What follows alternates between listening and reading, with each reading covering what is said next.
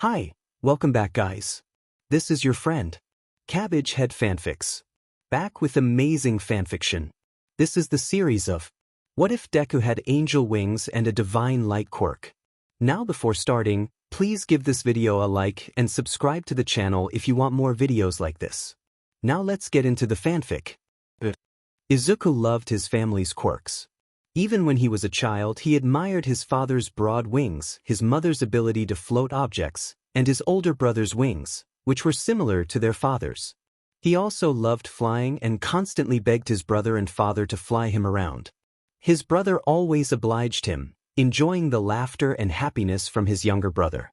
Their mother Inko always worried over them whenever his brother, Kigo, took Izuku on a flight. Thankfully, their father Hisashi managed to convince Inko that they would be fine. Speaking of his father, he was the flying hero, Eagle. He was the number 8 pro hero in Japan. His quirk gave him a pair of chocolate brown wings that allow him to fly. Along with that, he could shoot his feathers out like projectiles. He couldn't really manipulate them like his son did. His first son, Izuku Midoriya, inherited his father's feathery blonde hair and his winged quirk, but it was a bit of an improvement of it. Unlike his father, he could control each individual feather's movement and nature. He also developed a sort of echolocation due to feeling the vibrations in the air. Needless to say, Hisashi was proud that his first son's quirk was an improvement of his. It could have been because of Inko's quirk, which was the attraction of small objects. It was a telekinetic quirk that could have merged with Hisashi's quirk to allow improvements in the base quirk to happen. Izuku was really looking forward to the day he got his quirk. And when he was 3, he got his first sighting of what it might have been. The morning came like it always did. He didn't want to get up, though, causing him to turn over when he found himself waking up. He was only 3 years old, after all, give the kid a break. "Oh, Izuku," Inko's sing-song voice called as she walked up to his bed. Izuku groaned, burying his head underneath the blankets. Inko giggled softly as she sat on the bed beside him. "Come on, Izuku, you need to wake up. I heard Kigo was wanting to take you out on a flight today," Inko said with a clever smile. Izuku quickly shot up. "Fly!" Izuku shouted, running out of his bed only to be caught by his mother. "Not yet, Izuku. You gotta get out of your pajamas first," Inko said with an amused smile. "No!" Izuku tried to squirm out of his mother's grasp. Inko had no trouble holding him as she lifted her son's shirt over his head. She gasped in surprise, causing Izuku's squirms to stop. He was curious as to what surprised his mother. "What?" Izuku asked. "Izuku, you have wings," Inko said in realization as to what she saw. On Izuku's back were 2 small golden wings that looked to be the size of Izuku's forearm. Izuku was looking back, causing the wings to tilt away from his head unintentionally as he tried to look at them. "Honey!" Inko called from the house. 2 sets of footsteps went to Izuku's room. Kigo slid into view first, curiosity on his face. Hisashi slid into view right after him. "What is it?" Hisashi voiced the pair's curiosity. "Izuku has wings." Inko said. "I have wings." Izuku repeated. There was silence for a solid 5 seconds before the 2 winged men exploded through the doorway and tackled both Inko and Izuku in a celebratory hug. "He has wings!" Hisashi shouted. "Nice job, little bro," Kigo said, ruffling his little brother's hair. Izuku giggled, smiling happily at the attention he was given. He couldn't wait to show his new-formed wings to his friends. He'd have to wait until the weekend was over in order to do so. Izuku couldn't wait for school once the weekend ended. He woke up extra early in anticipation of meeting his friends and showing them his wings. And he did just that when he was brought to preschool. When he saw his friends, he ran to them. Guys, I got wings," Izuku shouted in excitement. "What?" A blonde-haired boy who Izuku knew as Katsuki Bakugo questioned. "I think I'm starting to get my quirk," Izuku replied. "Really?" one of his other friends asked. "Show us." Another one cheered. Izuku lifted the back of his shirt and a few of the kids gasped in surprise at the 2 golden wings on his back. Some touched the small wings while others just looked at them moving around a bit. "Those are nice and all, But I bet my quirk's gonna be even better than yours, Izuku. Bakugo said with a wide grin. Izuku lowered his shirt over his wings once more and gave his best friend a wide smile in response. Nah, mine'll be better, Kaken. Izuku replied. We'll see about that. Bakugo replied, his grin turning challenging. They were broken from their conversations when the teacher came in to start the day. As the months went by, Izuku's wings slowly grew until he wasn't able to hide them comfortably under his shirt, so his parents had to get him special clothes that allowed his wings to protrude from them, including his school uniform. At age 4, his wings were large enough to wrap around his body as well as carry his weight. It was pretty obvious that he would have a winged quirk, but to make sure that there weren't any other features that came with it, they went to a quirk doctor to see if he was able to tell what else he was able to do. Kigo was in school at the time they went, so it was just Inko and Hisashi. Kigo made his little brother promise that he would tell him anything new when he got back home. He was really eager to start flying with his little brother too. Little did Izuku know, he would be meeting someone very special there. Izuku was sitting in the back of his father's car, his wings wrapped around him, enjoying the heat emanating from them as he was brought to the quirk doctor. He was really enjoying the new feature of his quirk. He discovered it that morning. His wings emitted warmth that wasn't like his natural body heat. It was actually warmer than his body heat and seemed to emanate just from his wings. He really liked it and knew in winter he wouldn't have to put on multiple layers of clothes to stay warm. Inko glanced back at Izuku with a fond smile before looking at her husband, gently taking his free hand. He seems to like his quirk. Inko said sarcastically. That new warmth aspect was a surprise.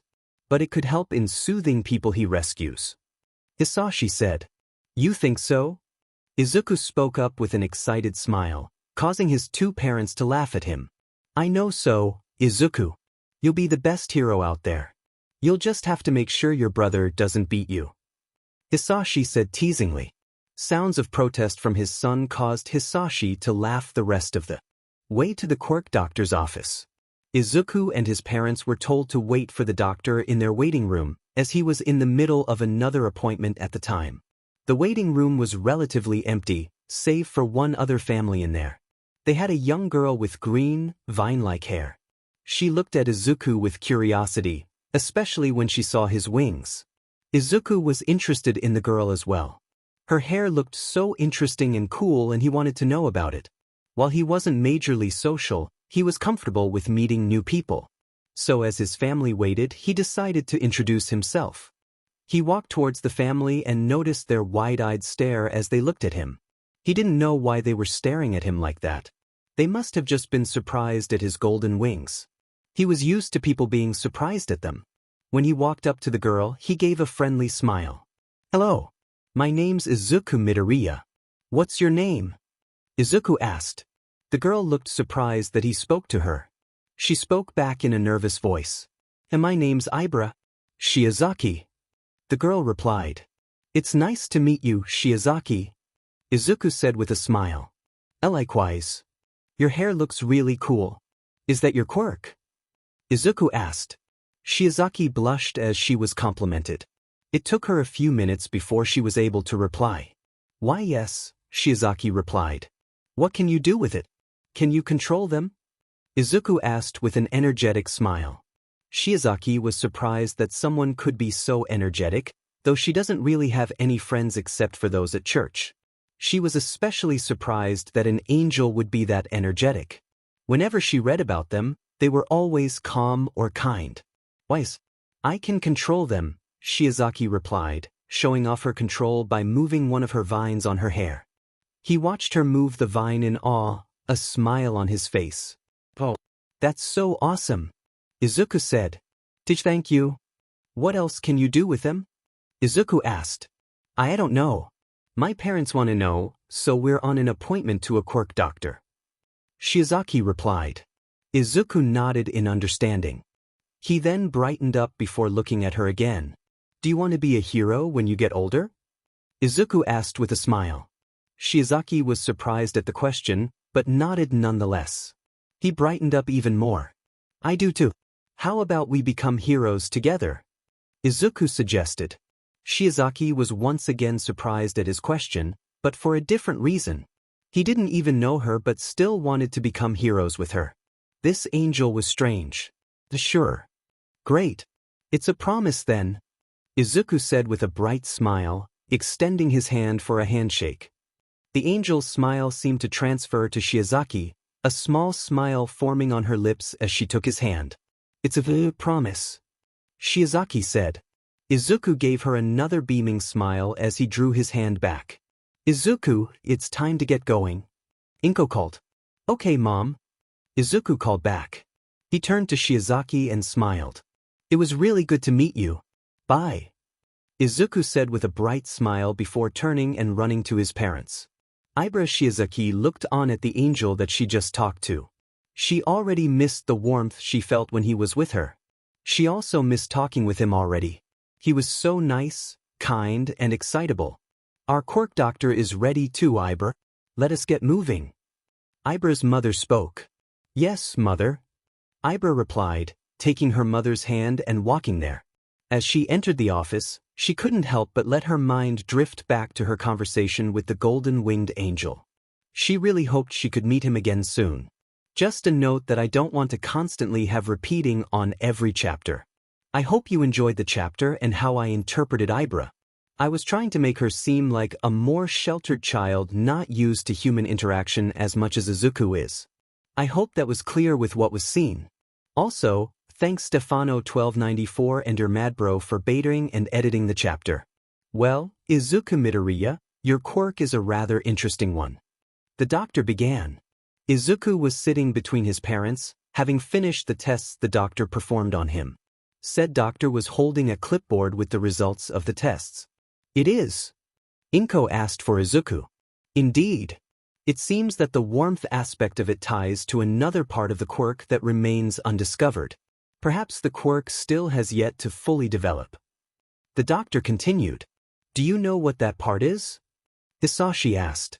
Unfortunately, my quirk could not tell me that much. I only know that the heat is a side effect of that part.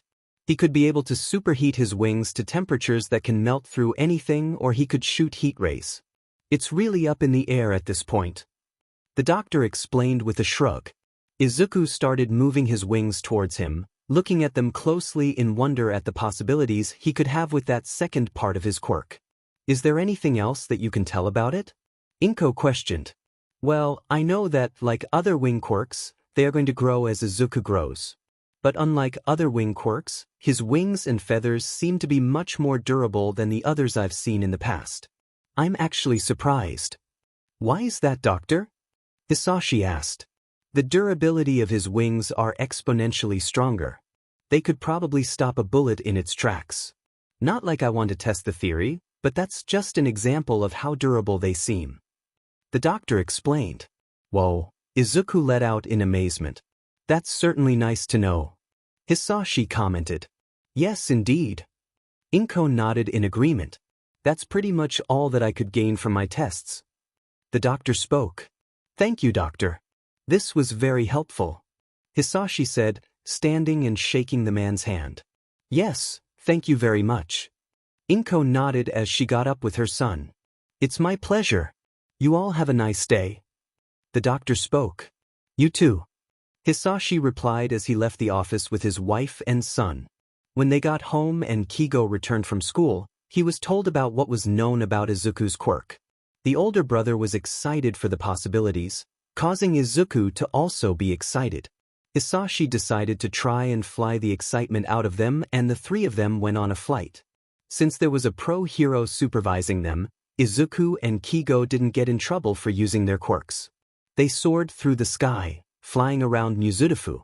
Izuku's flight pattern was the clumsiest due to him just starting to learn to fly. Despite that, flying was the most fun he felt he could ever have, causing him to smile all throughout his flight. His older brother and Hisashi watched with fond smiles as Izuku flew around, enjoying the sounds of awe and excitement coming from the boy. The rest of the day was spent flying until the sun went down. Izuku was exhausted in the end, allowing him to quickly go to sleep without any coercing from his parents. The following years yielded some changes for Izuku. The first one was the emergence of his class quirks. His best friend, Katsuki Bakugo, had one of the strongest quirks among the class.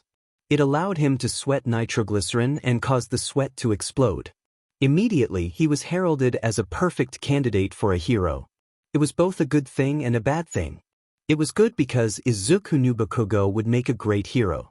But it was bad because Bakugo was allowed to get away with anything due to that fact.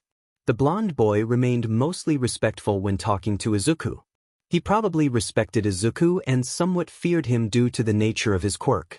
That didn't stop him from bullying other students who he deemed weaker than him, though. Thankfully, Izuku was around to quickly quell Bakugo's behavior. It was spring of Izuku's 5th year. There was a recess PRD between his 4th and 5th classes. In that time, Izuku usually spent it with a few of his friends. Despite spending time with his friends, he couldn't help but think about the vine-haired girl Ibra Shiozaki that he met the previous year. He hoped she was doing well and that he could meet her again. He was brought out of his thoughts when he heard the familiar pop of his best friend's explosions. He looked to see that Bakugo was pulling his usual scare tactics, exploding the air between him and his target, said target trembling. Izuku sighed. Dang it, Kaken. You're not supposed to do that. Izuku said, breaking away from his group of friends and running to the boy's rescue. Another explosion was released and Izuku managed to get there just in time to stop it from going too far, his wings shielding him and Bakugo's victim. He flapped his wings, clearing the smoke and surprising Bakugo. What are you doing, Kaken? Izuku asked seriously. He thought his quirk was better than mine. I was showing him otherwise. Bakugo replied. Kaken, that's not heroic. Don't you want to be a hero? Izuku asked. Of course I do, Izuku. Bakugo barked back. Then stop attacking your classmate. Or what? Or I'll stop you. Bakugo was surprised at Izuku's serious look. Despite that, he tried to dissuade his friend. Right before he released an explosion, he noticed a brief flash of light on his friend's wing before a burning sensation streaked across his palm. He jerked his hand back and held it. What was that?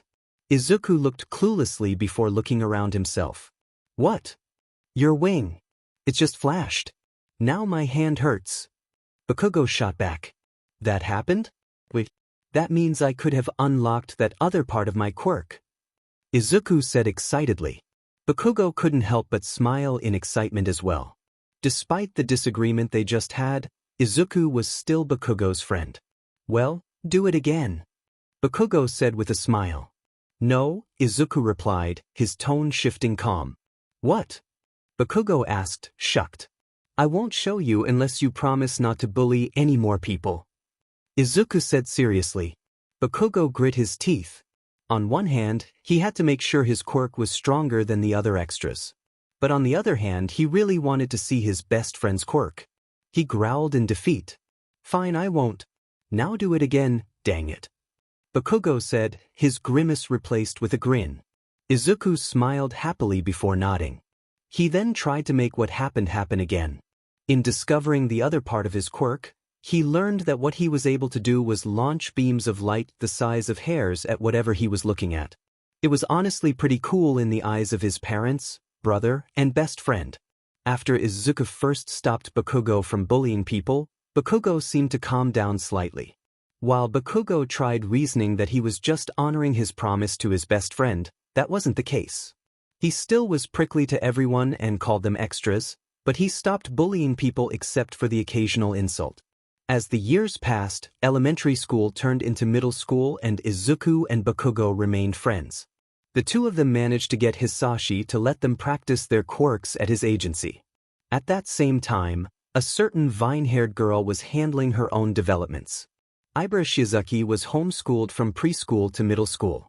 Her parents reasoned that she didn't want school children to corrupt their little Christian angel. The only people her age that she knew were the ones she met at the church. Even so, she didn't really consider any of them her friends. They never visited or tried to have play dates with her. It really made her feel alone. Every time she did feel alone, though, her mind always drifted to a certain green-haired angel with the warm golden wings. The angel she met when she was only 4 and the angel that made her feel like she made her first real friend. When the last year of middle school came around, she broke. She needed more human contact than those Sundays at church and her parents. She decided to approach her parents. Ibra walked into her parents' library, spotting the both of them sitting beside one another, reading separate books. Both books were about religion. Father? Mother? Ibra spoke, getting their attention. Ibra? What is it? Her father asked. She took a deep breath before letting it all out. I wish to be put into a public school. Ibra spoke. Ibra's father looked at her for a moment before answering. No, he spoke with a neutral expression. Why not? Ibra questioned. Why do you wish to go? I feel isolated. I feel trapped. I feel like you and mother have imprisoned me here. The only human interaction I have is on Sundays at church. I want to be a hero, father. I cannot be a hero without being acquainted with human contact. But as I am right now, I feel like I am some wall decoration. Ibra ended with a saddened sigh. My love, Ibra's mother started, getting her husband to look at her. Our daughter has a point. We haven't assisted in letting our daughter become used to socializing with others. I do not want my daughter to be corrupted by those public school. He paused to find the correct word. Delinquents. Dear, do you not have faith that our daughter won't let anyone influence her? Ibra watched as her parents talked, hoping they would allow her to go to a public school. They seemed to come to a decision after a while of talking, Ibra patiently standing in front of them as they came to it. She looked to her father and he looked back at her. He looked displeased but found he couldn't come up with a valid argument in the eyes of his wife. He took a deep breath before sighing. At the end of this school year, we will begin preparations for you to enroll in a public high school. Ibra brightened up, a smile gracing her face. Thank you, father. I promise you will not regret this. Ibra promised. Ibra's final year of homeschooling seemed to go by slower due to her anticipation for her first year of public school. In the back of her mind, she hoped she would meet the angel once again. The last year of homeschooling ended after an excruciatingly long year, but it was finally over. She could finally experience what it would be like in a public school. She waited in excitement, and when the day finally came, she couldn't be more excited, yet anxious over what could happen. But little did she know, her first meeting would be the start of something extremely special. Ibra was pacing in the living room. She woke up extremely early due to anxiety and was currently trying to work it off. She wore her new school's black uniform and her bag was on the couch. She was broken from her nervous pacing by the soft laughter of her mother. Are you rethinking your decision to attend a public school, Ibra? She asked. Ibra looked at her mother for a moment before blushing in embarrassment. And no, I am not, mother. I am simply nervous over the day ahead. Ibra replied. Soft laughter filled the living room once more as her mother went up and embraced her daughter. I understand your nervousness. This will be the first time you will be interacting with others outside of church. But I know you can do it. Ibra's mother said with a smile. Thank you for your confidence, mother. Ibra said, giving her mother a small smile. You are quite welcome, my daughter. After talking with her mother for a little bit longer, Ibra had to leave for her new school. She followed the directions her parents gave her, and soon she was met with the front gates. She read the name of the school to herself. Aldra High School, Ibra muttered to herself. She looked inside the gates to see students walking and talking together. She wondered what it would be like to be a part of their conversations. But her thoughts were completely halted when she saw a familiar sight. Golden wings on the back of a boy with a mop of green hair. Her mind thought back to the first time she met the owner of those wings and hair. The angel. He's here. Ibra immediately marked that day down as the best day of her life. She met the angel again. And he was in her school. Much to her disappointment, the angel wasn't in her class. He was in her class, sister class. She tried to talk to him during the times between classes but found he was nowhere to be seen. After 3 attempts to find him in between classes, she finally spotted him when lunch came around. Ibra was starting to get tired of the suddenly disappearing angel. Part of her thought that her desire to see him caused her to hallucinate. Thankfully, those thoughts were dispelled when she arrived at the lunchroom, where she saw the angel she wanted to meet again sitting with the blonde boy she remembered seeing from before. Before she had a chance to approach him, Her stomach growled. Curse you, stomach, for getting in the way of meeting an angel? Ibra thought as she went to get food in the lunch line. It was her first time in a lunch line, but she understood the concept of it. It's better than people getting in the way of one another. It kept order. She soon took her lunch and walked to the golden-winged angel's table. She sat at it and was instantly glared at by the blonde boy. Who the F are you? What the F are you doing here? The blonde boy snapped. Easy, Kaken. The angel replied. The blonde boy growled before looking away from Ibra. She didn't know why the person was so callous and why he used such vulgar language. She wasn't given time to wonder that as the angel spoke up. Sorry about him. He's prickly but he's friendly when you get to know him. The angel said as he looked at Ibra. Ibra noticed a flash of recognition pass through his face. It's you, Izuku said. Huh. The blonde boy spoke up. The blonde boy's words were ignored as the golden-winged angel focused on Ibra, drawing a small blush on her cheeks. You remember me, right? He asked with a hopeful smile. Ibra did remember him. But she was so terrible with names she had to take a moment to remember. Suddenly she remembered his last name. Midoriya? Yes. Ibra asked. Yes. Izuku Midoriya. And your Ibra Shiozaki. Izuku said with a bright smile. Ibra blushed a bit more as he easily remembered her name. You remember me? Of course. I made a promise to you, remember? Izuku asked. Ibra remembered all too well. She found herself smiling softly, nodding. All right, who the F is she? And why the F, do you know her? The blonde boy asked. Hey, calm down, Kaken, Izuku said, finally focusing on the blonde. Shiozaki and I met when I went to the Quirk doctor when I was 4. The blonde eyed Ibra for a moment before grunting once more and focusing on his food. Ibra raised an eyebrow in curiosity before looking at Izuku. Once again, sorry about him. He's become somewhat my protector due to what happened last Valentine's Day. Izuku said with a sheepish smile. What? Valentine's Day? Ibra questioned. Every girl in the school chased him around as if he was itty with legs. Kaken spoke in response. Izuku quickly covered Ibra's mouth, thinking she was going to repeat what his friend said. Ibra found her face heating up slightly. Don't repeat what Kaken says. Izuku said, removing his hand from her mouth. Oh, why not? Ibra asked. He doesn't say the nicest things. I don't want his behavior rubbing off on you. Izuku said with a smile. Ibra smiled before nodding, ignoring the yells of protest from the blonde boy.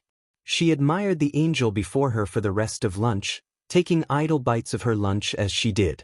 Eventually, she had to bid the angel goodbye as lunch ended and she had to get back to her class. The rest of the day, she was wearing a gentle smile on her face. Even when she went home, her smile didn't waver. She got to meet the angel again. It was amazing. She told her parents and they were equally ecstatic. Her mother because she could tell her daughter liked the angel and her father because he knew an angel will keep her from being corrupted by the rest of the school. As the weeks went on and turned into months, she was happily accepted into Izuku's relatively small circle of close friends. She would spend time with him and sometimes the blonde boy who she was told was Katsuki Bakugo before school started and during lunch. They usually conversed together for a little bit longer after school ended before they left.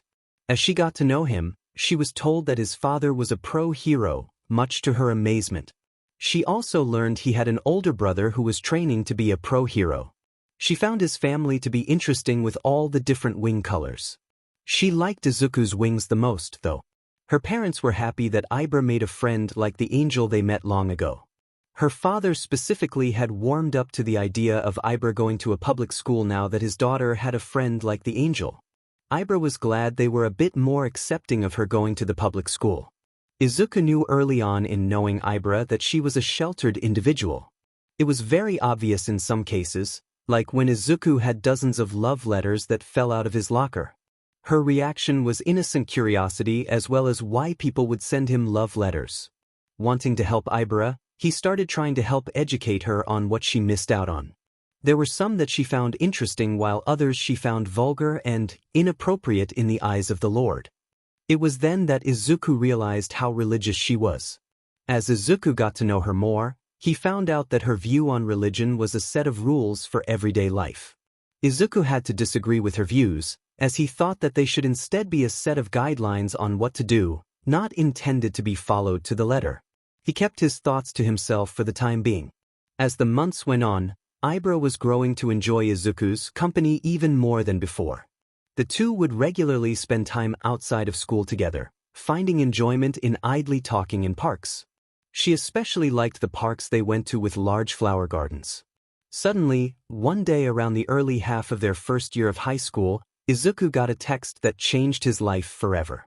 Izuku, Ibra, and Bakugo were sitting outside the school building, talking amongst one another before the first bell rang. More accurately, Ibra and Izuku were talking while Bakugo listened. He wouldn't admit it, but after getting to know her more, he was all right with her hanging around, despite her religiousness, that is. Izuku paused in speaking when he got a text. A few moments later, Bakugo had a text as well. Izuku read his text and his eyes widened and heart dropped. In his panic, he didn't say anything as he ran away from the group. Ibra watched as Izuku ran away. She was about to question Bakugo about it when he gained a similar panicked look and ran in the same direction as Izuku. She watched their disappearing figures with confusion and worry, knowing they wouldn't just leave without a good reason. She decided that sending him a text would be good, thinking he would reply to her when he had time. Maybe it wasn't so bad. She hoped it wasn't so bad. Ibra went through her classes like normal, but her mind couldn't stop thinking about the panicked look in Izuku's eyes. The worry and terror. It ebbed at her mind, drawing her thoughts towards it every time she had a minute to think about it. What continued to make her worry was that Izuku wouldn't reply to her texts. She even called him a couple times for it to go straight to voicemail. It worried her to no end. Little did she know, when she got home she would be met with something tragic. Ibra walked inside her home, removing her shoes and moving deeper into the house. "Mother! I'm home!" Ibra called. "Welcome home, dear. I'm in the kitchen if you need me." Ibra's mother called. "Okay." Ibra replied. She took out her phone for the 50th time in the past hour and a half. There was still no messages from Izuku. She looked at her friend's contact information before breathing a sigh and lowering the phone back into her pocket. To take her mind off of things, she decided to see what was on the news. The interviews with pro heroes were pretty interesting to watch.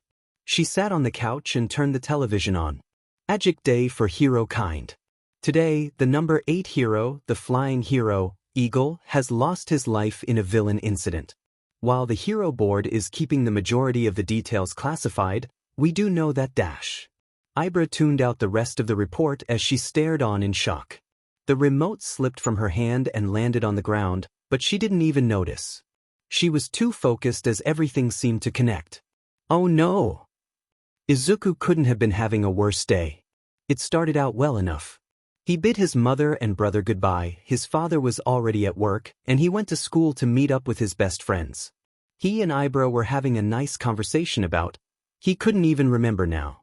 But as soon as he received a text from his mother, his world shattered and his heart sunk. "Mom, come to the hospital now. It's your father." Izuku dropped everything and ran to the hospital. He even took flight to get there faster, Quirk laws be med. He didn't care about any laws, his father was in the hospital. He tried looking on the bright side. Maybe he was just lightly injured and his mother was just overreacting. But as soon as he thought of the bright side, he thought of the worst-case scenario. His father could be dying as he was rushing there. He shook those thoughts out of his head as he arrived at the hospital. He quickly landed and ran to the reception desk. Thankfully for him, it didn't take any time to get directions and head to the hospital room where his family was at. But when he arrived, it was too late. Izuku shoved the door open, panting heavily. As soon as the door opened, he heard many things. First was the single tone of a heart flatlining. The second was his mother's wails of sadness as she held her husband's limp hand. The third was his big brother yelling and demanding that he got a doctor in the room that could actually do something. Izuku stood in shock as he took all the sounds in. His father was dead. It couldn't be. He couldn't be dead. It was impossible. He repeated those words in his head as he stared at his father's lifeless body in the medical bed. He was broken from his mantra when he saw his big brother in front of him. He had a pained expression as he looked down at Izuku. "I'm sorry, Izuku," Kigo choked out. Izuku could tell he was holding back his tears, trying to stay strong. He kept looking at Kigo for a moment before he was pulled into a soft hug by his brother. It was then that reality set in and the fact his father was dead and never coming back. The dam broke and Izuku's legs weakened as he clutched his brother. Kigo held his brother up, his heart breaking even more as Izuku muttered that it couldn't be true. He really wished it wasn't true as well. But as much as he wished it, it wasn't possible. He couldn't bring his father back. The hospital room that the Midoriyas occupied was filled with tear-stained faces as they continued to mourn over Hisashi's death. The funeral service was mainly populated by pro-heroes. Most of the top 10, minus Endeavor, were in attendance, including All Might. As if the world knew what had happened, it was raining out when the funeral started. Ryukyu was the first to approach the Midoriya brothers and offer her condolences. "I'm so sorry, you two. If I wasn't on the other side of Japan, I could have helped," Ryukyu said, hugging the Midoriya brothers before moving on to Inko. Ryukyu was a friend of the family and was Hisashi's closest friend when he got out of UA. She actually helped Inko and Hisashi get together in the first place. If it wasn't for her, Inko would have never known the love of Hisashi Midoriya. The next up to offer condolences was, surprisingly, Miruko. She wasn't one for words, but she did offer the brothers a strong hug. She didn't know Hisashi personally, but she did know of him. He was one of the only heroes she respected that was lower than her in ranking. After Miruko, All Might approached the boys. "I apologize, young Midoriyas. I was a part of the fight that got your father killed. I cannot tell you much, but I can tell you that were it not for your father, I wouldn't be here today."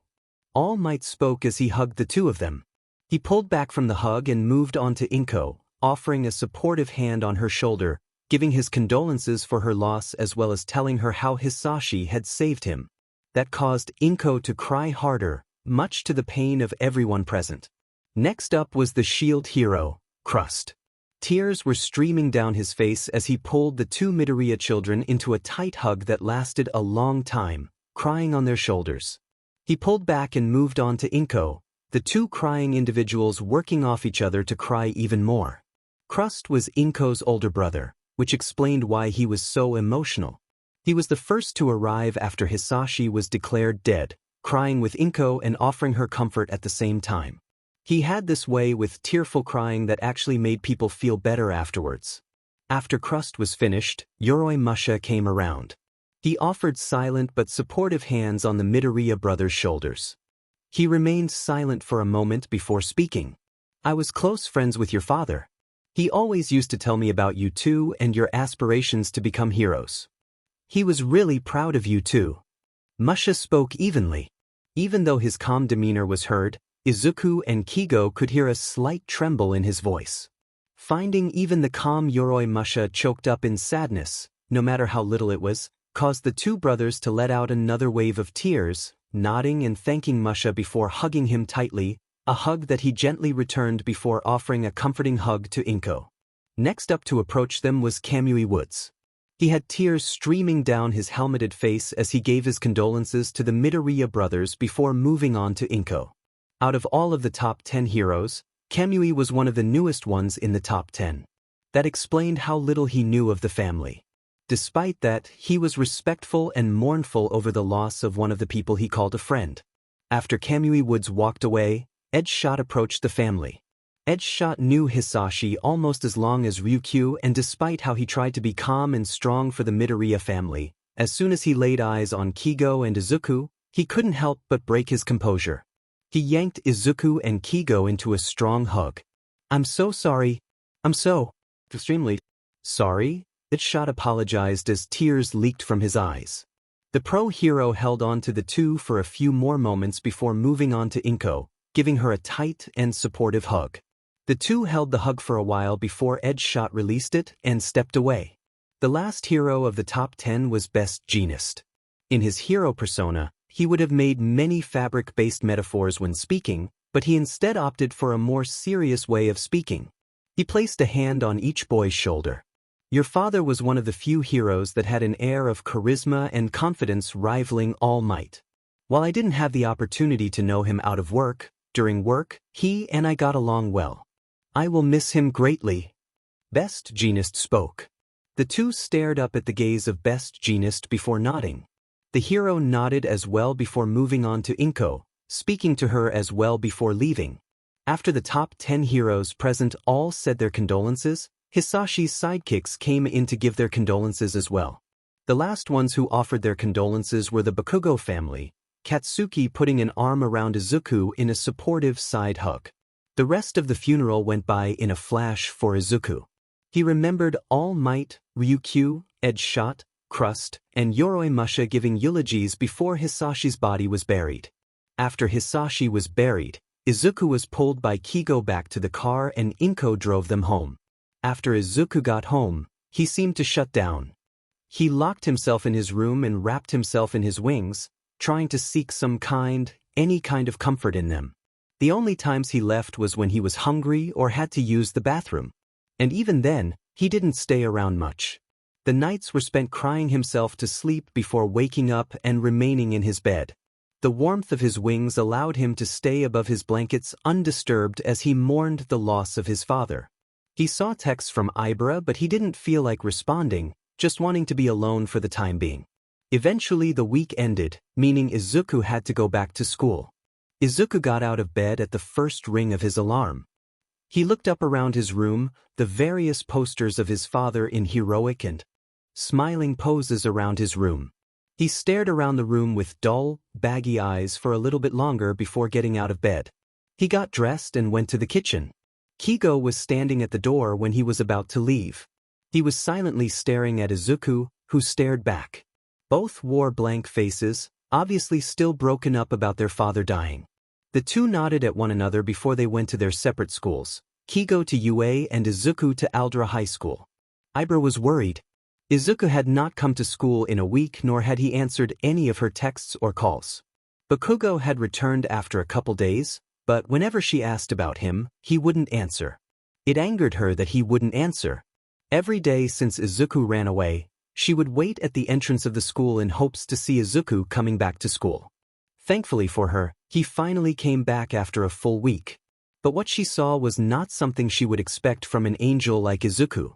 He looked so dull and broken. His wings were drooped, as was his shoulders, and he didn't even meet her eyes, only looking at the ground. The bags under his eyes told her he wasn't sleeping properly and the lack of a smile just hurt her soul. She approached him, causing him to look up at her. When their eyes met, her heart shattered even more. His eyes looked empty, all the hope she used to see vacant in those eyes. Wordlessly, she pulled Izuku into a tight hug. And as she did, she felt the dam break inside Izuku. He started trembling and she started to feel wetness on her uniform where his head was. His arms surrounded her back and held her tightly as he sobbed into her. Ibra's heart broke at how broken Izuku sounded. She slowly lowered the two of them to the ground, sitting on the ground while still embracing Izuku. She ran her hands softly through his hair as she let him let out all of his sadness. "It's okay, Izuku. I'm here for you. I promise," Ibra said softly, gently rocking side to side as she did. "Thank you," Izuku let out, sobbing more as he spoke. Ibra closed her eyes and hummed softly, slowly calming Izuku's sobs as she did. Eventually he was completely silent and just enjoying the embrace. After a while longer, the first bell rang, signifying that they needed to get to their class. Izuku pulled back. His eyes were red from crying but he was wearing a slight smile. Ibra knew he wasn't completely back to normal, but she promised herself that she would help him get back to his normal self. "I guess we should get going," Ibra said softly. "Yeah, I guess so," Izuku said, not really wanting to go. "I'll see you between classes, okay? Do you promise?" Izuku asked. Ibra nodded. "I promise." "Thank you," Izuku said, hugging her once more before the two of them walked to their classes. Classes passed quickly for Ibra. And in between each class, she and Izuku would meet back up. No words were said at the beginning. The two only hugged in the beginning, enjoying the closeness of one another and the comfort it brought for the green-haired boy. At the end of it, the two would separate and wish one another luck on their next class. When lunchtime came around, the two of them decided to go to a more secluded spot to eat where they would have a bit more privacy. Izuku and Ibra walked outside of the lunchroom and over to a nearby tree, sitting under it once they arrived.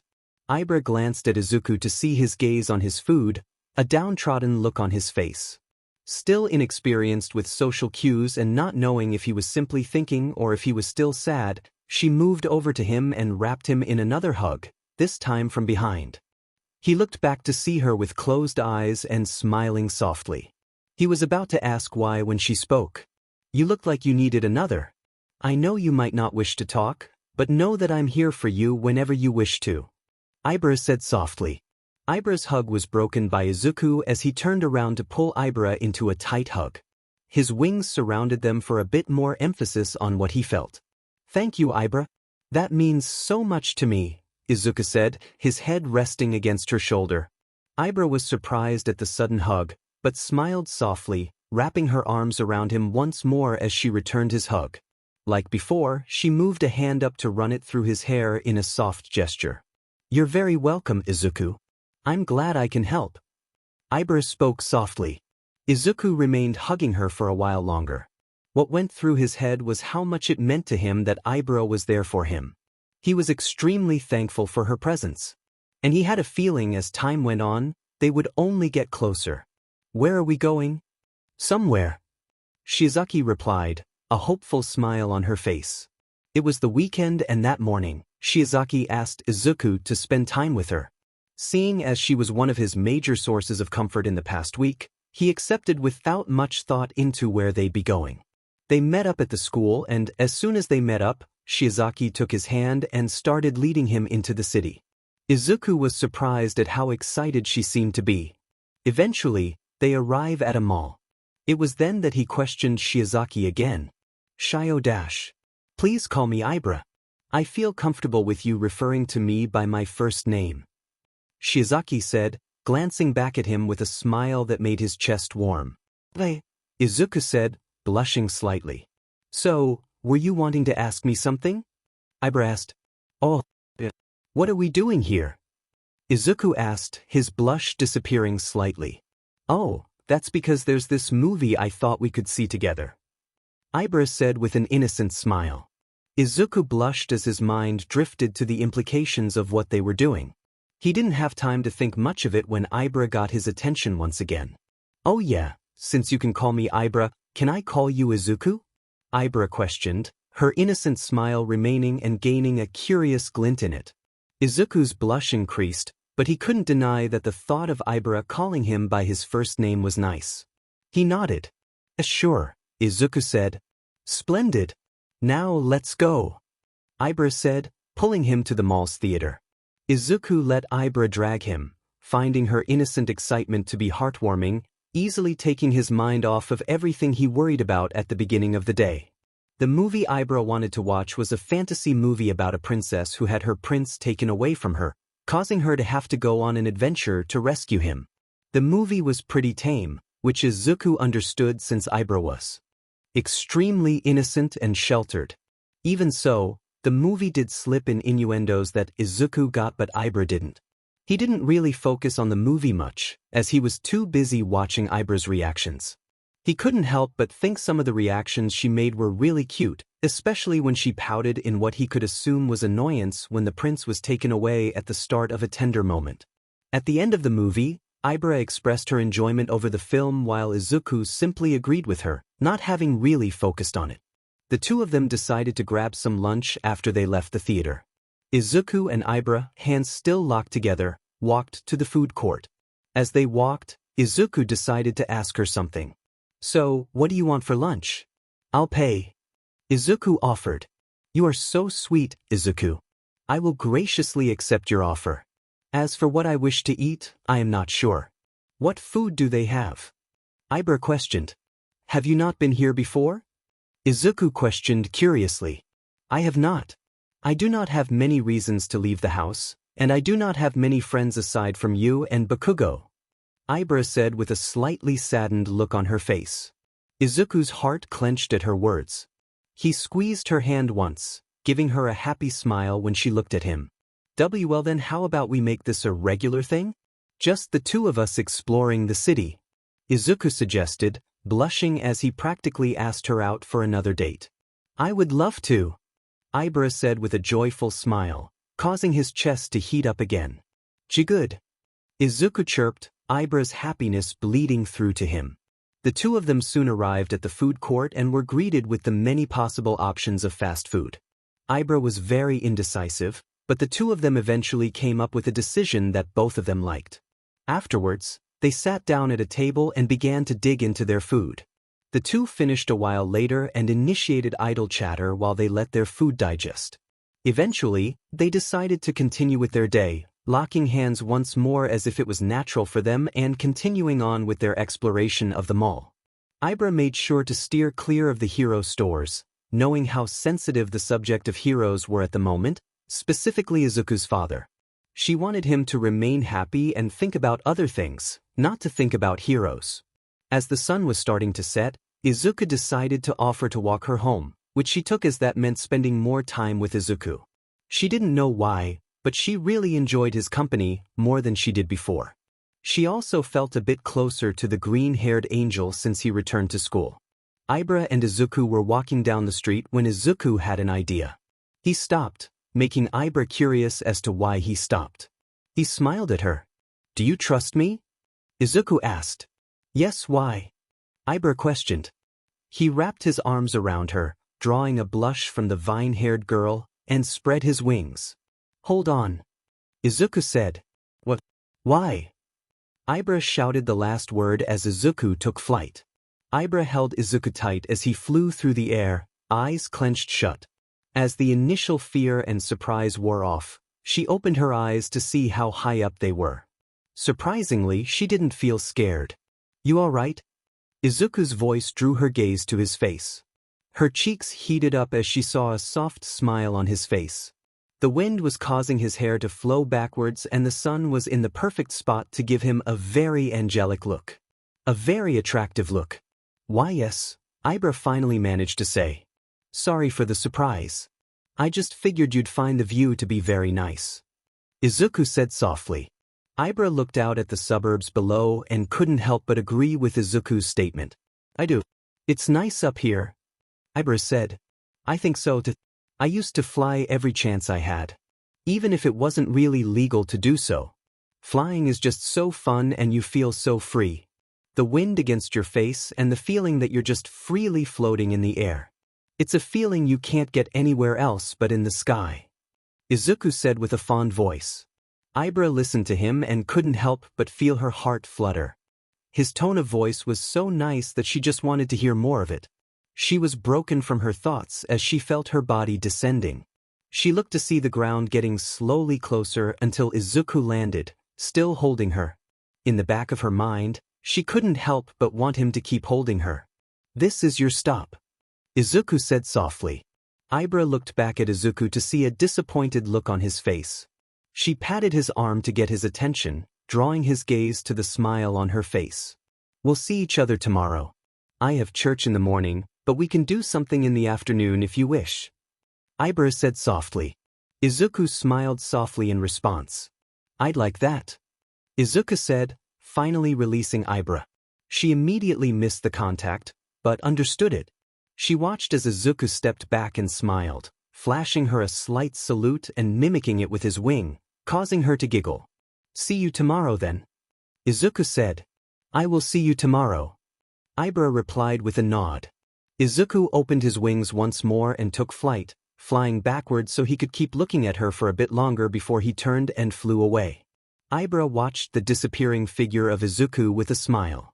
As he flew away, she realized something that she remembered reading about. I think I've fallen for an angel. Ibra thought, smiling softly at the thought. Ibra quickly twirled once in celebration over the realization before turning and walking into her house.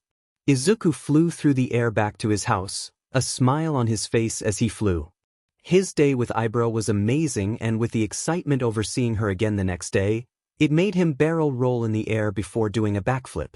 He let out an excited whoop before soaring through the air a bit longer. He eventually landed and walked the rest of the way back to his house. As he arrived, he noticed two figures at the front door. The first one he recognized as his brother, but the other, a blue-skinned girl with dark blue hair in a UA uniform, was unfamiliar to him. He decided to hide and watch what happened, listening to the dialogue. "You know you can talk to me, right?" The girl said. "I know. It's hard," Kigo replied, looking away. "Hey!" The girl trailed off, gently placing a blue hand on Kigo's cheek and directing his attention back to her. The two shared a gentle kiss. Pulling back, they rested their foreheads against one another. "I'm not saying it's not hard, Kigo. But I know that bottling all of this stuff isn't good for you," the girl continued. Kigo's hand wrapped around the girl's, the winged boy staring into the girl's eyes. "I don't deserve you, Karakoko. Even with my stubbornness, you still stay with me," Kigo said softly. The girl, now revealed to be Karakoko, smiled softly. "It doesn't help that I'm stubborn as well. I'm not letting you go that easily. I'll be helping you even after we're old and gray." Karakoko said. "I don't think that's possible in your case." Kigo joked softly, earning a giggle from Karakoko. They both chuckled softly for a bit before silence fell over them once more. The two of them embraced one another, with Kigo wrapping his wings around them to emphasize the hug. They pulled back after a few minutes, smiling at one another. "See you on Monday?" Karakoko asked. "Definitely." Kigo replied with a nod. The two shared one last kiss before Karakoko left. Kigo remained outside, watching her leave with a smile on his face. Izuku decided to make himself known, walking out of his hiding spot and striding up like nothing was wrong. "Don't think I didn't see you," Kigo said. "I don't know what you're talking about," Izuku replied, his good mood making him more teasing than normal. "You better not tell Mom, or else you'll find out just how strong a wingnugi will be against your head," Kigo threatened, a slight flustered blush on his face as he moved his wings in a threatening manner. Izuku chuckled, putting his hands up in defeat. "Your secret's safe with me, Kigo," Izuku said. After a moment of silence, Kigo lowered his wings and smirked. He reached out and ruffled his little brother's hair. "Good choice. Now come on. I bet Mom's wondering what's taking us so long," Kigo said, wrapping his arm around Izuku's neck and pulling him inside. The rest of the night was one of the first positive nights since Hisashi's death. Inko was smiling and happily spending time with her children while Izuku and Kigo were up to their regular shenanigans. After dinner, the Midoriya spent some time on the couch watching old movies for a while before retiring to their bedrooms. Izuku sent Ibra one message of good night, getting one back before climbing into bed and falling asleep, his mind unintentionally drifting to thoughts of Ibra, making him dream of her as he slept. Their first outing together started an almost daily routine of going out to explore the city. Granted, some days they couldn't go due to prior arrangements or their parents not wanting them to go out that day, but they always found something new to do every day they'd go exploring together. And almost always, Izuku would fly Ibra back to her house, much to both of their enjoyment. During their first year, they grew closer to one another, getting to know each other better. It was in that time that Ibra slowly came to the realization that Izuku wasn't a real angel. That didn't stop her from liking him. During the time they grew closer, Bakugo noticed the change and was happy for his friends. The end of their first year came and the two of them graduated the top of their class with Bakugo. The three friends moved on to the second year and it was then that Bakugo stepped in, having seen the way both of them look at one another all year and do nothing about it. Izuku, Ibra, and Bakugo were all put in the same class in their second year, so they wouldn't need to meet up in the hallways between classes. That said, as the bell for their next class rang, Izuku was held back by Bakugo, causing Ibra to look at them questioningly. "Go on, Shiozaki. Gotta talk to Izuku about some things." Bakugo grunted, gesturing with his head for her to get going. "Very well. I will see you two in class then," Ibra said, flashing Izuku a kind smile. Izuku smiled in return, his chest warm as he observed the kind smile in Ibra's face. When Ibra left, he turned to Bakugo. "What is it?" Izuku asked. Not one to mince words, Bakugo went straight to the point. "Ask her out," Bakugo said, drawing a flustered blush from Izuku. What? I know you like her, so if I ask her out. Bakugo repeated. I don't know what you're talking about. Bakugo let out a growl sigh. You've been pussyfooting around ever since the end of our first year of high school. You better if I ask her out before this weekend or else I'll tell her that you like her myself. Bakugo threatened. Izuku could see there was no getting around Bakugo and let out a defeated sigh. But how? Izuku asked. It ain't fucking rocket science. Just go up to her at lunch and ask her out. But what if she doesn't say yes? Fuck her, she will say yes. She has the hots for you just like you do for her. Bakugo shouted, shaking Izuku back and forth. Okay. Izuku said, causing Bakugo to stop shaking him. But I'll ask her after school. Bakugo growled for a few moments before huffing. Fine. But you better ask her. Or it's your butt. Bakugo said, poking Izuku's forehead once before letting him go. I will. Ibra noticed something was off when Izuku returned from his talk with Bakugo. His face was red and it seemed to increase in shade whenever he looked at her or whenever their eyes locked onto each other. Since it was a half day, she decided to ask him about it when they were heading home. When the time came and they were walking out of the gate, Bakugo said he had to pick up some things for his mother, meaning he wasn't going to walk home with them. That left the two of them alone on their walk. When she was about to ask Izuku about his strange behavior, he got her attention first. You, Ibra? Izuku asked. What is it, Izuku? Ibra questioned curiously. Well, we've known one another for a while now and, well, Izuku stopped walking, making her stop as well. Ibra could notice hesitation and doubt in his eyes, but after he took a deep breath, he fixed his eyes on hers, locking their gaze at one another. Ibra, would you like to become my girlfriend and go out on a date with me? Izuku asked, his face exploding in red after he spoke. Ibra was stunned. She knew she liked him, but she didn't expect him to like her the same way, despite the obvious signs. Thinking back, she should have known he would ask her out. As she replayed his question in her head, her heart couldn't help but flutter. She smiled happily at Izuku. Yes. Ibra said. Izuku was turning away when she said it, but when her words processed in his mind, he turned to her with wide. What? Yes. I accept your proposal to become boyfriend and girlfriend. Ibra said softly. Izuku continued to stare at Ibra, drawing a blush from her. She decided to change the subject to try and get him to speak again. So, Izuku, are we going to head home by flight today? Ibra questioned.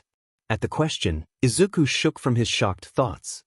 He cleared his throat before speaking. Why yes. Izuku said softly. Very well. I'm ready when you are. Ibra said, turning around so Izuku can hold her. Wait now? Yes. I wish to return home and finally introduce you to my parents. Ibra said with a smile, glancing back at him. Oh. Izuku asked. Yes. Do you not wish to meet them? Ibra questioned curiously. And no, that's not it. I was just surprised at the sudden question, Izuku said shyly. Oh, I see. Well, shall we get going? Ibra questioned, an innocently eager smile on her face. Izuku couldn't help but smile at her eagerness. He wrapped his arms around Ibra and spread his wings, flapping off and launching them into the air. They soared through the air, the familiar feeling of flight welcoming them as they went. The flight was silent and in the wake of their confession, they held one another closer as they flew. They eventually made it to the Shiaki household and came in for a landing. He made sure to set down softly when he landed. Ibra immediately missed Izuku's touch when he released her after landing. She watched his magnificent golden wings fold up behind him, admiring the shine of the sun that reflected off of his beautiful wings. Her gaze shifted to Izuku and she smiled at him. Reaching out her hand, she grabbed his, drawing a blush from the greenette. Shall we start moving? Ibra asked softly. Izuku nodded in reply before walking with her to the front door. Ibra was about to open the door when Izuku stopped her, reaching over and grabbing the handle to open it for her. He gestured for her to enter with a smile, the vine-haired girl smiling in reply. She entered first, followed by Izuku. Mother, I'm home. Is father home yet? Ibra called. Welcome home, dear. Your father isn't home yet. The voice of Ibra's mother called. Mother, I would like to introduce you to someone. Ibra called once Izuku and Ibra took their shoes off and went further into the house. Oh, is it one of your friends? Ibra's mother questioned. As of today, he is more than just a friend. Ibra said, a smile on her face and faint blush on her cheeks. Izuku blushed as well. He was temporarily distracted when he heard the sound of quick footsteps make their way to the two of them. He then saw a woman wearing a protective look on her face and her hair flowing behind her unnaturally. It must have been her quirk. The defensive look in her eyes melted away to one of shock as she saw Izuku. The look of shock then shifted to one of realization. You're the boy from all those years ago, the woman said in realization. Oh, you remember me?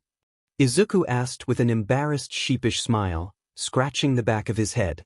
Ibra watched in silence, smiling in amusement at the look of shock on her face.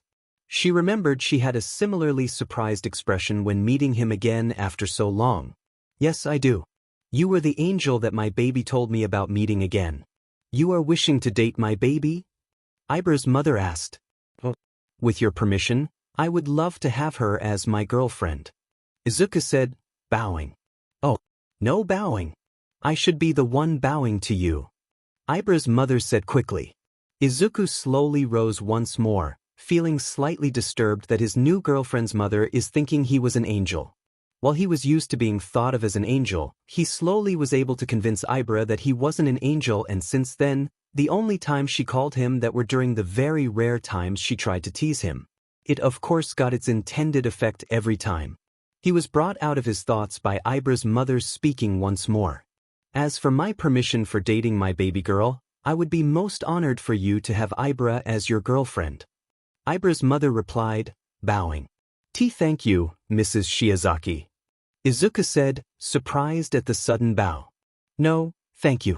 Since meeting you again, Ibra has never been happier. Ibra's mother said, Mother, I would like to give him a tour of our house. Would that be acceptable, or do you wish to continue speaking with him? Ibra asked, finally speaking up after noticing the slightly uncomfortable look on his face. Oh yes, of course. I do hope you find the house comfortable. Her mother finished. I'm sure I will. Thank you again for approving of us. Izuku said softly and respectfully. Ibra's mother bowed once more as Izuku was taken around the house by Ibra. Her house was very similar to Izuku's house, with stylistic differences like the Christian motif in the house.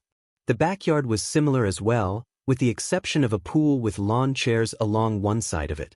Ibra ended her tour of her house at her room, showing him the relatively bare room save for a cross on the far wall, a bookshelf, a desk, and a nightstand next to her bed.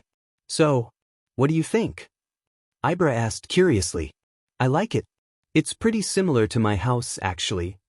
Izuku replied. Good. I'm glad. Ibra said. So, I see you haven't told them? Izuku asked. Ibra's expression dropped slightly. I don't know if they would approve if they knew you weren't one. They could accuse you for impersonating one to get to me if we told them. Ibra said with a sigh. I understand. As much as I don't really like it, I can handle it. As long as we can be together. Izuku said with a smile. Ibra found herself letting out a girly giggle that she never knew she was able to do. Earlier you weren't very confident with confessing. Has the flight changed your mind? Ibra asked in one of the rare moments she was able to tease him. Izuku blushed slightly. I should have never let Bakugo tell you about teasing, Izuku muttered. Ibra giggled once more. She was always happy around Izuku. She felt she could be herself instead of having to put on a very formal act like her parents expected from her. Oh, Ibra. Izuku, could you come to the living room? Ibra's mother called. We will be there momentarily, mother. Ibra called. Ibra's father was in the living room, having arrived earlier than normal. Needless to say, when he saw Izuku, his eyes practically popped out of his head. And when he found out the two of them were dating, he couldn't have been happier. His baby girl was dating a real-life angel. Her children will be the holiest things to grace the earth since Jesus Christ graced the earth. Izuku still felt bad that he was lying to the family, but the alternative would have been worse as he thought he wouldn't have been able to see her again otherwise. He didn't want that at all. So he decided to grin and bear it for the time being. At the end of the day, Izuku had to leave the house. When he did, Ibra walked him to the door. "Where should we go tomorrow?" Ibra questioned curiously, talking about their usual days of exploring. "On a date, Ibra. How does sushi sound?" Izuku questioned with a soft smile. Ibra smiled happily, nodding. "That would be most acceptable." Ibra beamed. "Then it's a date," Izuku said. The two of them embraced in a heartwarming hug before Izuku left, flying home in the night sky after one last word of goodbye. As he flew through the air, he couldn't help but think back to Ibra's smiling face. He wanted to see more of it. Good thing he would be seeing it more and more as the years went on. Izuku woke the day after asking Ibra out with an energetic start. He quickly got out of his bed and went to get dressed. He had to make sure his choice of clothing was good for the date he was about to go on. He stopped when he heard his phone notifying him of a text. After opening his phone, he read the text he received as his face lit up with a bright smile. "Ibra, good morning, Izuku. When should we meet up?" Izuku thought for a moment before replying. "Izuku, how about we meet up in an hour and we can go to the restaurant together?" "Ibra, that sounds good to me. See you in an hour, Izuku."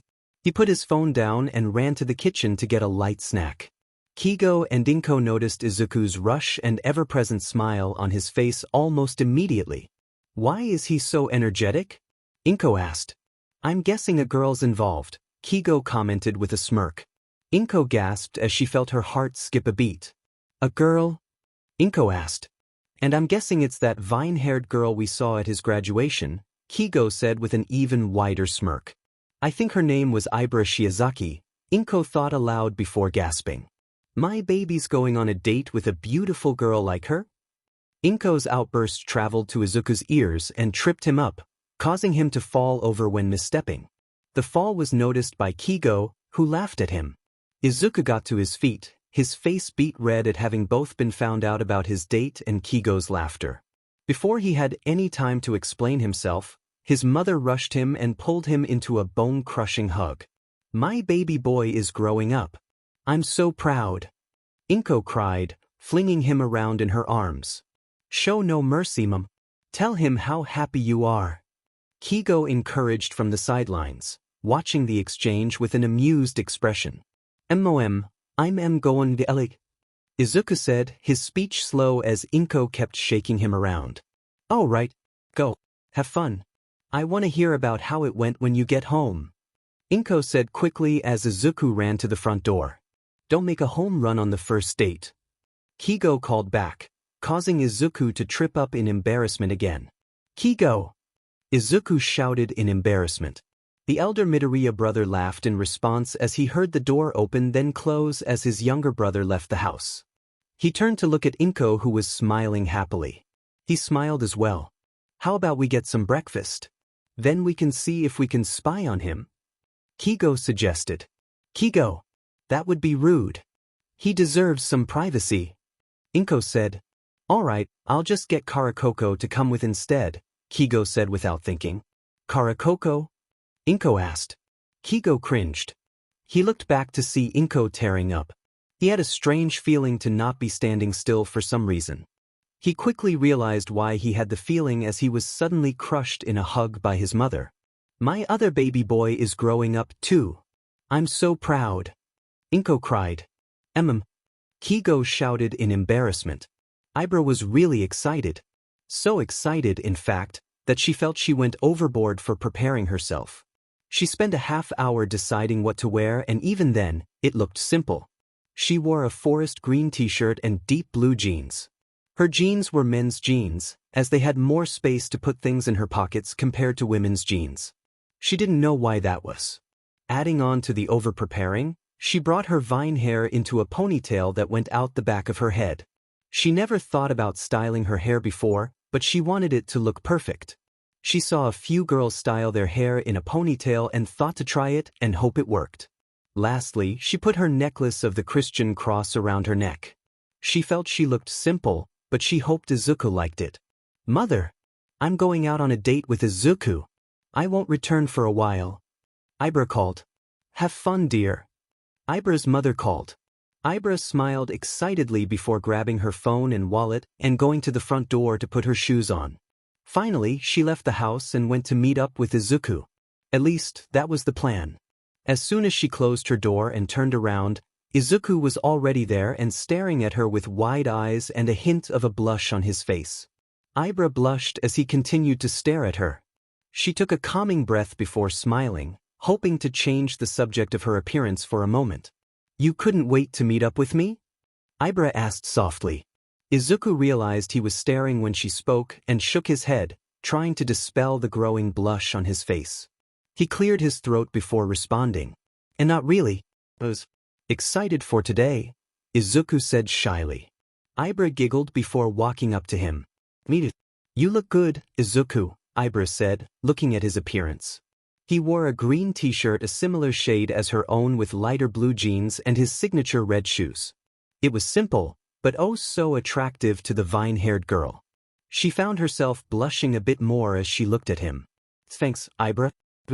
Really pretty, Izuku said shyly. Ibra blushed even more, her face turning bright red at the compliment. He thought she was pretty. That was great. Thank you.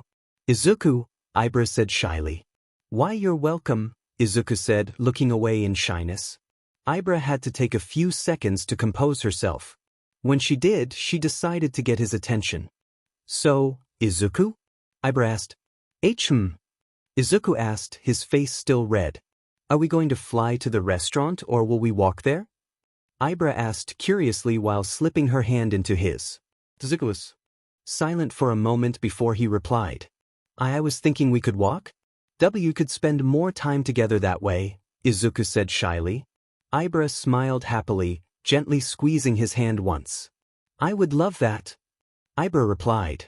So why are we following Izuku again? Kigo's blue-skinned girlfriend questioned.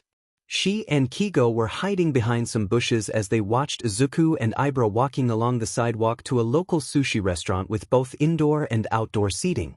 We gotta make sure the little golden wing doesn't get hurt, Kigo replied with a smile.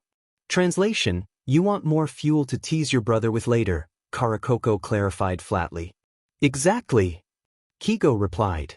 Karakoko sighed, smiling fondly at her boyfriend. Sometimes I wonder why I let you pull me into these things instead of trying to make you do something else, Karakoko muttered. They're getting outdoor seating it looks like. Come on, let's get to a better vantage point. Kigo whispered. Karakoko sighed once more. All right, let's go, she said, letting herself get pulled along further into spying on the little brother of her boyfriend. Izuku and Ibra get brought out to a table outside underneath an umbrella. Izuku pulled a chair out for Ibra to sit in, which she thanks him for as she sits in it. He then sat across from her at the table. Can I get you two started with a drink? The waiter asked. I would like water, please, Ibra said politely. Same with me please, Izuku added. I'll be right back then. The waiter nodded. The waiter walked away, leaving the two in silence. They shared a shy smile as they locked eyes for a moment before looking down at their menus. This is on me, Ibra, so don't worry about paying for it. Izuku said softly. Are you sure? I can pay if I need to. Ibra looked up at him with concern in her eyes. Izuku looked up at her, locking eyes with her as he smiled. I'm sure. I want to pay. Izuku said. The smile he fixed her with made Ibra blush, but she couldn't look away.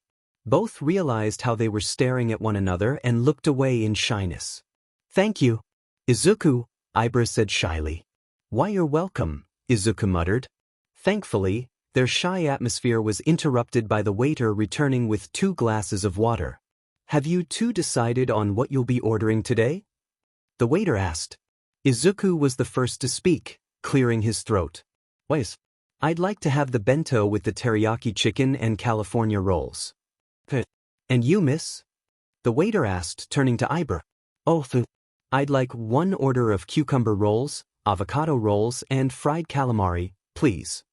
Ibra spoke, looking at her menu for the order names. Okay, your orders will be out shortly, the waiter said, taking the menus and leaving the two. So, What do you want to talk about? Izuku asked shyly. Not sure. What do people on dates usually talk about? Ibra asked curiously. I'm not really sure, to be honest. Never been on a date before, Izuku said with a sheepish smile. Then what do you call all those other times you go out on the town with Ibra? Kigo asked in a whisper. Shoo, you don't want them hearing us, Karakoko whispered. Right. Me neither. I guess. Maybe get to know each other better. Ibra suggested. I guess. But where to start? Izuku asked. Ibra was silent for a moment before suddenly giggling. Izuku raised an eyebrow in curiosity. What? Izuku asked. We have no trouble talking to each other when we usually go out to do something in the city, but a date finally prevents us from thinking of what to talk about, Ibra said before giggling more. Izuku's heart fluttered at Ibra's giggles. He smiled and began chuckling as well, just enjoying the comfortable atmosphere that formed from their humorous laughter.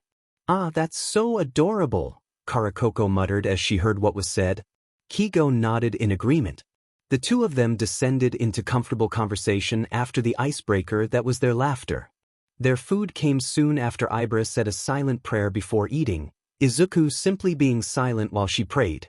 The two enjoyed their food and idly talked with one another, smiles gracing their faces.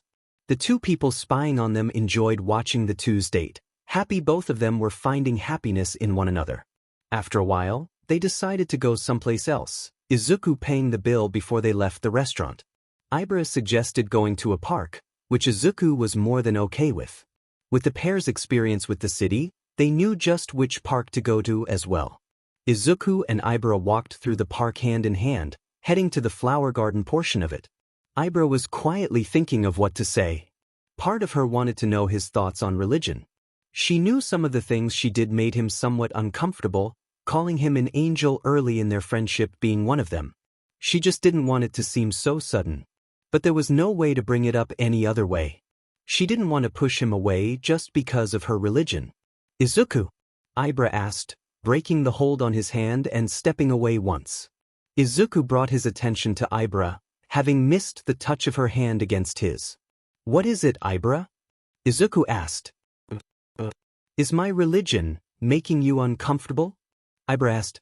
Izuku raised an eyebrow in confusion. What would make you think that? Izuku asked. Well, when I first called you an angel, you would always seem uncomfortable. And whenever I pray during food, you get silent and serious. Ibra trailed off, looking insecure. I get silent and serious because you're praying and I don't think me smiling or doing whatever I was doing before would be respectful for you praying.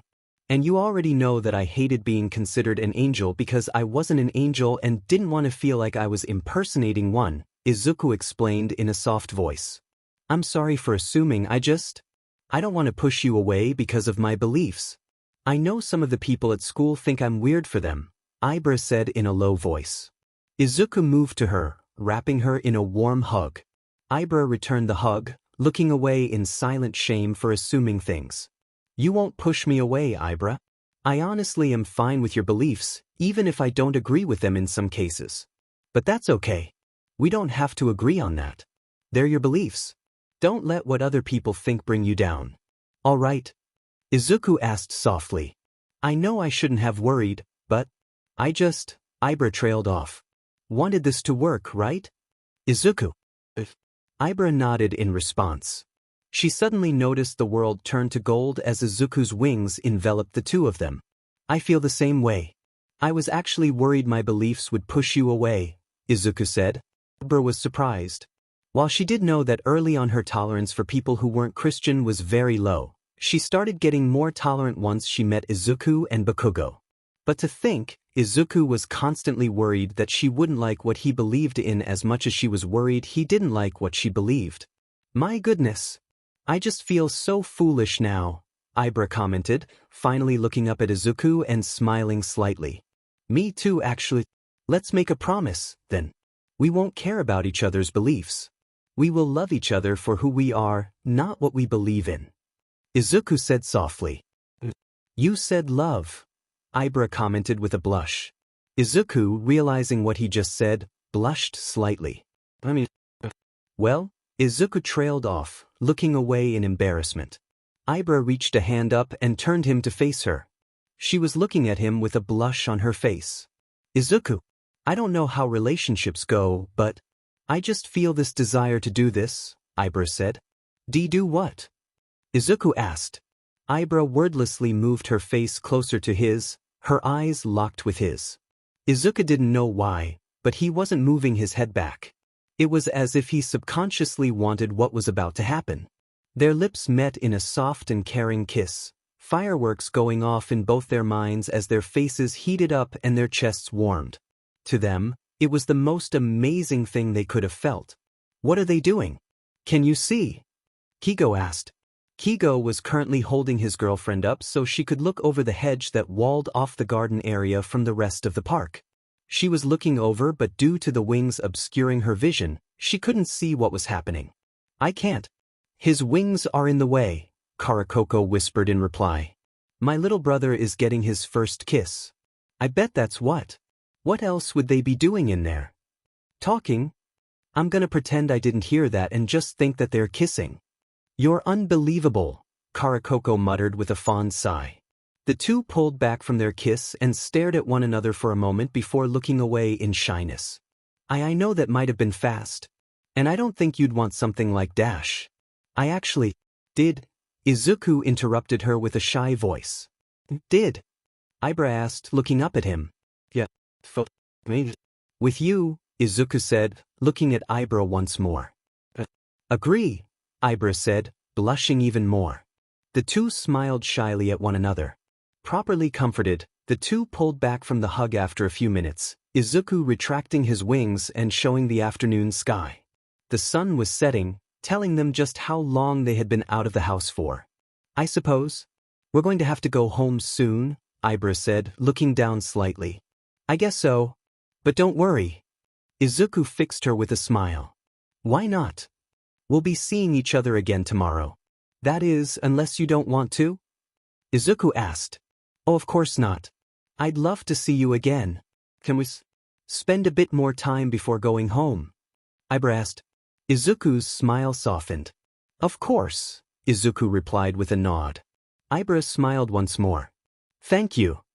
The couple, still unaware of their eavesdroppers, spent a bit more time with one another in the garden, talking about more positive subjects that they both enjoyed. As the sun was about to disappear below the horizon, they decided to head home. Keeping to their tradition, Izuku wrapped his arms around her and flew her home. It wasn't like previous carries, though. This time, both were hugging each other as they flew instead of Izuku holding her from behind. Kigo and Karakoko watched them fly away before focusing on one another, smiling softly. He's definitely in good hands. Kigo said softly. Yes, he is. Now come on, Kigo. I already got the okay from Mom that you can come over. Karakoko said softly. Let's go then, Kigo said before kissing his girlfriend and locking hands with her. The couple started walking in the opposite direction of where Izuku and Ibra went, soft smiles on their faces. Izuku landed at Ibra's house but kept hugging her for a moment. She looked back at the house before up at Izuku. She smiled softly. I'll see you tomorrow. Ibra said softly. Yeah. I'll see you tomorrow. Izuku said softly. The two remained in their hug for a few more moments before separating. As Izuku was about to take off, Ibra stopped him, walking over to him once more and placing her hands on his shoulders. She decided to be a bit more daring and kiss him on the cheek, causing both parties to blush, even when they already had their first kiss. Text me when you get home. I don't want to hear about you getting kidnapped. Ibra said with genuine worry, knowing how the nights in Japan could get. I will. Izuku nodded. With that, Ibra removed her hands from Izuku's shoulders and stepped back, letting him take flight. She waved to him as he flew away. Holding her necklace, she whispered a silent prayer that Izuku get home safe before turning and walking into her house. Izuku landed at his house and walked in, ready to take the embarrassment that his brother would give him for going on a date, but he wasn't there. Instead, his mother barreled into him and hugged him, asking him about his date. Izuku first asked where his brother was before answering. Inko told him that Kigo was at his girlfriend's house for the night. Izuku gained a smirk upon hearing about it, knowing he was going to tease his brother later for that. He then proceeded to tell his mother about his date. His mother was very approving and happy about what they did. Izuku made sure to leave out the part where they kissed, knowing she would have flooded the house if he told her. He didn't want to deal with that at night, especially with how tired he was. After a light dinner, Izuku bid his mother good night and went to his bedroom. He made sure to text Ibra that he got home safely before texting her a good night message. With that, he got into his pajamas and went to sleep, his thoughts lingering on the kiss that had happened on the date. Because of those thoughts, his dreams were filled with many more kisses that he hoped would happen soon. When school returned the following week, Bakugo could definitely see a change between his two friends. For one, they were closer than ever before. For two, they were actually holding hands. Without Izuku looking like a blushing mess. He couldn't help but smirk, happy his plan to get Izuku to grow a pair and tell her his true feelings worked. Throughout the day, he spotted them showing affection to one another. A hug in the hallway, a handhold and a smile before sitting together, things like that. He wasn't expecting what came at lunch, though. Bakugo had just grabbed his food and left the lunchroom. He walked along the wall of the school building before turning the corner that gave him a straight shot to the tree. As he turned around the corner, his eyes locked onto Izuku and Ibra looking strangely close. It was then that his mind processed their positions. Izuku was hugging Ibra close while his lips were pressed against hers. Bakugo's eyes bulged out in surprise at what they were doing. They were kissing. This early in actually going out. What the F dash? Bakugo shouted, startling the two at the tree. They pulled back and looked in Bakugo's direction. The two blushed as they realized they were caught. Izuku tried to change the subject. Hey Kaken.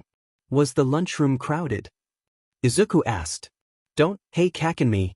How the F did you two go from hopelessly in love dorks to hitched and kissing in 2 days? Bakugo asked, more shocked than angry. It just felt right, Izuku muttered shyly. It just came so naturally to us. Are you angry? Ibra questioned shyly. I'm more effing shocked than anything. I told this nerd to ask you out last Friday and you come back and you're acting like you've been dating for effing years. Bakugo replied, pinching the bridge of his nose. The two blushed even more at Bakugo's statement. Bakugo sighed. Also, good job. You finally grew a spine, Bakugo said a bit calmer. Why? I guess I did, Izuku said, taking Ibra's hand. I suppose I should now tell Shiozaki that if she hurts you, she'll end up in a shallow grave before she even has time to pray for forgiveness, Bakugo said with a vicious smile sent Ibra's way. The girl seemed offended at Bakugo's statement. I would never hurt him. Ibra said with conviction that Bakugo respected. Good. Then you won't have to worry about my wrath. Now let's start eating before our food gets cold, Bakugo said, smirking at the two before getting to eating. Izuku was still embarrassed that he was caught kissing his girlfriend after lunch ended, but that didn't stop him from taking Ibra's hand and squeezing it affectionately before putting his empty lunch tray away. After the embarrassment Izuku suffered from Bakugo's outburst, the day calmed down for the three friends. At the end of the day, Izuku and Ibra decided to share a day in the city like they usually did, but instead of their usual exploring, they spent their time in a single place, the park. The peaceful environment became one of their favorite places to go and spend time at. Eventually, as the months went by, Inko finally demanded to meet Ibra in person rather than only having seen her at graduation. Izuku asked her the day after graduation.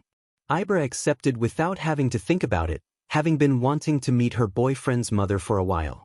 They scheduled it for the coming weekend and went about the rest of their week normally, kissing, hugging, and showing how much they loved each other like normal. Ibra was looking forward to meeting and getting to know the woman who made such an amazing boy such as her boyfriend. Ibra was nervous. Extremely nervous.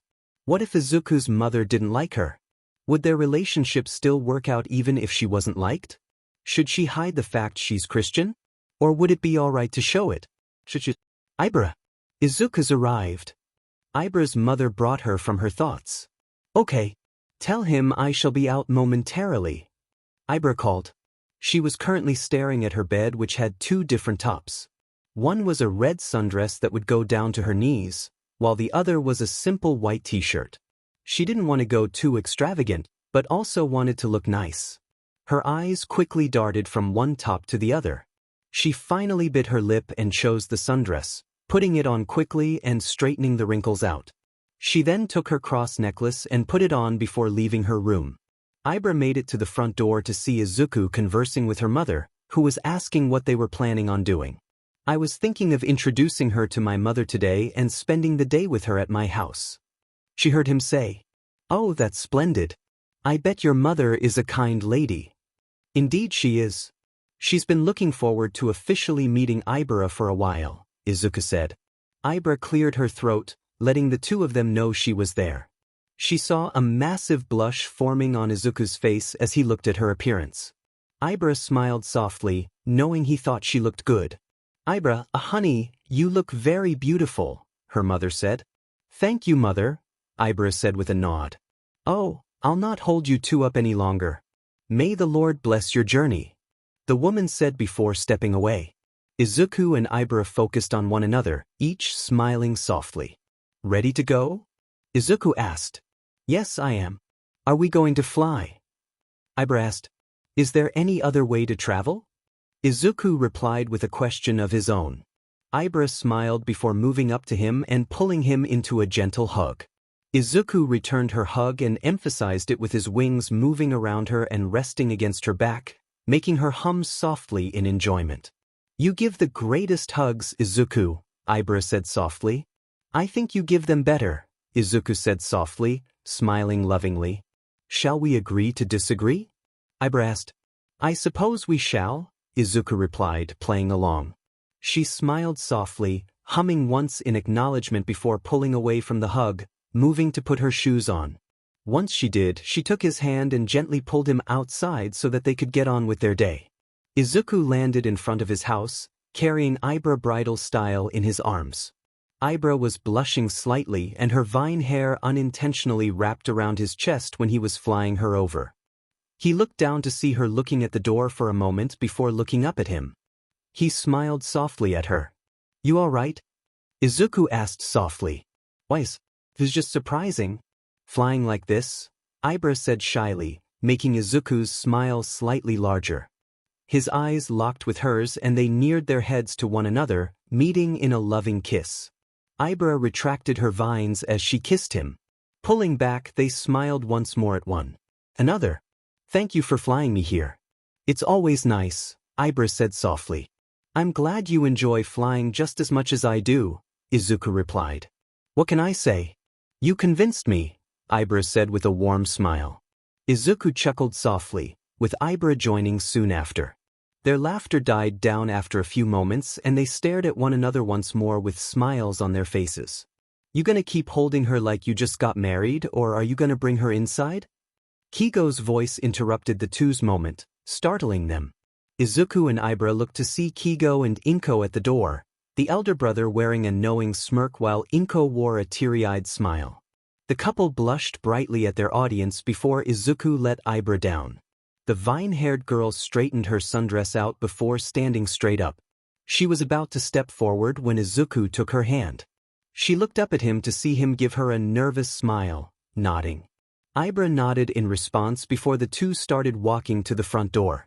When they arrived, Ibra released Izuku's hand before bowing. "My name is Ibra Shiozaki. I am Izuku's girlfriend. I hope we can get along," Ibra said before straightening back up again. Kigo raised an eyebrow before nodding in approval while Inko looked like she couldn't hold back for much longer. She finally broke after a minute, rushing Ibra and pulling her into a tight hug. "You're so beautiful. And so polite." "I'm being impolite. Come in," Inko cried, taking Ibra's hand and pulling her inside. Kigo moved aside to let the two girls inside the house. He turned to Izuku with a smirk. "Not a word, Kigo. Or else I'll tell Mom that you need more condoms with how many times you visit your girlfriend," Izuku said threateningly. Kigo chuckled, raising his hands in defeat. "All right. No teasing the rest of the day." "Got it," Kigo said, his smirk still on his face. "And not tomorrow either," Izuku said with a squint. "Oh, so I can't tease you about the sinful activities you could be up to on your dates?" Izuku blushed. Kigo.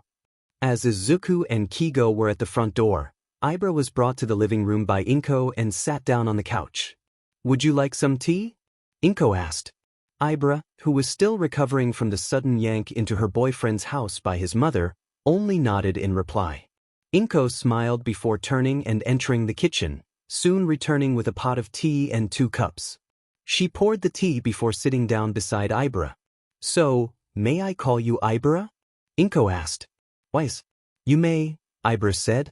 Wonderful. And you can call me Inko. I've heard a lot about you, Inko said with a bright smile. Why you have? Ibra asked with a blush. Yeah. Izuku doesn't give me many details about your dates, but he loves talking about how nice you are. Of course, that's when Kigo isn't around. Those two tease each other so much. Izuku always keeps his mouth shut about you around him, Inko said with an amused giggle. I would understand that. From the times I've met him, he always teased Izuku, Ibra nodded in agreement. He's always done that. From the day he was able to talk to now. It's funny to watch sometimes, Inko explained. But enough about that. I want to know about you, Inko said with a bright smile. Ibra looked at Inko with a blush before nodding. Well, I have a very Christian family. And a very protective family as well. I was never really a part of public schools until the day I met your son again. Speaking of your son, he was actually my first real friend. Back when we first met, I was never really around children my age except for at church, but even then, we never interacted outside of it. I was really lonely. But Izuku changed that. Even more so when we met once more during school. Ever since I met him, my life has been wonderful, Ibra explained. Inko smiled softly, happy her son had that effect on Ibra's life. I'm happy he has made you happier. And I'm happy you made him happier. Needless to say, I am happy you two are together, Inko said softly. Thank you. I'm glad you accept me, Ibra said, smiling happily. Of course I would accept you. You're the purest girl I've ever met. Inko beamed, hugging Ibra even tighter upon seeing Ibra smiling. So what are some things you like? Inko asked. Well, I really like flying. Izuku helped me enjoy it and I'm quite happy about it. I like reading and watching television as well. My parents have been very selective on what I watch and read, though, so I don't know much in terms of movies and books, Ibra replied. And of course you like my son as well, Inko teased, causing Ibra to blush. Wise. I do, Ibra said shyly. I'm glad you do. He deserves someone as kind as you in his life.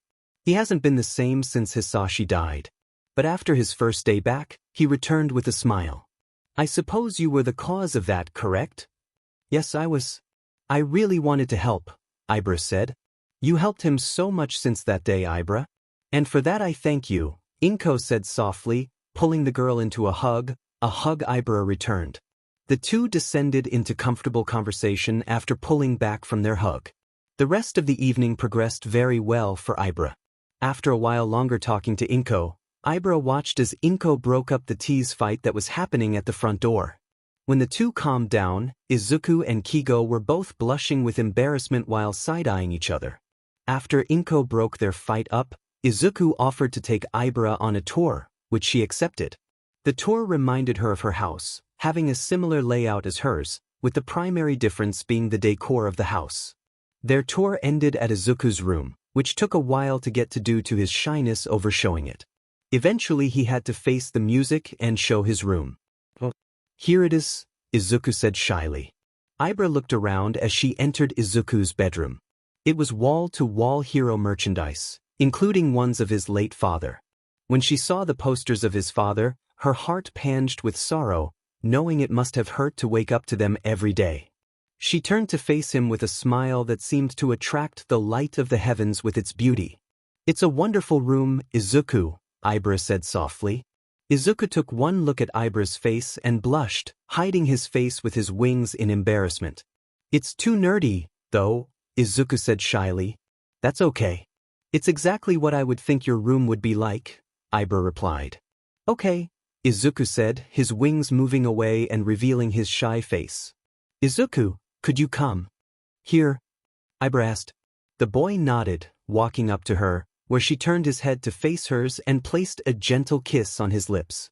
I love this part of you, just like I love the rest of your qualities, Ibra said softly. The kiss relaxed Izuku slightly, his arms moving around her in a gentle embrace. She smiled, leaning into the embrace. I love you too, Ibra, Izuku said softly. The vine-haired girl blushed but smiled as she looked up at him. I'm glad you do. Now how about you take me on a tour of your room? These figures look rather interesting, Ibra said, glancing at one of the shelves. Izuku brightened up as he released her and started talking about the figures he had on his shelves. He got through only one shelf before the two of them were called for dinner, though. She found it amusing at how much of a hero nerd he was, but it was also cute seeing his excitement over talking about heroes. Ibra and Izuku went to dinner and spent the rest of the afternoon getting to know the Midoriyas a bit better. Kigo was rambunctious and always had a joke to say to bring the table to laughter. Inko was very motherly, just like how she acted when Ibra was talking with her, asking her children and Ibra how they were doing and if they were liking the food. At the end of the day, she had to leave and Izuku offered to fly her home. When they arrived, she and him spent some time a bit away from her house to talk. So, what did you think? Izuku asked curiously. Your family is very refreshing, Ibra replied. Refreshing? What do you mean? Izuku asked. That dinner was filled with fun conversation, kind words, and smiles. Inko asked about our days and Kigo always tried to bring laughter to the table. My family never really had such a thing. My parents are too strict and serious and the silence at dinner was so uncomfortable. The only time we speak is when my father asks me about my studies, Ibra said, looking down. I'm sorry, Ibra. I never knew, Izuku said softly. Ibra smiled sadly. I never really told you. I didn't really want to burden you with my familial problems, especially when, no, never mind. Ibra stopped herself from mentioning Izuku's father. Ibra, you don't have to hold those problems in. I'm here, and I can help. I want to help, Izuku said, his arms gently gripping her biceps and squeezing them affectionately. Ibra looked up at him with a sorrowful smile. I'm sorry. Could you forgive me for keeping this from you? Ibra asked. Of course I will. I understand the desire to hide things from people. Did you know Bakugo wasn't always the guy he is today? Izuku asked, not knowing how to describe his best friend. He wasn't. No, he wasn't. Before my quirk fully came in, he used to pass off my quirk as nothing but a pair of wings and considered me useless. Used to verbally bully me. But I kept holding out that my friend was in there. And I kept my family from knowing about the bullying. But when my quirk fully came in, he changed to how he is now. I guess all it took was for someone to challenge him and actually have the ability to back up their challenge. But anyways, my point is that I've kept something from my family before. So I understand the wish to not burden others with your problems, Izuku said softly. He used to bully you? Breast, surprised. Yes, but he's changed since then. I promise. And I've forgiven him since that time. Izuku said softly. Ibra looked down once more, feeling she didn't deserve to have such a forgiving boyfriend. Hiding things from one's significant other was a sin, after all. Her thoughts about how she didn't deserve his forgiveness lessened when Izuku pulled her into a comforting hug. Why do you forgive others for such things? Ibra asked, not meeting his eyes. Because it's better to forgive and move on than to linger on it. After all, you've shown that you regret it. And Bakugo's changed from how he previously acted. And hopefully you can tell me next time something happens at your home that you don't like, Izuku said softly. Ibra looked up at Izuku finally, seeing his soft expression. She smiled a bit happier at him. Let me help you. Please? Izuku asked softly. Thank you so much, Izuku. I promise to not hold things in, Ibra replied with a nod. Izuku smiled softly. Thank you, Ibra. And hey, I will try my best to help you. If you just need to hear my voice, just call. No matter what time it is, I'll answer. Izuku said softly. Thank you, Izuku. I don't deserve you, Ibra said. Izuku chuckled. No, I don't deserve you, Izuku said before lowering himself to rest his forehead against hers. The two didn't share a kiss, instead staying where they were and enjoying the other's presence. After a few minutes, They finally locked their lips in a loving kiss. The two pulled back after a few moments, both smiling softly. "I'll text you when I get home, alright?" Izuku asked. "Would it be possible to call you after that?" Ibra asked. "Of course," Izuku said softly, nodding. Ibra smiled a bit wider. "Thank you." Izuku and Ibra kissed one last time before releasing from their hug and separating, with Ibra going into her house and Izuku flying back to his.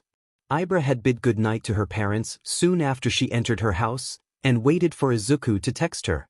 After 20 minutes, Izuku did and she called afterwards. The two of them didn't really have a specific subject that they talked about.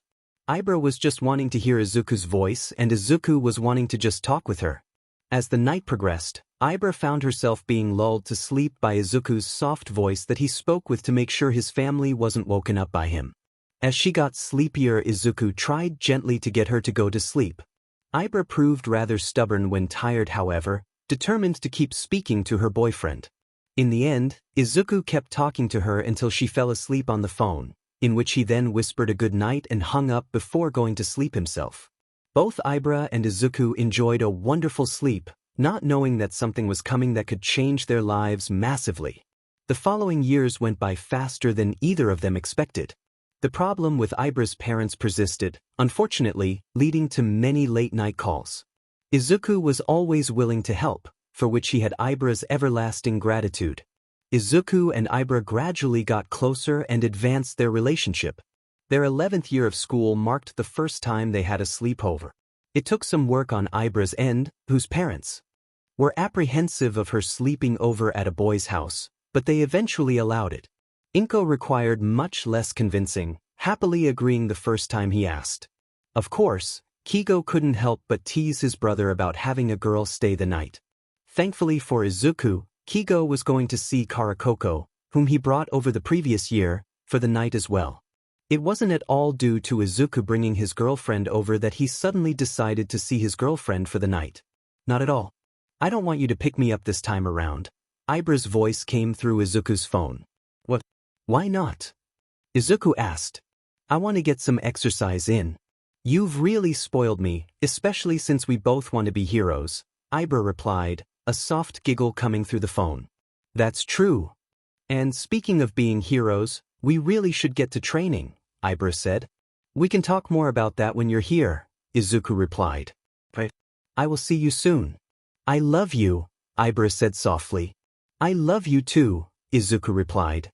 The phone call ended and Izuku sat back on the couch, not knowing what to do with the house being relatively empty aside from Inko. "Hey Izuku, could you help me with cooking this?" Inko asked as if she sensed his boredom. Izuku perked up slightly, thankful that there was actually something to do to pass the time. "All right," Izuku called. No. Izuku looked out from the kitchen towards the door. He looked down at himself to see flour staining his shirt. He winced slightly before patting as much flour as he could out of his clothes before moving to the door. Opening it up, he was greeted by Ibra. She was wearing a white t-shirt, blue jeans, her signature cross necklace, carrying a bag he figured was filled with clothes and wearing a loving smile that was directed at him. He smiled softly in response. "Fighting with the flour?" Ibra asked, her smile shortening to a smirk. Izuku raised an eyebrow. "Your face. It has flour on it," Ibra replied, giggling. Izuku gained a confused expression before patting his cheek. Sure enough, a puff of flour came off his cheek. "Mom was lying," Izuku said, grimacing slightly. Ibra giggled. "About what?" "She threw some flour at my face and when I wiped it off, she said I was clean," Izuku said. Ibra giggled more at that. Izuku smiled softly, her giggles sounding like a wonderful melody of notes that he could never get tired of. "How about you get cleaned off and show me what you two are making?" Ibra suggested. "All right, come in," Izuku said, moving to the side. Ibra smiled happily before walking in, pausing beside Izuku. She leaned up and kissed his unfloured cheek before continuing to head inside. Izuku smiled, watching her walk inside his home before finally closing the door and walking to the bathroom to rinse his face off. The evening progressed calmly and enjoyably. Ibra always enjoyed spending time with Inko, The woman felt a lot more like a mother to her than her actual mother did. While she did think her parents cared for her, they never openly showed it as much as Inko did to her and Izuku. After they finished their dinner, which was absolutely scrumptious, Ibra sat down with Izuku and Inko on the couch to watch movies. That was another thing that Ibra liked. She wasn't restricted in what she watched with the Midoriyas. If she saw a movie that made her curious, she would ask about it, and if she was interested in it, she would ask to watch it. Before we watch anything, I suppose I should tell you that you're taking my bed, Izuku said to her. What? No, it's your bed, so you take it, Ibra said. No, Ibra. I want you to take my bed. Giggling from Inko interrupted them. Oh, I'm so sorry. You two are just so adorable, even when you disagree on something, Inko said, causing Ibra and Izuku to blush. Izuku whined. If Ibra is so adamant on using the couch, then she can use the couch, Inko said. But my bed's gonna be more comfortable, Izuku replied. All the more reason you get to use it, Ibra chimed in. It's 2 against 1, sweetie. I think you should give up, Inko said with a victorious smile.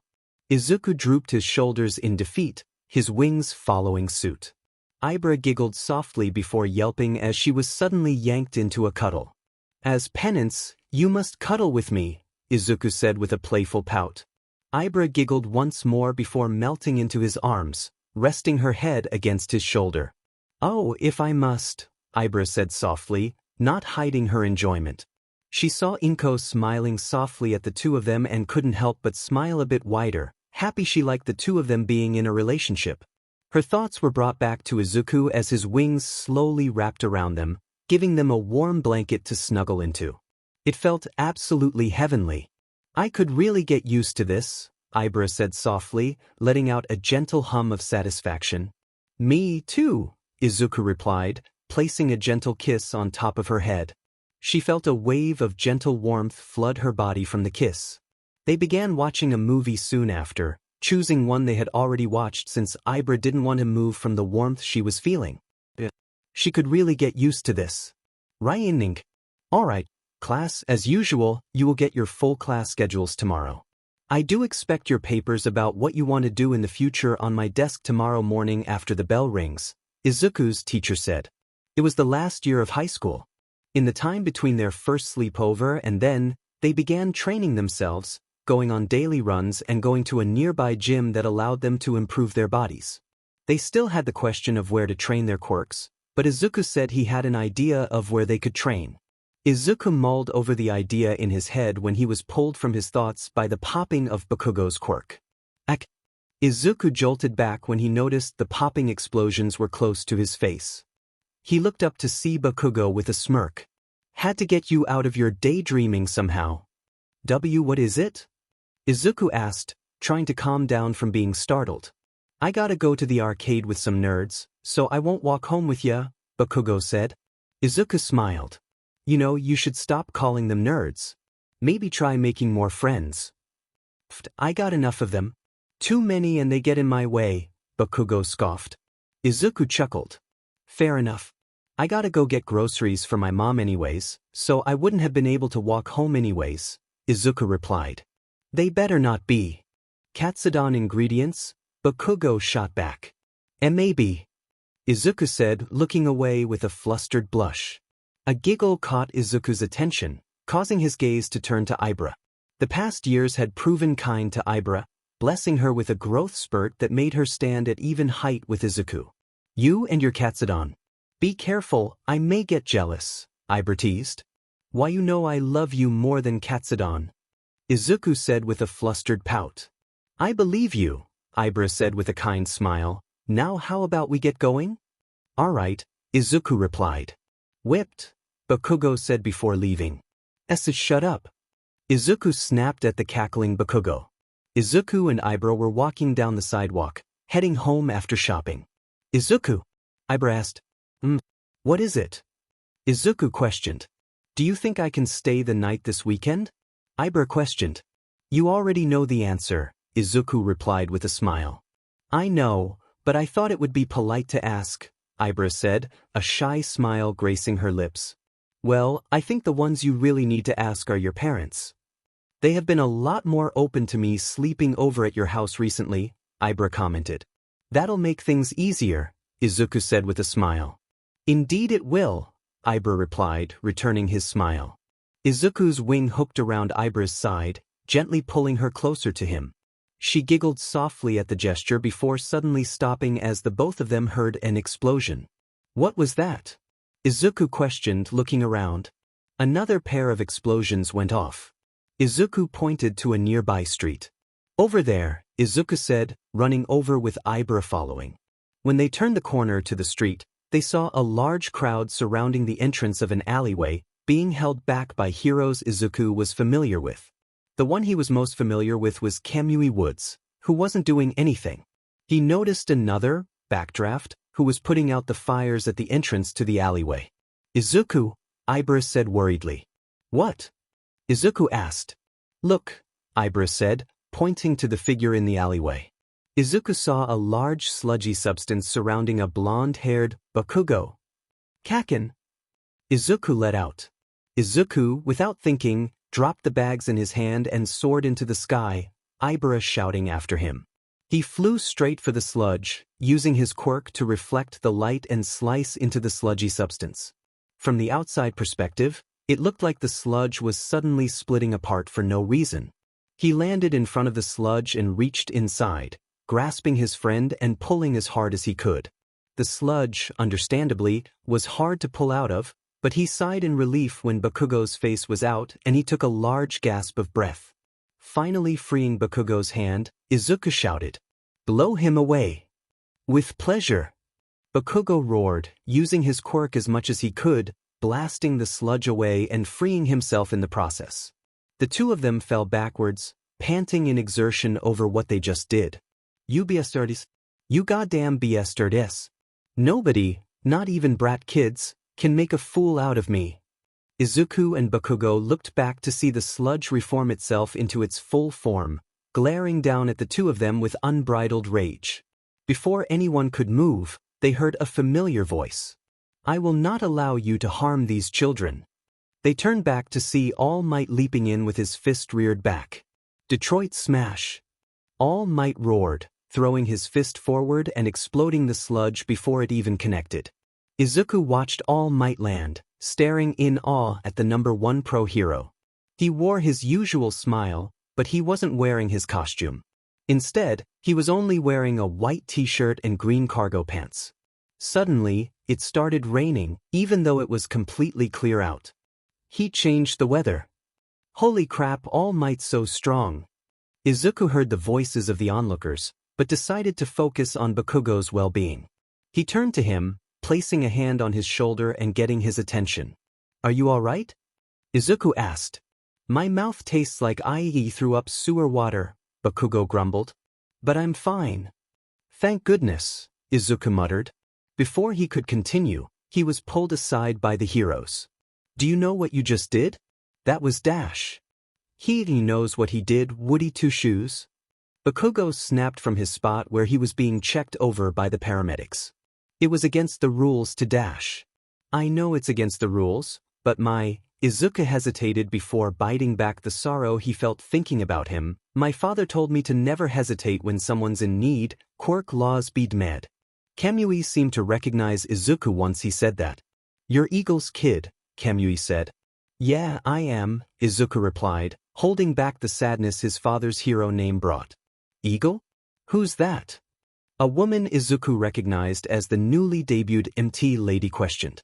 He was the number 8 pro hero in Japan, before his death. Izuku! Ibra's voice drew his attention. As he turned to see her, she yanked him into a tight hug, her body trembling slightly with what Izuku assumed was worry. Don't scare me like that, Ibra whimpered slightly. Sorry, Izuku replied, returning the hug she gave. I thought, when that villain was about to attack that. It's okay, Izuku said softly. I'm here. I'm all right. He ignored the two heroes that were supposed to scold him, simply focusing fully on Ibra. Ibra? Izuku asked. She looked up, her face slightly teary. I promise I'm all right. Now how about we go home? You look like you could use some rest, Izuku said, smiling slightly. Ibra let out a breathy chuckle. Always thinking of everyone but yourself. Could you just please think of yourself for once? Ibra asked. I'll try, Izuku said with a gentle smile.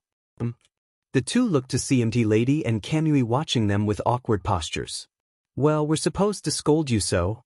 Don't do it again until you have a license. You can go, MT Lady said awkwardly. Yeah, Kamui nodded.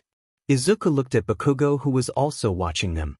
He fixed Izuku with a feral grin and then a thumbs up, seemingly giving Izuku permission to leave. Izuku nodded before focusing on Ibra once more. Let's go home, Izuku said. Okay. With that, Izuku took the bags of groceries he dropped before he and Ibra left for the Midoriya household. Ibra refused to let go of Izuku as they left, but he didn't mind. As they neared home, neither of them knew of the storm that would meet them when they arrived. Oh my goodness, Izuku. I was so worried. How could you do something like that? Sobbed uncontrollably. Kigo was catching the torrents of water in buckets and throwing them out of the house as fast as he could as she continued to sob and scold her youngest son. Ibra was stunned. She had never seen Inko in such a state. She was snapped out of her daze by Kigo handing her a bucket. Hey, I can't get all this water by myself. Hurry, before the house is flooded. Kigo said quickly. Oh, right. Thankfully for everyone, the house wasn't flooded due to the combined effort of Kigo and Ibra. After Inko finally calmed down, the more rational side of her took root. Izuku, please promise me. Don't do something as reckless as that again. At least until you're a hero. I can't stand the thought of losing you too. Not after Hisashi. Inko said, holding Izuku in a tight hug. I promise, Izuku said softly, hugging his mother. Thank you, Inko said, not releasing the embrace. Ibra watched the two embrace and couldn't help but smile softly at the sight before her. She felt a nudge by Kigo who was beside her. She looked over to see him smiling softly at her. You gonna go join the hug or not? Kigo asked with a smirk. What? Oh, Ibra blushed before walking up to the two. Kigo followed her and got on the other side of the hug, wrapping both of them in their hug. Ibra followed suit, hugging both the Midoriya matriarch and her boyfriend. The group hug remained for a few moments before they all broke apart. I suppose I should clean up the mess I made, Inko joked with a slight smile. No mom, I'll do it. It's the least I can do for worrying you, Izuku said. And we'll also cook for you, Kigo chimed in. What? Izuku asked, surprised. The least you can do is clean up the mess, but you're also going to help me cook mom dinner, Kigo said. Right? Izuku replied with a nod. I can help, Ibra replied. Sorry, not after last time, Kigo said flatly. Okay, now put a cup of sugar in there, Izuku said before looking away to look at another piece of the recipe. Ibra looked around before finding a coffee mug. She took the cup and poured sugar from the bag that was on the counter. She made sure not to put too much in it. Afterwards, she poured the cup full of sugar into the bowl full of dough. Okay, Ibra said with a proud smile, happy to have been helping. Izuku turned around from the part he was working on. He smiled at her first before looking at the bowl. She saw his eyes bulge before looking at her. How much sugar did you put in? Izuku asked. Ibra showed him the cup in her hands. You said a cup, Ibra said innocently. I meant a cup using the measuring cup. Not an actual cup. Never have I ever thought that there would be such a thing as too much sugar, Kigo mumbled. Ibra looked down in shame, while Izuku placed a comforting hand on her shoulder. I'll help you get better, Ibra. I promise, Izuku said softly. She looked back at Izuku, a small smile gracing her lips as she nodded. Thank you, Izuku, Ibra said softly. The two embraced in a loving hug before splitting apart, with Ibra going with Inko to the couch and Izuku going with Kigo to the kitchen. You know how I was looking for a place to train our quirks at, right? Yes, what about it? Ibra's voice came through Izuku's phone in response to his question. Well, I found a spot. It's a beach full of junk. We could work on our bodies and our quirks there. Of course, we'd mainly use it for quirk training rather than muscle training. We have gym memberships for that. Oh really? Could you text me the location? Why text you when I can just fly you over? Izuku replied with a smile. He heard a sigh on the other end of the phone. You spoil me so much with that, Ibra said. You love it, don't try to deny it, Izuku said. I do love it. I also love how close I am to you as we fly. So I suppose I can agree to you flying me to and from there every day, Ibra said, her voice telling him that she was smiling as she said it. Great. So how about we check it out tomorrow after school? Izuku suggested. I won't be opposed to that, Ibra replied. Good. Oh sorry, I'm getting a bit tired, Izuku said. Don't worry about it. Go to sleep. You sure? Izuku asked. Yeah, go ahead. I'm feeling a bit tired as well, Ibra replied. As long as you're sure. I want to keep talking if you need it, Izuku said softly. Like I said, it's fine. My parents weren't really around tonight. Dad had to work overnight and Mom wasn't feeling well and went to sleep after you brought me home, Ibra explained. Alright, I'll see you tomorrow then, alright? Maybe I can fly you to school? Izuku suggested. I'd like that. I love you, Ibra said softly through the phone. I love you too. Good night, Izuku said softly. Good night. Izuku hung up and placed his phone on his nightstand before slipping under the blankets and letting himself fall to sleep. Whoa, Ibra let out upon seeing the trash-filled beach. She felt her body start descending and held onto Izuku a bit tighter. She saw the ground get closer before she saw it stop and felt a light jolt, signifying Izuku had landed. We're here, Izuku said, setting her down from her bridal carry. I never knew this place existed, Ibra commented, looking at the mountains of trash before her. Yeah, I wouldn't have either if I wasn't looking. This place is perfect.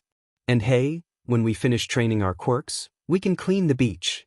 That is, assuming we can improve our quirks before we get into UA, Izuku explained. Izuku? How about we implement our quirks on cleaning the beach? Like I could use my vines to carry them to the dumpster and you can use yours to cut large things into smaller pieces, Ibra suggested. That's a good idea. Why didn't I think of that? Izuku said, face-palming. Ibra giggled. That's why I'm here. To give you ideas you can't think of, Ibra said, moving and kissing his cheek. You're here for more than that, Izuku replied, hugging Ibra close. She sighed softly, enjoying the warmth of her boyfriend. After a few moments, though, she reluctantly pulled back. So, do you want to get started? Ibra questioned. If you want to, then yeah, Izuku replied. Okay, let's go, Ibra said with a bright smile. Izuku walked with Ibra to a trash pile that was the furthest from the entrance of the beach.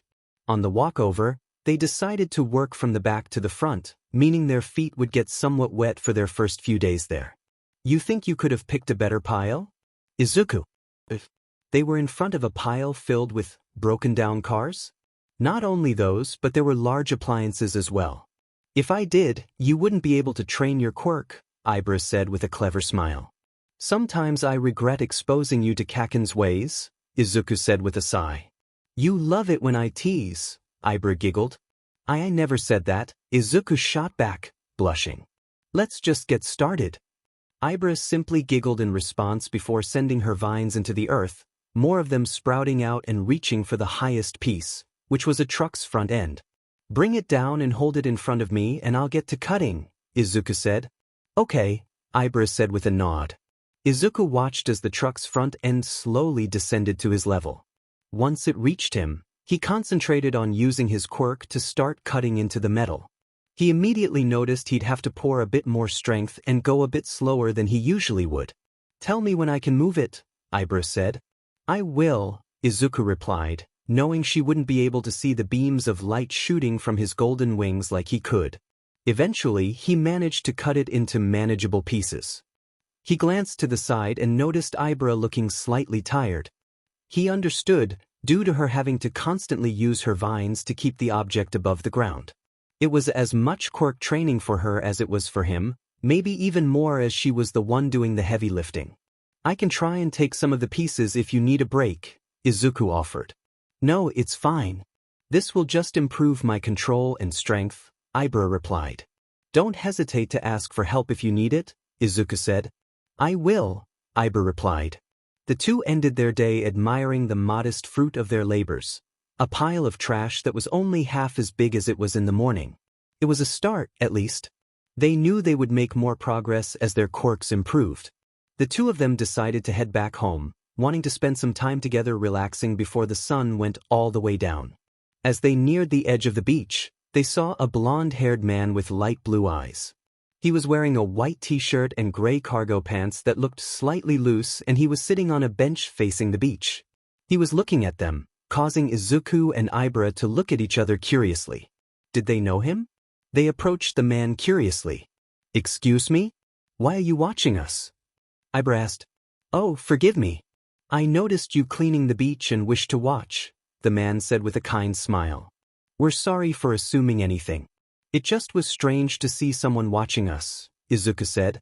"I completely understand. Although, would you mind if I watch every now and again when I'm in the neighborhood?" the man asked. "Yes, of course you can, Mr. Toshinori." "Toshinori Yagi," the man said, standing and extending his hand. "Izuku Midoriya." "Ibra Shiozaki." Izuku took the man's hand first, shaking it. Ibra then politely shook his hand. "We didn't know that anyone else knew of this beach," Ibra said. "Well, since the trash rolled in, everyone stopped going to it. It's such a shame. The view was majestic," Toshinori said. "I can imagine it was." Ibra nodded. "Oh, my apologies, you were going to leave, weren't you?" Toshinori asked. "Oh, yeah, we were," Izuku nodded. "Sorry for holding you up. But it was nice meeting you," Toshinori said. "It was a pleasure meeting you too," Ibra said with a polite smile. "Yeah," Izuku nodded. "Have a good evening," Toshinori said. "You too," Izuku and Ibra said at the same time. Toshinori watched as Izuku and Ibra left, a small smile on his face as he saw them talking happily with one another. He looked up into the sky. "Eagle, your son has grown up to be a good man," Toshinori said before looking down at the disappearing forms of the two high school children. "And he possibly could be the one. Given time." "Ah." Toshinori looked up upon hearing the screech nearby. It sounded like it was a few blocks away from him. Within seconds, he dove into a nearby alleyway and puffed up into his all-might form, leaping away without any hesitation. He arrived at the source of the screech, an empty street surrounded by police greeting his vision as he landed. Scanning the alleyway, he found the source of the disturbance, a buff villain with 4 arms holding 2 hostages in his hands. "Stay back, heroes. Or these civilians get it." Toshinori didn't think. Leaping forward, he reared a fist back and released a low-powered punch. Smash! Toshinori roared. "Wajuj!" Toshinori's fist landed squarely on the villain's cheek. He made sure to hold back just enough to stun the man so he could get the civilians to safety. He quickly grabbed the 2 captives and leaped away, easily pulling them out of the villain's grasp. He landed at the line of heroes and gently let the civilians down. "All might," a hero muttered. "Get these 2 to safety. I shall handle this villain." "Right." All Might turned around to face the 4-armed villain. "You think you can beat me, All Might? You aren't strong enough to beat someone like me."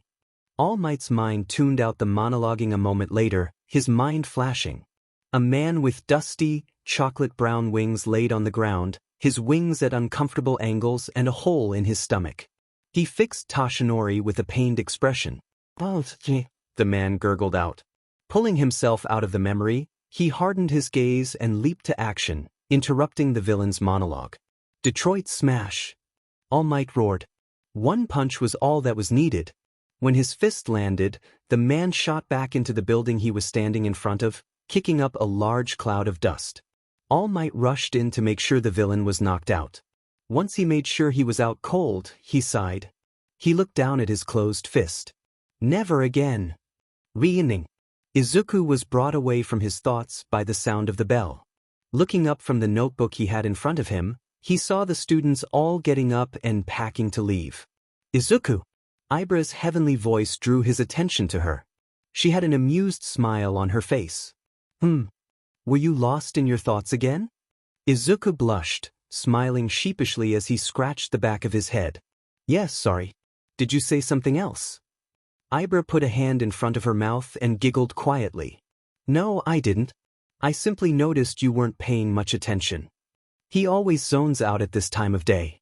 Sometimes I wonder if he schedules this sheet, Bakugo commented from his other side. I don't mean to do it. Izuku shot back, blushing in embarrassment. Sure. Anyways, you two want to come along to the arcade? Izuku shook his head. Sorry, Kaken. Ibra and I are going to keep cleaning the beach today. Tisich, fine. I still don't understand why you bother with cleaning it. It's a heroic thing to do, Kaken. Being a hero doesn't mean just being the strongest. Let's just agree to disagree then. Talk to you later, Izuku. Yeah, see you later. Bakugo smirked and bumped fists with his friend before leaving. Once he was gone, Izuku sighed. When is he gonna learn? Let's go, Izuku. I think we can get one of the piles done today, Ibra said, getting his attention. Alright. Let's go. Clang. Done. Izuku sighed. The sun was on the horizon, the sky was colored orange, and the trash pile-covered beach was nowhere close to being fully cleaned. The beach is one trash pile cleaner, Ibra said with a bright smile. Izuku sighed, looking at the trash piles. We didn't even make a dent in this, though. Looking back at his girlfriend, he couldn't help but smile. But Ibra's just too cute for me to be disappointed. Yeah, Izuku said, returning her smile. Ibra glanced around after a moment. Izuku. What? Tashinori hasn't come? For the past month, Tashinori had been visiting the two of them during their trash cleaning time, and Izuku and Ibra had gotten along with him just fine. They even grew to enjoy the conversations they had with the man. He could have just been unable to come, Izuku suggested. That could be. He's a nice man, I wouldn't want something bad to happen to him. Me neither. Silence passed over for a few moments before Izuku broke it. We should get going. We'll probably see him tomorrow, Izuku said, trying to be optimistic. Yeah, we probably will. Ibra nodded in agreement. The two of them set off for Izuku's house, Izuku holding Ibra before flying off. The following day, Tashinori arrived and Ibra was quick to ask about his absence. My apologies for worrying you. Remembered a friend I lost. A while ago. I had to go pay my respects, Tashinori said. Ibra grew silent. Darn it, Ibra thought. Izuku placed a hand on Ibra's shoulder, drawing her attention to him. He glanced at Ibra before frowning at Tashinori, dipping his head slightly. Sorry for bringing it up. No, it's fine. I understand you were concerned and curious, Tashinori replied, shaking his head. We understand if you don't want to tell us more. No, it's fine. I can tell you at least the bare bones of it, Tashinori said. I can't reveal myself to him, nor can I reveal his father. He and I were workplace friends. We never really met with each other out of work. Even so, he was a nice man and was fun to hang around. Whenever we patrolled, he patrolled. Sheet. We were police officers. Worked at the same precinct. Anyways, one day when we were called in, I got distracted and he took a hit he shouldn't have to save me. He succumbed to his wounds that same day. Izuku listened to the story and looked down, feeling a pain in his chest. I'm sorry, Izuku said. Indeed, I apologize as well, Ibra said. You have nothing to apologize for. It was what we signed up for. Putting our lives on the line every day. Just to make sure the people of the city rest easier each night. I bet he was happy to have made that sacrifice. I mean, you were his friend. If he sacrificed himself to save you, you must have been that important in his life. Tashinori fixed Izuku with a slightly surprised expression. He then smiled slightly. Wise, I must have been. But it doesn't keep me from regretting getting distracted. Well, if you regret it that much, use that to fuel yourself to get better. To prove his sacrifice wasn't in vain, Ibra encouraged with a smile. Tashinori smiled fondly. Thank you for your kind and encouraging words. It warms this old man's heart to hear it. You're not that old. Say you're 45? 50? Izuku joked. Hey, I'm not that old. Tashinori shot back with an amused smile. That's right, Izuku. Thank you. He's clearly 43. Shiaki. All three of them burst out into laughter. Toshinori calmed down first out of the three of them. Alright, you two. I think you've talked to me long enough. I think you should get to work or else you won't be able to clean this beach before UA. Toshinori smiled as he saw the two gain faces of realization. Right. Toshinori watched as the two of them began working. He kept smiling at them as they got to work, talking with each other with smiles on their faces. They're gonna be great heroes. I know it. That was impressive work you did today, you too, Toshinori said. Thanks, Mr. Yagi. Ibra said with a bright smile. Yeah, thanks. Izuku nodded, a bright smile on his face. I can tell your quirks are improving dramatically with how quickly you work today. Shiaki, your vines are stronger than before, and Midoriya, you're able to cut things a lot quicker. I would suggest, for a more balanced workout, to train your bodies as well as your quirks, Toshinori suggested. Oh, we have gym memberships to actually work our bodies out. We usually go there on weekends if we aren't going on dates. Izuku shook his head. Ah, I see. But that's rather infrequent, is it not? Toshinori tilted his head slightly. He does have a point, Izuku. Yeah, that's true, Izuku nodded. Then how about you do some bodybuilding here, then do the bulk of your workout on weekends? It would certainly make your training days on weekends a bit less of a sudden strain and you wouldn't be as tired as you would be otherwise, Toshinori suggested. That sounds like a good idea, Izuku said, nodding his head. Indeed it does. Thank you for the suggestion, Mr. Yagi. Ibra beamed. It's my pleasure. Toshinori checked his watch. I must be off. I agreed to meet with a friend of mine. It was nice talking with you too. Be safe when heading home. Have a good day, Mr. Yagi. Izuku smiled. Be safe as well. Ibra waved. Toshinori smiled and nodded at him before standing from his position on the bench and walking away. Midoriya could be the one. I need more time before deciding though. As Toshinori walked away, Izuku and Ibra shared a look, smiling at one another. You ready to head home? Izuku asked. Not yet. There's one thing I really have to do before anything else, Ibra said, walking up to him and placing her hands on his shoulders and looking up at him. Oh really? What's that? Izuku asked, smiling knowingly. Something you haven't given me since this morning, Ibra whispered, her face getting closer and closer. Izuku's face moved to meet hers in the middle, resulting in an electrifying kiss. His arms surrounded her lower back while his wings surrounded the both of them. The two shared a couple more loving kisses before pulling back slightly, simply staring into each other's eyes.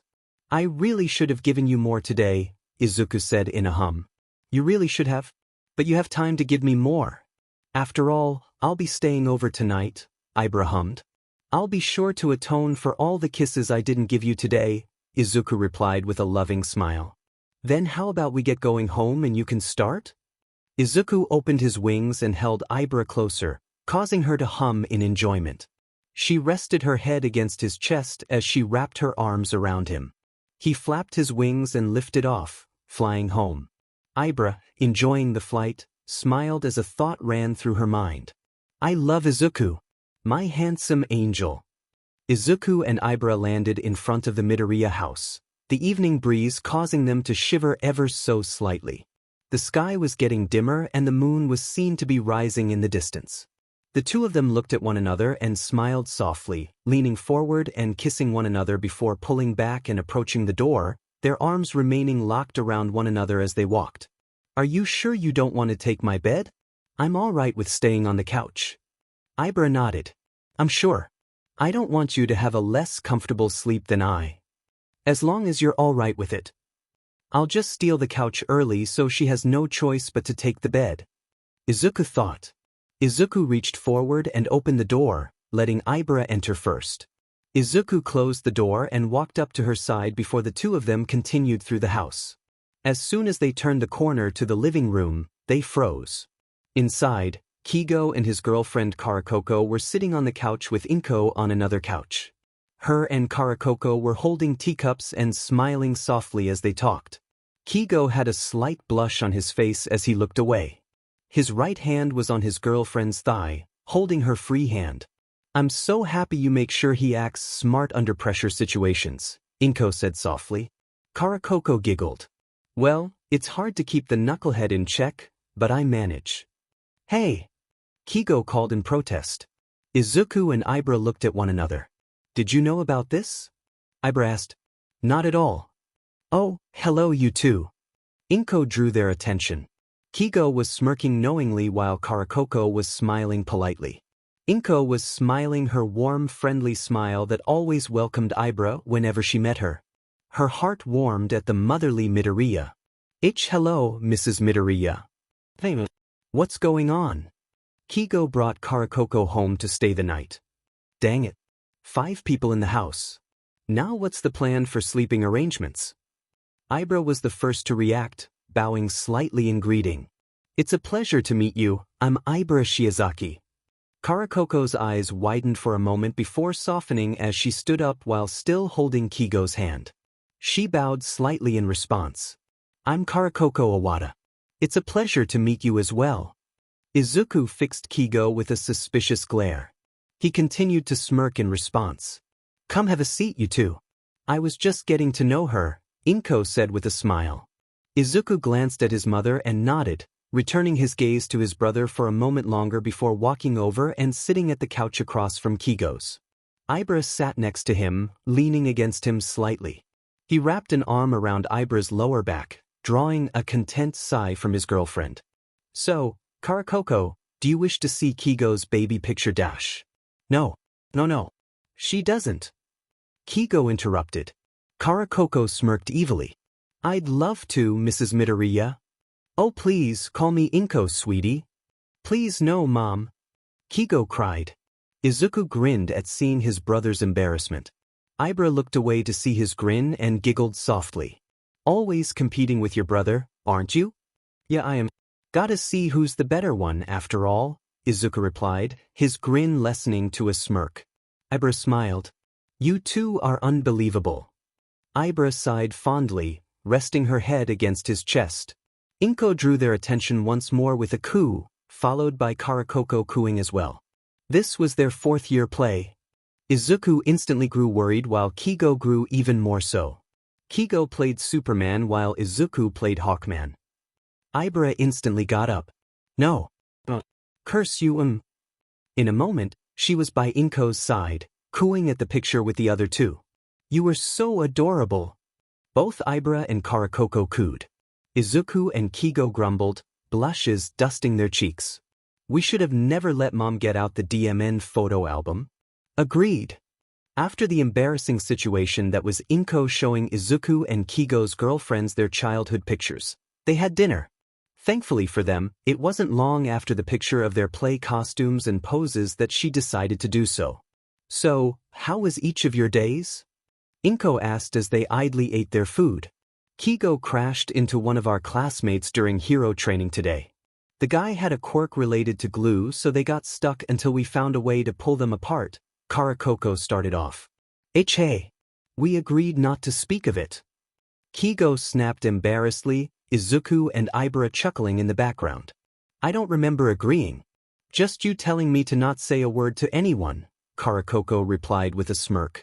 Karakoko knocked herself with her own bubbles.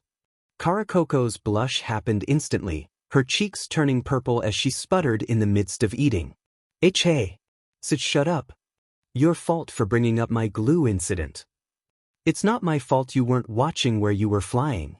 Izuku and Ibra watched them bicker like a married couple, smiling and glancing at each other before refocusing on them once more.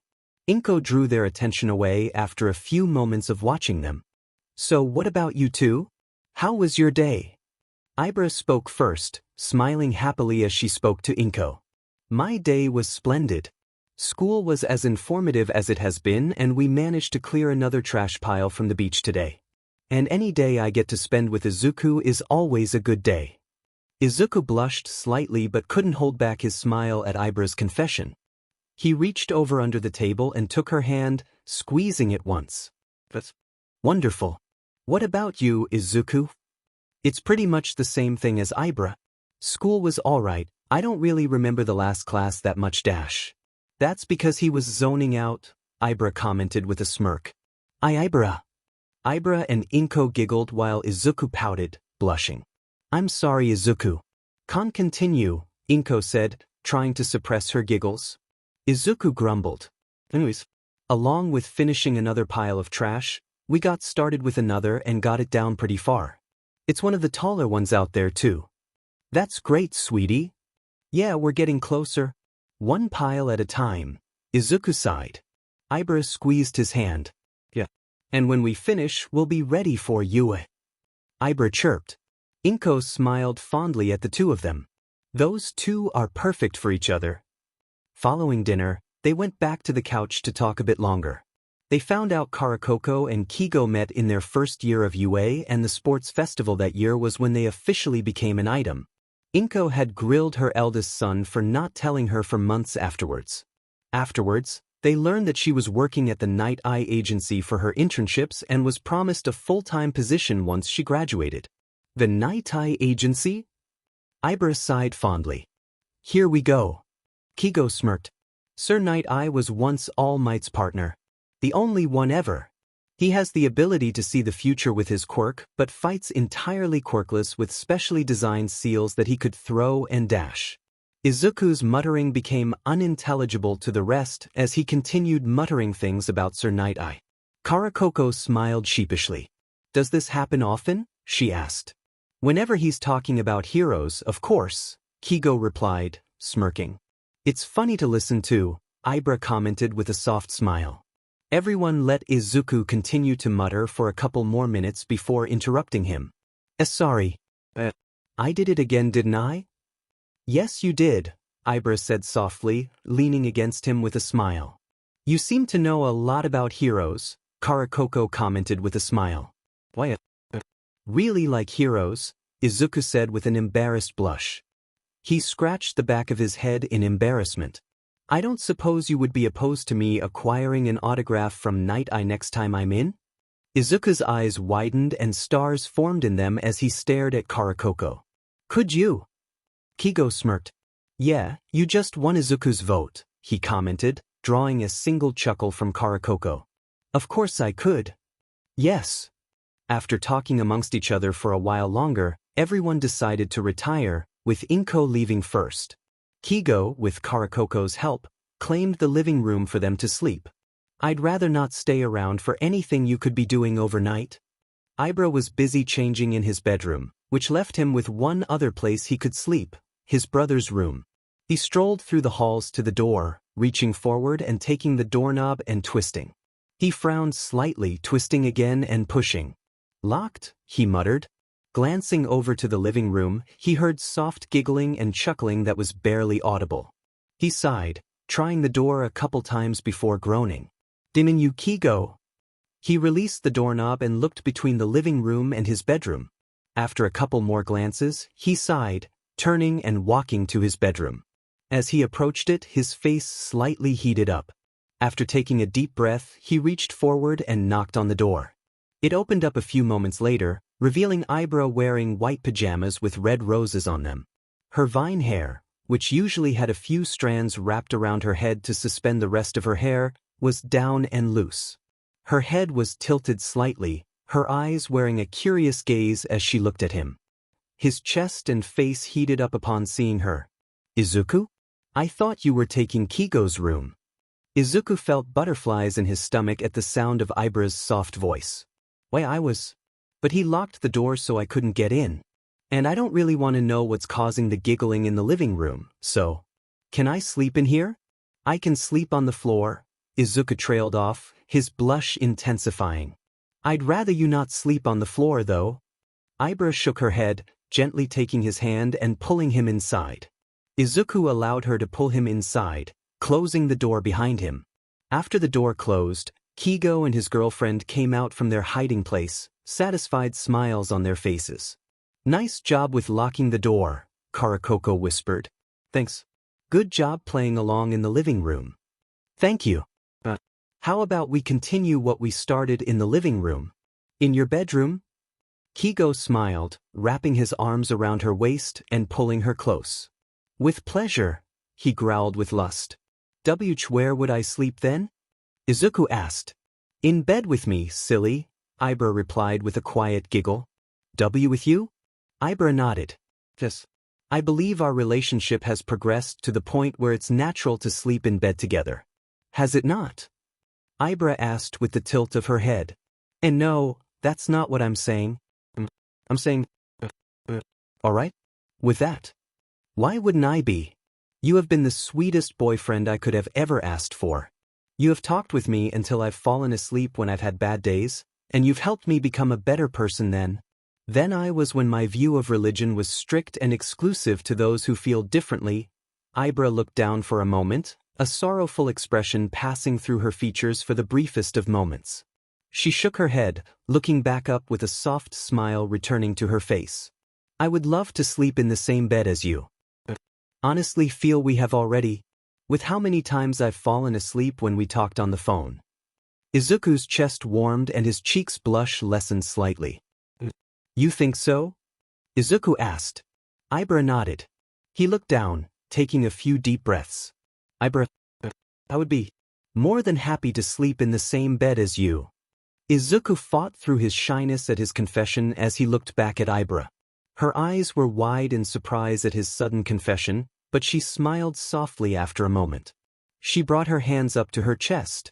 It warms my heart to hear that, Izuku. She extended her hand towards him. Come to bed with me? I'm really doing this. I'm really doing this, Izuku thought. He took another calming breath, shakily reaching forward and taking her hand. As soon as he held her hand, he felt himself calm down. He was soon gently pulled by his girlfriend to his bed, which he followed along without any problem. Ibra climbed into bed first, with Izuku awkwardly climbing in next. Once he was fully in bed, he felt Ibra's arms wrap around him and her body pressing softly against him. He looked down at his girlfriend, whose head was resting just below his head. She was looking up at him with a soft smile on her face. This isn't so bad, is it? Ibra asked with a soft smile. Izuku returned the smile with one of his own, leaning down and kissing her. No, it isn't. I actually really love this, Izuku replied after pulling back. Good, Ibra hummed softly. Her head rested against the crook of his neck, drawing a content sigh from Izuku. He squeezed her once tightly before relaxing and closing his eyes. He maneuvered one of his wings to wrap around her as a secondary blanket, drawing a gentle hum from her as she snuggled into him a bit more. Good night, Ibra. Good night, my wonderful angel. Izuku was surprised at the nickname, but his chest warmed at it. Her tone wasn't at all like when she first called him an angel. It was more fond and loving compared to back then. And he loved it. He fell asleep with a content smile on his face, Ibra quickly joining him in the land of dreams. This is the best night ever. Izuku, my wonderful angel, it's time to wake up. Ibra's sing-song voice was music to his ears as he was pulled from his sleep. The gentle raking of Ibra's fingers through his hair made it difficult to fully wake up, but he somehow managed it, his eyes slowly opening. He was laying on the cleared sand of Dagoba Beach with his head resting on Ibra's lap, his girlfriend looking down at him with a breathtaking smile. She let out a soft giggle that made his heart warm and a small smile form. Did you have a pleasant rest? Izuku nodded, one hand reaching up and taking one of hers and squeezing lightly.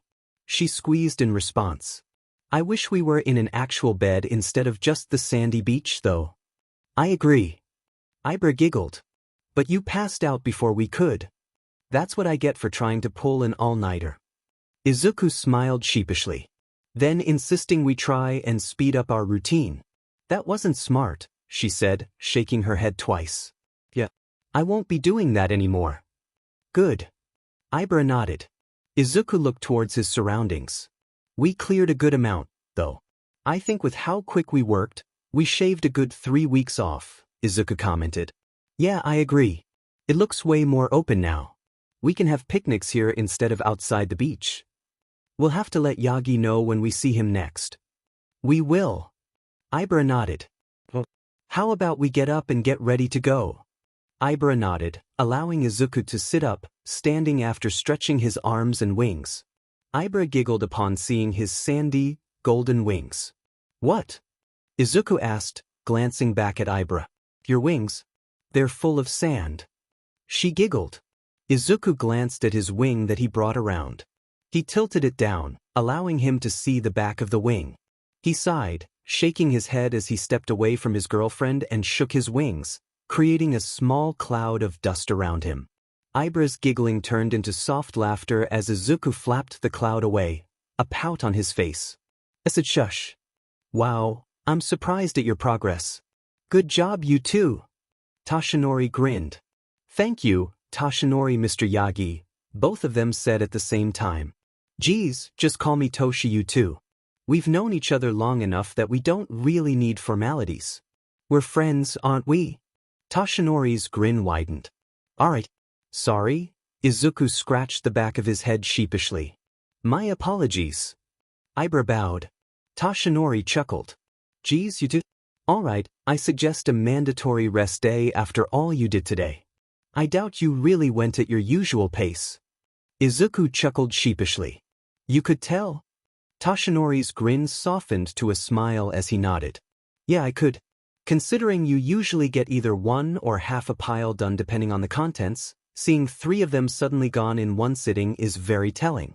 While that's good work, you really shouldn't do that. It'll hurt more than it helps. Ibra nodded. Not to worry. I will make sure Izuku paces himself. Ibra smiled, side-eyeing Izuku. Izuku blushed, looking away with a pout. Toshinori laughed, placing a hand on both Izuku's and Ibra's shoulders. Good. Now how about we all get something to eat and you can tell me about today? Yeah, let's go. After grabbing some food with Toshinori, the pair returned to the Midoriya household.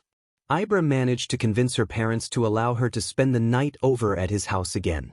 This time around, though, they needed no prompting to spend their night together in the same bed. The next morning, sun peeked through the blinds of Izuku's window, reflecting off his wing and onto his eyes. He groaned quietly, moving his hand to cover his eyes. His wing moved and Ibra's head peeked out, her tired eyes looking up at Izuku. Nothing. Just didn't want to wake up, Izuku mumbled, turning and bringing his arm back under the blankets to wrap around Ibra. She hummed tiredly, melting into her boyfriend's embrace.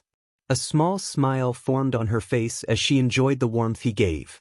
She tiredly shifted her head and kissed his jaw. I don't want to either. But we have to. Why? You asked me out on, she yawned. A date. Oh yeah. Izuku and Ibra stayed silent for a moment before Izuku sighed. 1 more hour? Ibra smiled tiredly. Okay. An hour later, Izuku and Ibra were walking through the house hand in hand. So, what are you planning for our date? Izuku smiled, gently pulling her over to the kitchen. I was thinking I'd introduce you to the arcade. Ibra tilted her head. The arcade is where Katsuki goes, right? Exactly. It's pretty fun. I've never been there before. Which is why I'm wanting to show you. I think you'll have fun. Ibra smiled. I really look forward to it, then. And even if I don't enjoy the arcade, I'll always enjoy spending a day with you. Izuku smiled, wrapping a wing around her and pulling her closer. She giggled as she released his hand and rested her hands against his chest. He looked down at her with a soft smile. You just wanted to get me closer, didn't you? Yep. No other reason. Other than this, Izuku lowered his head, pressing a soft kiss onto Ibra's lips. Pulling back, he felt a vine wrap around the back of his head, stretching from Ibra's hair and stopping his head from moving back completely. A loving smile was on her face as he looked back down at her. Get back here. Izuku chuckled. With pleasure. Izuku went back down and met her lips with his once more, both wings now wrapping around her as they shared another loving kiss. Well, this is big. They were standing in front of a multi-story building, the front covered entirely in windows. Arcade machines littered the first floor, people of many ages playing at a large majority of them. Yeah. It's the biggest arcade in Japan to my knowledge, though I've never really looked around. Arcades are fun, but I'm not really passionate about them. Kaken and I went here a few times, that's why I know it. Ibra looked to her side, squeezing Izuku's hand as she looked up at him. A smile crossed her face as she leaned up and kissed his cheek. Let's go inside. I can't decide if I like it from just out here. Oh yeah. Right. Izuku chuckled sheepishly, releasing her hand and walking forward, pushing the door open and gesturing inside. After you. Ibra smiled, running her hand over his as she passed by him. Izuku followed her in afterwards, easily catching up to her when she stopped to take in her surroundings. A cacophony of sounds flooded her ears as hundreds of machines and people spoke, talked, and made sounds. Ibra finally spoke, stepping back once.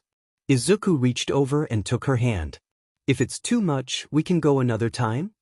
Ibra shook her head as she looked at her boyfriend. And no, that's not it. It was just surprising. I'm fine really. She smiled. Izuku kept watching her for a moment longer before finally nodding, a smile returning to his features. Let's get started.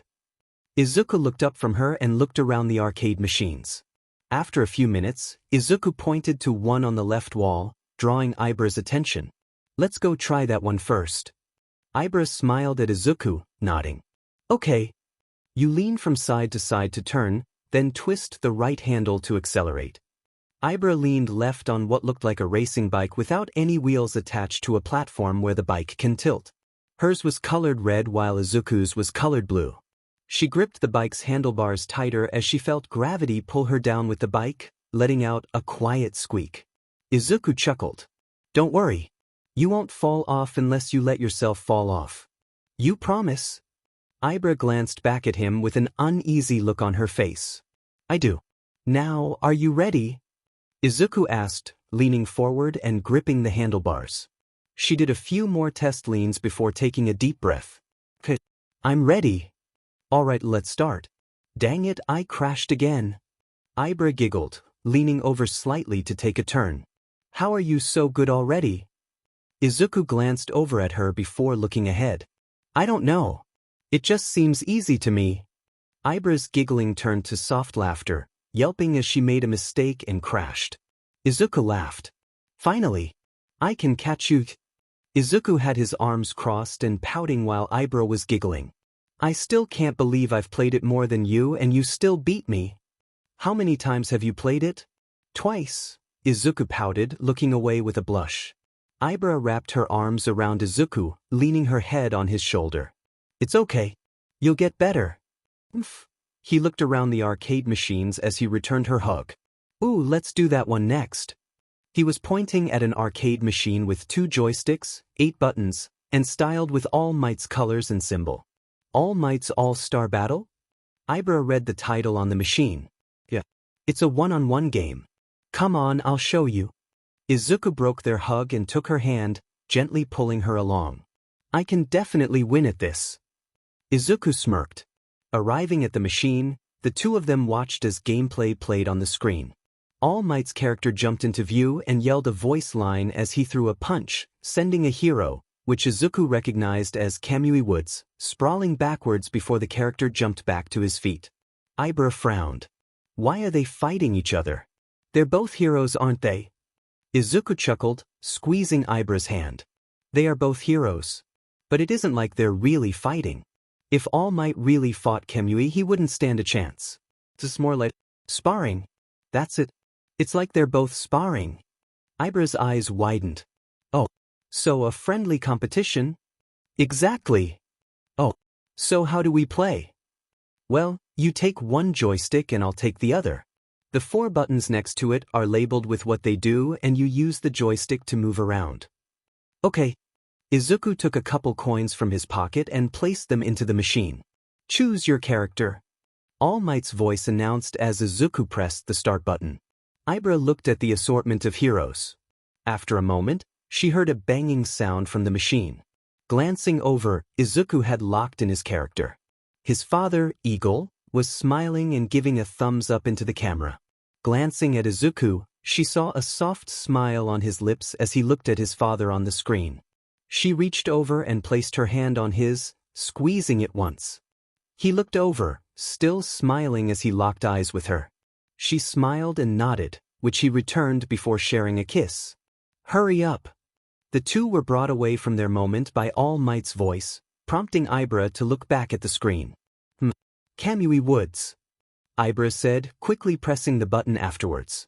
The screen changed to a city street, Kamui landing into frame first. Your days are over, evildoer. Surrender now and you will not be harmed. Eagle swooped in next, hovering in place on the other side of the screen after some aerial acrobatics. He crossed his arms over his chest and smirked. Evildoer? Looks like you're trying to paint yourself as the good guy in this. I'll be sure to remind you who's who. 3, 2, 1. Fight. The pair of them ended up only playing that game for the remainder of their date. Ibra had gotten the hang of it easily and became a match for Izuku, but that only increased the fun the two of them had. As the sky was turning orange, the pair left the arcade hand in hand. You got lucky that last time with Crust. He's so easy to defend with. Ibra giggled. I know. That's why I picked him again. Izuku squinted and smiled. You're dangerous. We'll have to come back here and have a rematch. I'd love to, my wonderful angel, Ibra purred, leaning against him. Izuku wrapped his wing around her as she leaned against him. Right before he could speak, though, an explosion echoed in the distance. Both of them pulled back, lowering themselves slightly. Another explosion followed the first, giving the two of them a general idea of its location. He looked over at her. Let's check it out. But Izuku, we're not heroes. I know. I just want to see what's happening. Then we can leave. Ibra frowned for a moment before sighing. Don't jump into it like you did before. Okay. Izuku paused, flinching at Ibra's frown. Got it? I promise. Ibra got close to Izuku again, taking his hand with hers. She smiled before speaking. Then let's go. The whole area was burning, even behind Crust's shield. Crust could smell the smoke as he breathed in and out heavily, gritting his teeth as he fought off the growing fatigue. The hexagonal shield was the size of his whole body and just as broad. Behind him were two injured heroes, one unconscious and the other attempting to tend to his wounds. Are you two all right? The hero looked up from his comrade, nodding. Wait. Thanks for the save. I'm glad you two are safe. Stay here while I handle the villain. Why, yes, sir. Crust lifted the shield and grunted in exertion as he slammed it into the ground, creating a more permanent piece of cover. Afterwards, he ran around it, creating a smaller shield in his right hand as he went to confront the villain. It's this way. I wonder who's fighting.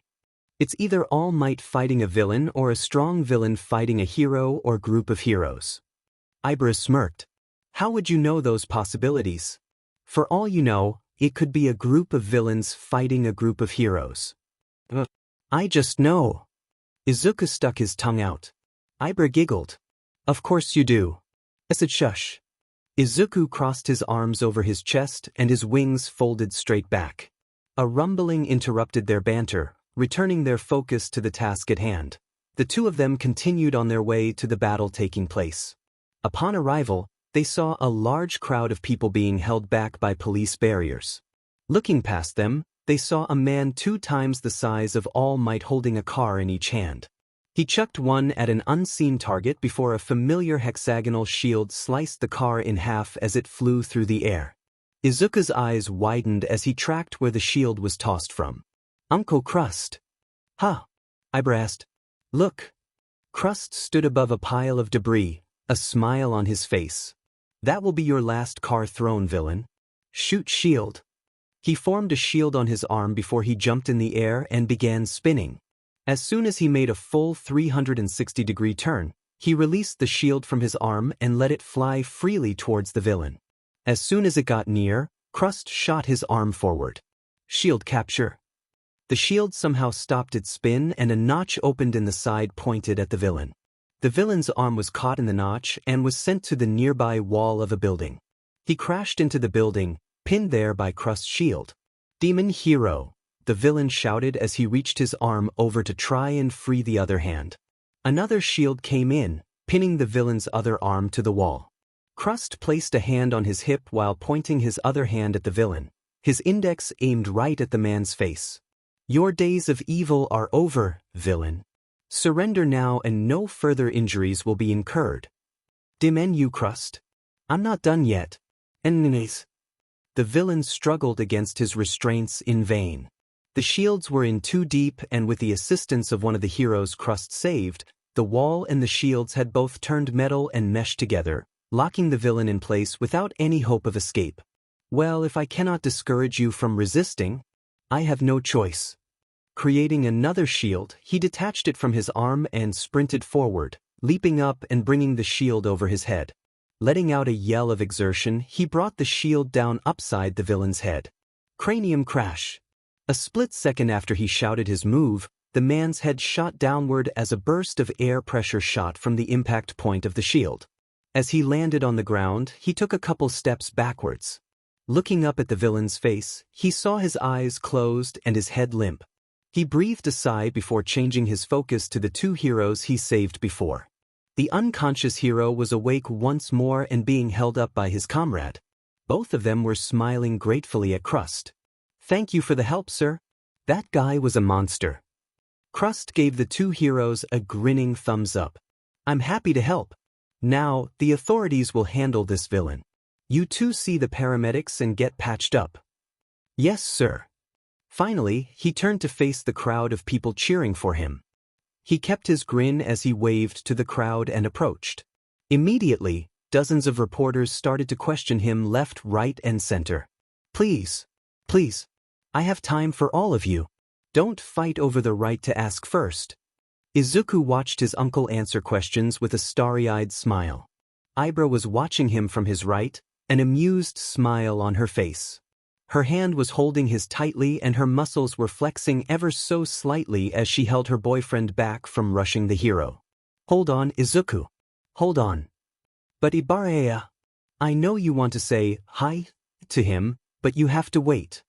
Even though I really want to meet him as well." Izuku sighed. Finny.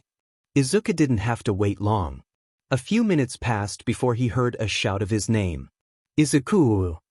Before he could properly process anything, Crust had yanked his nephew into a tight hug, shaking him all about and crying tears of happiness. "I'm so glad to see you again. I'm so sorry I haven't been around lately. Work's increased and I haven't had any time to leave the agency for the past few months." Ibra watched the interaction with wide eyes for a moment before quickly starting to laugh quietly. "I suppose he's on Inko's side of the family." Izuku finally returned his uncle's hug, smiling happily. "It's all right. I was busy with training." "Ah yes. Training your quirk with your beloved. You have yet to introduce me."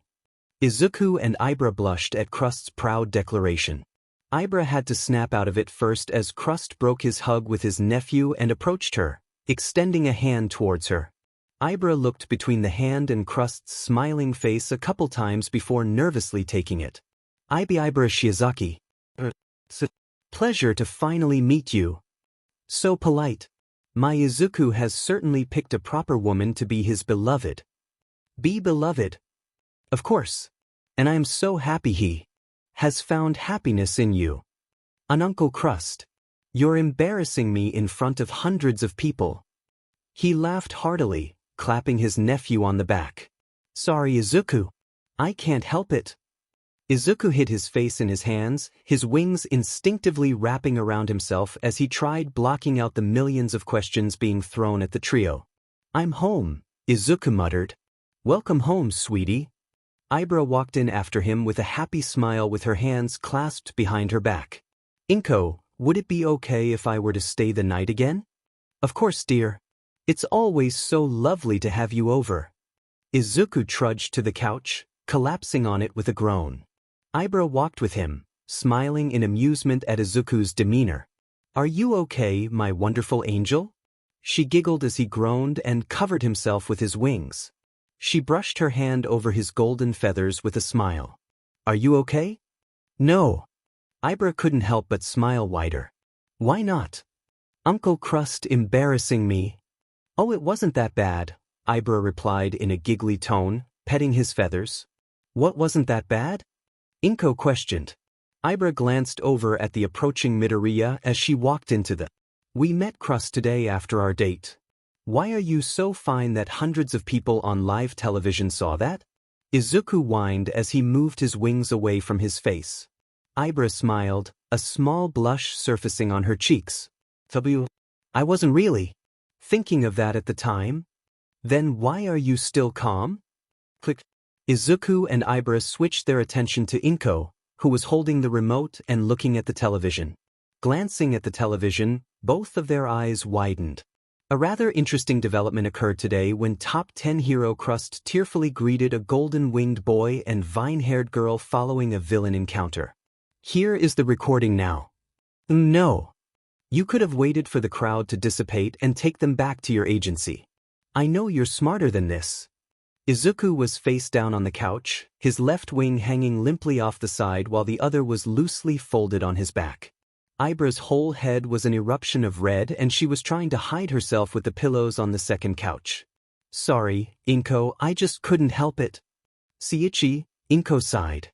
Sorry. Inko couldn't help but chuckle. You're so lucky they're funny when they're embarrassed. Otherwise I'd have to come over there to scold you, older brother or not. Anything but that. Inchim, be sure to remember that next time you want to embarrass my kids. Yes, ma'am. Izuku sighed as he fell onto his bed, his wings splayed out with his arms. He let out a deep sigh as he glanced at the bathroom door. A couple moments later, it opened, revealing Ibra dressed in baggy pajamas a couple sizes too large. His exhaustion from the day's embarrassing events momentarily left him as his breath was taken away by the shy smile on Ibra's face. As he kept staring, she looked away, subconsciously hooking a finger around one of her vines and twirling it slowly. Thank you for letting me use these. Izuku's eyes widened before he snapped them shut and shook his head. Opening them again, a smile formed on his face. Why, you're welcome. I'm glad I could help. Damn it, Izuku, he thought to himself. Ibra looked back at him, her soft smile widening slightly. She finally approached the bed, crawling onto it while Izuku adjusted himself on the bed. Without waiting, Ibra slowly wrapped her arms around his chest and pulled him close. Ibra, I need to get changed too. She remained quiet, simply hugging him with her eyes closed and her head against his chest. He sighed softly before hugging his girlfriend, surrounding her with one of his wings. She sighed softly. Sorry, I just really wanted this. Izuku let out 2 quiet chuckles. You just had to ask, Ibra. Can we stay this way for a bit longer? For as long as you need to, just not too long. I'd rather go to sleep in comfy clothes. Izuku smiled. Ibra giggled, lifting her head to his. Almost instantly their lips met in a tender, loving kiss that warmed both their hearts and brought loving smiles to their faces. Pulling back, she rested her ear against his shoulder, keeping her eyes on Izuku's face as she caressed his cheek. Thank you. Beep beep. Beep beep. Beep beep. Beep click. Izuku retracted his hand with a sigh, turning back into the cuddle he shared with his girlfriend. As soon as his arms surrounded her and his wing went over her once more, she snuggled deeper into his chest, letting out a gentle hum of enjoyment as she did. Good morning, my angel, Ibra purred. Don't say that yet. We're still in bed. And we aren't intending to get up anytime soon, Izuku said as he pulled her closer. Well, in that case, she turned so her back was against Izuku's chest. Allow me to get more comfy. Izuku smiled softly, pulling her into his chest once more and kissing the back of her neck. She smiled softly as she held his arms with her hands and squeezed once. I love you, Izuku mumbled out. Ibra's eyes opened wide as she heard him, before her heart fluttered and a large wave of warmth spread through her body. Her eyes slowly closed again and a small smile formed on her lips as she squeezed his arms again. I love you too, Izuku. Very much. His arms held her tighter in response, drawing a content sigh from her lips as she leaned her head back, opening her eyes again. Turning her head towards his, she pressed a kiss onto his jaw. A small smile came to his lips in response. After a moment of watching his smile slowly melt away into a neutral expression again, she returned to how she was laying before, smiling softly as she enjoyed Izuku's warmth. Willingly letting her consciousness drift off once more, she fell asleep with that same smile on her face. Izuku and Ibra entered the kitchen 2 hours later, holding each other's hands loosely as they sat at the island. Izuku's hair was as shaggy as it always was, but Ibra's was all over the place. Her vine-like hair tangled, twisted, and sticking up in multiple places. "Good morning, you two," Inko greeted with a smile, sliding a plate of eggs to each of them. "Good morning," they responded at once. "Did you two have a good sleep?" Izuku let out as he rubbed his eye. "I did as well," Ibra mumbled, idly trying to fix her hair with her free hand as she took a bite of her eggs. "That's very good," an unseen boy replied. "Oh no," Izuku grumbled. "What's wrong, little brother?" Kigo asked teasingly. "Go away, Kigo. I'm too tired for this now," Izuku groaned. "Too tired for what?" "Tired for this." Instantly, the living room was filled with the news report from the previous day. Specifically, the part where Crust charged Izuku and hugged him, while confidently bellowing everything he said the previous day. Izuku and Ibra both blushed, but attempted to act normal, continuing what they were doing before. "Ah, I love Uncle Crust for giving me such amazing ammunition." "I hate Uncle Crust," Izuku groaned in defeat. "Now I have to deal with you." "Oh, only me." Izuku and Ibra turned to finally face the grinning Kigo, his hands on his hips. "What do you mean?" "Well, if I was able to see it, what do you think your school is going to say?" Izuku and Ibra's eyes opened wide, sharing a glance before looking back at Kigo's smirking face. "Yeah, you're dead." Izuku and Ibra stood in a crowd with Inko, waiting in line to get inside a large stadium. "I'm so glad I don't have to suffer anymore." Izuku sighed in relief, leaning against his girlfriend. Inko giggled. "Oh, it wasn't so bad." "Yes, it was. At least twice a day, we'd get asked by different students every time about what Uncle Crust said." "I agree with Izuku," Ibra said with a nod. "I was very flustered throughout the entirety of the final quarter. Not to mention my parents had to talk to me about it when I finally came home." Inko laughed softly. "You still haven't told me what they wanted to talk about," Izuku commented. Ibra blushed. "Oh, I'm so happy you two have grown so close," Ibra's mother declared with a smile. "I am as well. However, we must discuss your future with that boy," Ibra's father pointed out. "That is very true." What about my future with him, father?" "It is clear that you love him, yes?" "Of course I do. However, because you love him, there will be certain curiosities you and him might have." "Sinful curiosities." Ibra blushed at what her father was implying. What about them?" "You will have to remember that it is sinful to indulge them out of wedlock. You must wait until you two are married before you can indulge in them." "Wise, father." "And nothing too important," Ibra said louder than she intended. Inko smirked knowingly at Ibra for a moment before it softened to a smile. "Well, like you said, it's over." Izuku nodded, sighing softly. "Thank goodness."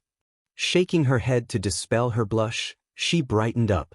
"I am really looking forward to the entrance exams next week," Ibra commented with excitement. "Yeah, me too." Izuku nodded with a wide smile. "We're moving ahead, you two." "Right. Holy crap, this stadium isn't even halfway full." Izuku shouted in surprise. "Wow, it looks very different when it isn't filled," Ibra let out with an amazed gasp. "Let's head to our seats, you two."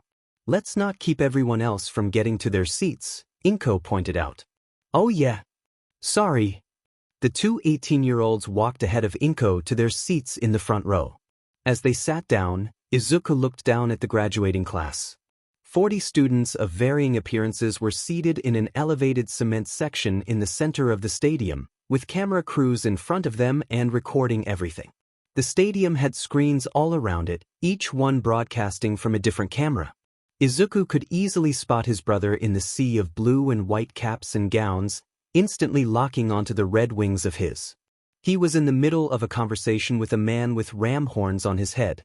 To his other side was Karakoko, whose hand was in his as she watched him converse with his friend. Izuku smiled as he watched him. "He's already going to be a hero. I better train hard at UA. There's no way I'm letting him be at the top for long." "Oh, they're starting," he heard someone say. Izuku was broken from his thoughts as Ibra took his hand, drawing his attention to her. She was smiling softly, her smile getting happier as he looked at her. Squeezing her hand once, he leaned over and kissed her cheek. "Thank you for inviting me," Ibra whispered. "You should have expected me to invite you anyways," Izuku replied. Ibra giggled quietly. "You are correct, I was very foolish." The two shared a loving kiss before pulling back, Ibra leaning her head against his shoulder as they watched the beginning of the ceremony. Izuku Midoriya. Hero name, Hawks. Inko stood up as the crowd started cheering and clapping, whooping and hollering loudly at her son. Izuku and Ibra were on their feet as well, clapping and cheering for the elder Midoriya brother. Izuku looked up at them with a smirk, waving at them all as he made his way over to Principal Nizu, a small furry creature in a small suit, who was standing on the podium that held the microphone he spoke through. He arrived at the podium, accepting a card and a folder with his name on it. After bowing, he turned and smiled for a quick photo before Nizu adjusted the microphone. Izuku Midoriya has been one of the brightest students in this class, earning the highest score in the Provisional License Exam and the Hero License Exam, making the top 3 in the sports festival for 4 years in a row, and being an overall exceptional student in class. I am proud to say that UA will not be the same without you gracing these halls each day forward. I wish you luck as you move forward into the world of heroism. The stadium erupted in cheers and the sound of clapping hands once more. The Midoriyas and Ibra joined in with them, standing up once again. The cheering lasted for a moment before Nizu cleared his throat. "Mr. Midoriya, would you like to say anything?" Izuku smiled as he leaned into the mic. "It's been awesome going to UA for the past 4 years. The whole time I've studied here has been a blast. I've made friends, I've met someone who became more than just a friend," Izuku said, winking at his girlfriend, who blushed. "I wouldn't trade my time here for anything." Izuku's expression darkened slightly. "I only wish that my father were alive to see this," Izuku trailed off before shaking his head. "But you all know him. You know he wouldn't want me to cry. He wouldn't want anyone to be sad. He would want all of us to continue with smiles on our faces. To continue our days going beyond." He lifted his fist into the air, wiping a tear with his free hand as everyone in the stadium shouted with him. "Plus Ultra." Izuku hugged Izuku tightly, the two of them standing with their loved ones outside the stadium. "Good job, Izuku," Izuku muttered. He smiled, returning the hug and patting his little brother on the back. "Thanks, little bro. I better see you at the sports festival this year. The Midoriya name has to be at the top like every other year," Izuku said with a smirk. Izuku chuckled, pulling back with a nod. "You bet. I'll shoot to the top of the sports festival like you did every year." Izuku, Ibra, and Inko all laughed at Izuku's eagerness. "Well, you first have to pass the entrance exam with me, Izuku," Ibra pointed out with a fond smile. "We won't have any trouble with that. We'll beat that with our hands tied behind our backs." Izuku shouted confidently, a small blush on his face. Everyone else laughed at his confidence, increasing his blush. "Don't be too overconfident. The exam was somewhat difficult for me," Izuku commented. "But I'm better than you, Izuku." Izuku smirked. "Oh, who has the hero license?" "That's beside the point." Another round of laughter embarrassed Izuku further. "Stop laughing. Ha ha ha ha. Come on. We gotta get there early." Ibra giggled as she let herself get tugged by her boyfriend down the sidewalk. "What's the rush, my angel? If we get there late, we won't be able to sit next to each other," Izuku replied with an eager smile. Ibra smiled, finally pulling back against him, stopping him in his tracks. He raised an eyebrow. "What is it, Ibra?" She brought him into a hug, whispering into his ear, "Wouldn't it be quicker to fly there?" Izuku's eyes widened as he pulled back, grabbing a hold of his girlfriend's shoulders. His hands slid up to the back of her neck and head as he pulled her in for a passionate lip lock. Ibra ummed through her nose as she melted into the kiss. They pulled back, Izuku smiling at his girlfriend again. "Ibra, you are a genius." Her cheeks reddened as she smiled shyly. "Maybe you could give me another kiss as a reward." Izuku wrapped his arms around the small of her back and his wings around the two of them. "Of course I can," Izuku said, giving her a gentler and loving kiss that she hummed into. She reached her hands up to his cheeks, caressing them as they held the kiss. Finally they pulled back, both of them letting out content sighs. "Are you ready?" Izuku asked. She smiled up at him as she turned around, gently leaning her back against his chest while holding his arms. "I am now." Izuku smiled softly as he pulled her closer to him. Spreading his wings, he took flight, holding his girlfriend tight as he flew through the air. Ibra smiled softly as she enjoyed the wind blowing through her hair. Katsuki Bakugo was standing at the front gate of Yue, glancing around with an annoyed expression and his arms crossed over his chest. "Where the F are those two?" he growled. "They better not be distracted making out or some shit. This is more important than that." A glint caught his eye, drawing his gaze to the sky to see a pair of golden wings attached to a boy holding a vine-haired girl. Bakugo let out a growly sigh. "Of course," he shook his head. The couple descended slowly, landing in front of Bakugo with smiles on their faces. "Greetings, Bakugo." "Hey, Kaken. You two are late," Bakugo said with a smirk. Ibra blushed while Izuku smiled sheepishly. "Sorry, we took a scenic route." "I couldn't help it." Bakugo grunted, rolling his eyes and shaking his head before turning around. "Let's get inside before the extras take our seats." Ibra and Izuku shared a glance, both of them wearing slight smirks as they shook their heads at each other twice. Locking their hands together, they gave each other warm smiles. "Let's make sure he doesn't try to kill anybody," Izuku joked. Ibra giggled. "Right." "Oh no," Ibra mumbled, looking down at her lap as she showed a piece of paper to Izuku. "Yeah, same here," Bakugo grunted, showing his piece of paper.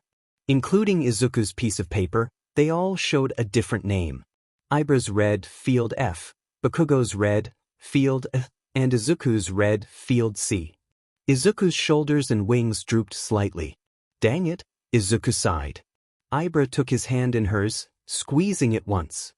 He looked up at his girlfriend, who was smiling softly.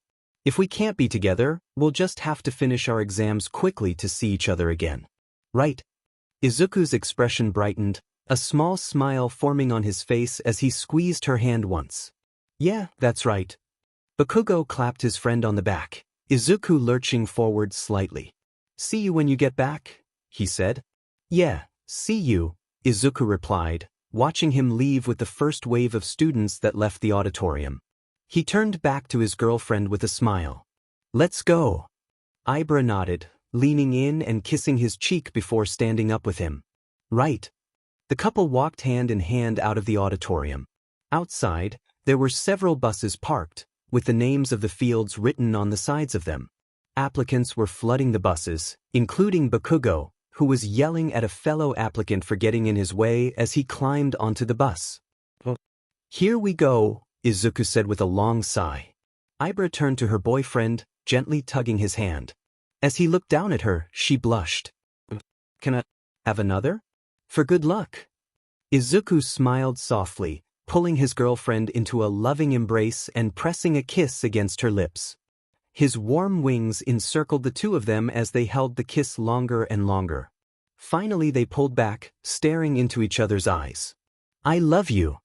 "I love you too, Ibra." The two shared an Eskimo kiss before finally pulling back, holding each other's hands for a moment and squeezing. "Remember to keep your finishing technique for necessities only." "I know how tired it makes you," Izuku said softly. "And you remember to only use your sun reflection similarly." "I don't want you to be exhausted too soon and get hurt," Ibra replied. "I will, I promise." Ibra smiled softly, nodding once. "See you soon." "You too." With that, the two of them finally fully separated, walking to their respective buses. A few moments later, all of the buses drove away from the main campus. As Izuku watched the campus leave his field of vision, he took a deep breath. Time to ace this test. Izuku stood in the crowd of people standing at the front gate to his field. He was hopping on the ball of his feet and swinging his arms, taking deep breaths as he did. Stopping his bouncing, he shook his wings and frilled his golden feathers. I got this," Izuku said to himself, folding his wings back. He glanced around at his fellow applicants, seeing the nervousness in the expressions of those close to him. He took a deep breath. At least I'm not the only one nervous. Izuku looked back at the huge gate that was separating him and his fellow applicants from the field inside. Alright, so as soon as that door opens, I'll fly into the air and shoot inside before any of the others. That would give me first pickings of the enemies inside. Izuku nodded twice. Yeah, I got this. Excuse me. Your muttering is distracting dash. Before the person who spoke to Izuku could finish, the front gate opened quickly. Start. Present Mick's voice called from the front of the group. Sorry, gotta go. Izuku said as he spread his wings and took flight. He soared over the group of applicants and into the cityscape on the other side of the gate. He was grinning as he spotted his first targets. He adjusted his trajectory and entered a dive. Here we go. Ah, Toshinori. You finally arrived. Toshi stood just inside the doorway of a room filled with dozens of video screens. Some were mounted on walls, others were mounted on desks, with heroes watching them closely. Some of them had looked away from their screens to take a look at who had arrived. Toshinori was dressed in a yellow pinstripe suit with matching pants, a blue tie tied around his neck, and brown dress shoes. In front of Toshinori stood a white-haired rat bear dog thing wearing a dress shirt, black vest, and black pants. His beady black eyes stared up at the blonde-haired man and a smile pulled at his lips. I apologize for being late, Principal Nizu, Toshinori said with a bow. So long as you arrive at all. The tests are beginning now, the rodent replied with a smile. And I think you will find one of the applicants to be quite interesting. Toshinori followed Nizu's furry paw to one of the larger screens at the back of the room. His eyes widened slightly as the view changed to Izuku soaring over a cityscape, a frown on his face as he looked down at the ground below. He looks just like him. I'm sure he would be proud, Toshinori thought to himself. It seems you know him, Nizu commented. Have you met him before? Oh, Toshinori said before shaking his head. I've seen him around the city before. And of course, I remember the news of his father's death. Nizu remained quiet as he stared at him and smiled. Please believe me, please believe me. I see. Well, I'm sure you'll get to know him better if he passes the exam. Class 1A and 1B will be scheduled to participate in All Might's Foundational Hero Studies class. Toshinori nodded with a sigh. You're right. I'll be interested to see what kind of a person he is, he said. Should he pass, that is. Indeed. Well, he's making a mighty fine spectacle so far, a Deepening heroine purred, redirecting the two's attention to the screen. On it, Izuku rolled in the air to avoid a spray of rubber bullets from one of the villain robots below. A moment later, small flashes of light glinted off his wings, and a moment later, the villain robot that shot at him, as well as the three others that were in the area, all fell apart. It seems he's quite a skilled fighter with his quirk, Nizu commented before looking down at his left wrist, where a watch was sitting. Let's see how he can handle the next portion of this little test. Release the 0 pointers. Cackling came from the lips of a shirtless, orange-haired man, whose head was obscured by a large yellow helmet similar to a rectangular excavator claw. The orange, L-shaped fingertip pressed a red button that lit up once it was activated. Are you sure? Isn't this a little soon? Toshinori questioned. Why not? It'll certainly make things entertaining, Nizu replied, laughing maniacally. Toshinori's sweat dropped as he stared deadpan at the principal. Looking back at the screen showing Izuku, still soaring in the air and avoiding attacks. Good luck, my boy. You're gonna need it. Silence filled the room. Every man and woman stared at a single screen with gaping mouths and wide eyes. Did he? What did he? It was completely obliterated. Nizu cackled. This kid, Toshinori muttered. Dibs on that one. A man in all black with a long scarf around his neck said in a flat tone. You can't call dash. Done. Oh, come on, a gray-haired hero in a dark red skin-tight suit shouted. Aizawa was faster, Ken, Nizu replied, laughing. Toshinori smiled, looking up at the screen again. Izuku was sitting on the ground, his legs splayed out in front of him while his hands were holding his upper body up. He was panting heavily as he stared up at the sky. The parts of his clothes closest to his wings were slightly burnt and sweat was dripping from his face. Beside him was a hoof-footed girl with shoulder-blade-length blonde hair and blue eyes. A wide smile was on her face as she animatedly spoke to Izuku. A smile was on the boy's face as he nodded and responded to her when he could. "Good job, Izuku. You did amazingly." An explosion of shine made my heart pump with coolness. Izuku chuckled, looking up at the girl who was excitedly talking in front of him. "I'm glad you like the super move. Takes a lot out of me though. You think you can help me up, pony?" The girl gasped, placing a hand on her mouth for a moment before she moved closer, grabbing the hand he offered and pulling him up. He gave her a tired smile. "Thanks."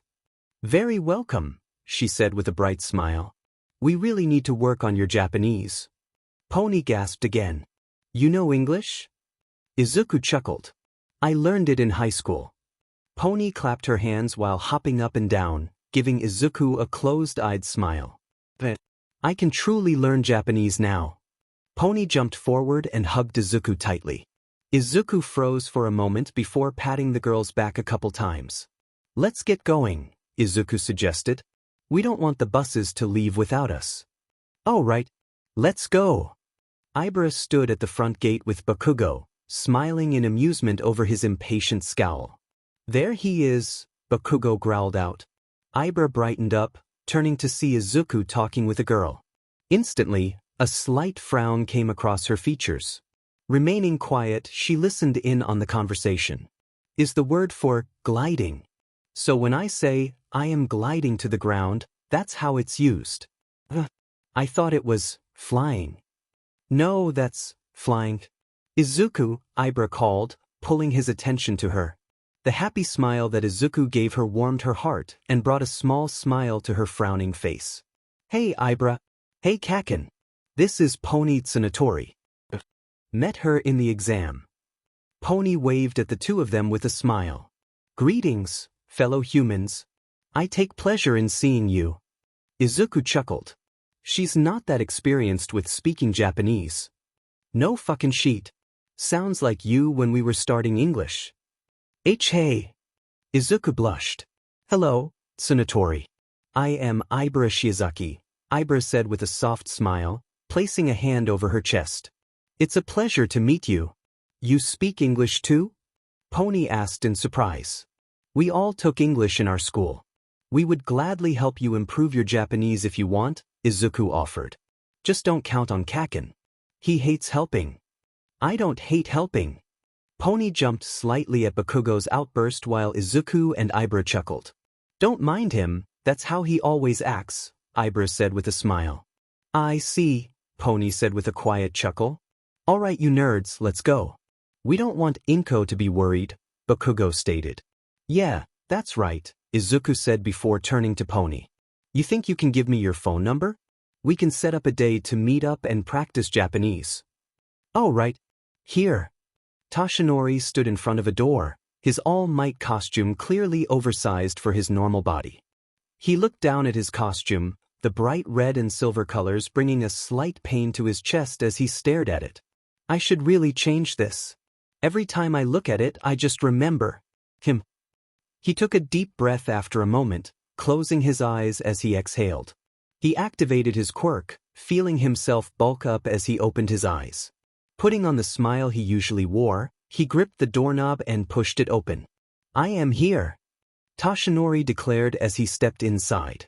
In the room, multiple heroes were sorting through papers at a large meeting table while Nizu stood at the far end of the table. The rodent looked up from the paper in his hands and smiled. "Greetings, All Might. We were just about to begin recording the acceptance letters. Do you wish to record any in particular?" "Yes, I do. I was told by Toshinori that one Izuku Midoriya was an interesting boy to watch. I would like to be the one to dash." "Not so fast, All Might." The symbol of peace jumped slightly as he turned around, spotting the Dragoon hero, Ryukyu, pointing right at him. "And Miss Ryukyu, I was unaware you worked at you." "I don't, but I came here to specially record Izuku's acceptance speech dash." "Not on my watch, you don't," Crust declared, rushing into view and pushing Ryukyu aside. "He's my nephew," I will be recording for him. Oh no you don't. He's my nephew as well. And I got here first so I got first dibs. Actually dash. Not a word All Might. Both Ryukyu and Crust snapped, pointing at the hero. All Might jumped, taking a step back while raising his hands up. Nizu chuckled. The great and powerful All Might, shut down by merely 2 heroes. What has this world come to? He teased before clearing his throat and getting the attention of the 2 heroes bickering. I have a solution to your problem. Ryukyu and Crust glanced at each other before looking back at Nizu. A solution? Crust questioned. And what's that? Ryukyu asked. Nizu merely smiled in response. All Might watched the rodent wearily. I don't like that look in his eye. Oh I see. That's what I thought it would mean. Pony, Izuku, and Ibra were all sitting around the kitchen table inside the Midoriya household. Pony was wearing a white and brown striped v-neck and jeans, and the smile on her face warmed both Izuku and Ibra's heart as they watched it. Izuku was in a pair of sweatpants and a green t-shirt while Ibra was sitting next to him, also in a green tee. Really? Izuku asked, tilting his head. Pony blushed, looking down as she squirmed slightly in her seat. Really like anime? So I watch a lot. And I mean a lot, a lot. Izuku chuckled. That makes sense. Is she talking about those animated shows that you showed me? Ibra asked. Izuku nodded. Yeah, those, Izuku replied with a nod before turning back to Pony, who was still blushing. Well, that's good. That got you exposed to some words and phrases, even if you didn't understand it without the subtitles. Yeah, that's true. Pony chirped with a bright smile. So, what's next? I think that's enough for now. We shouldn't focus on improving Japanese the entire time we're here. Then what do you want to do now? Ibra smiled softly. Well dash. Izuku, Yue sent you something.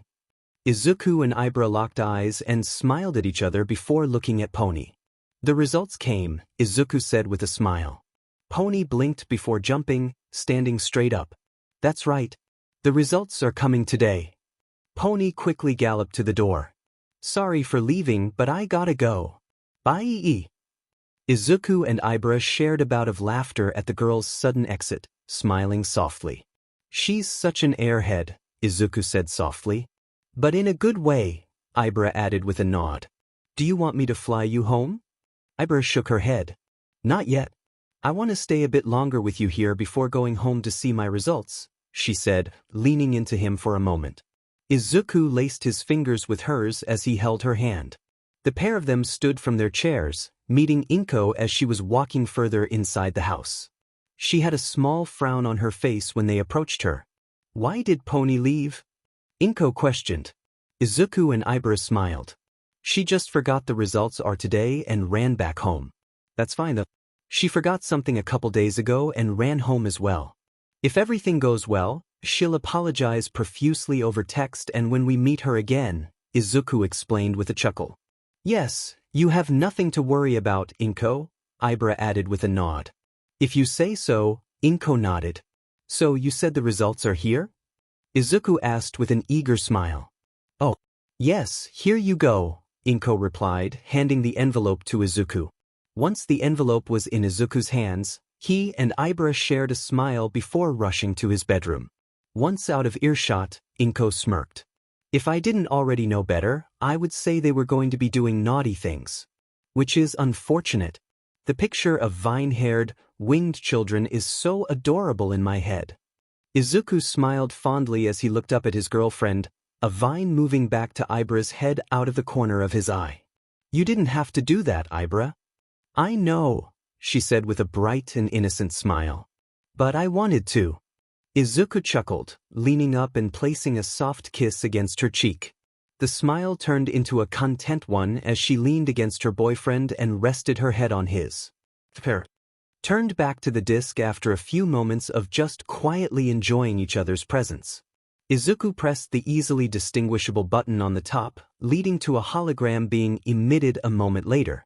Had it not been for Ibra leaning against him, he would have fallen backwards in his chair in sheer surprise, for on the hologram were 3 figures, All Might, his Aunt Ryuko, and his Uncle Shiaki.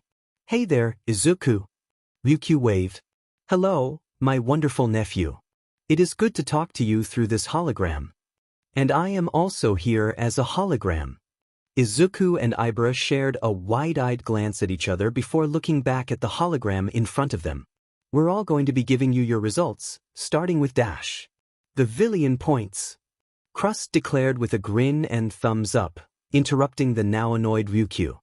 You really impressed me when I watched the replay of your exam. As Crust spoke, different holograms popped up beside him, showing video recordings of Izuku during the exam. One showed Izuku twisting midair out of the way of a burst of rubber bullets, while another showed Izuku extending his wings outward and small flashes appearing on them, the camera panning to reveal several robots in shambles. You have been awarded 85 villain points. Good job. I am very proud of you, Crust declared, wiping a tear that was leaking through his mask. But being a hero isn't always about beating the villains. Ryukyu chimed in as Crust was starting to tear up even further. A hero also has to save those in danger, and you did wonderfully in that regard. Ryukyu gestured to her right, a recording appearing beside her in a rectangular black box. On it was Izuku landing in front of a downed pony and another unknown student.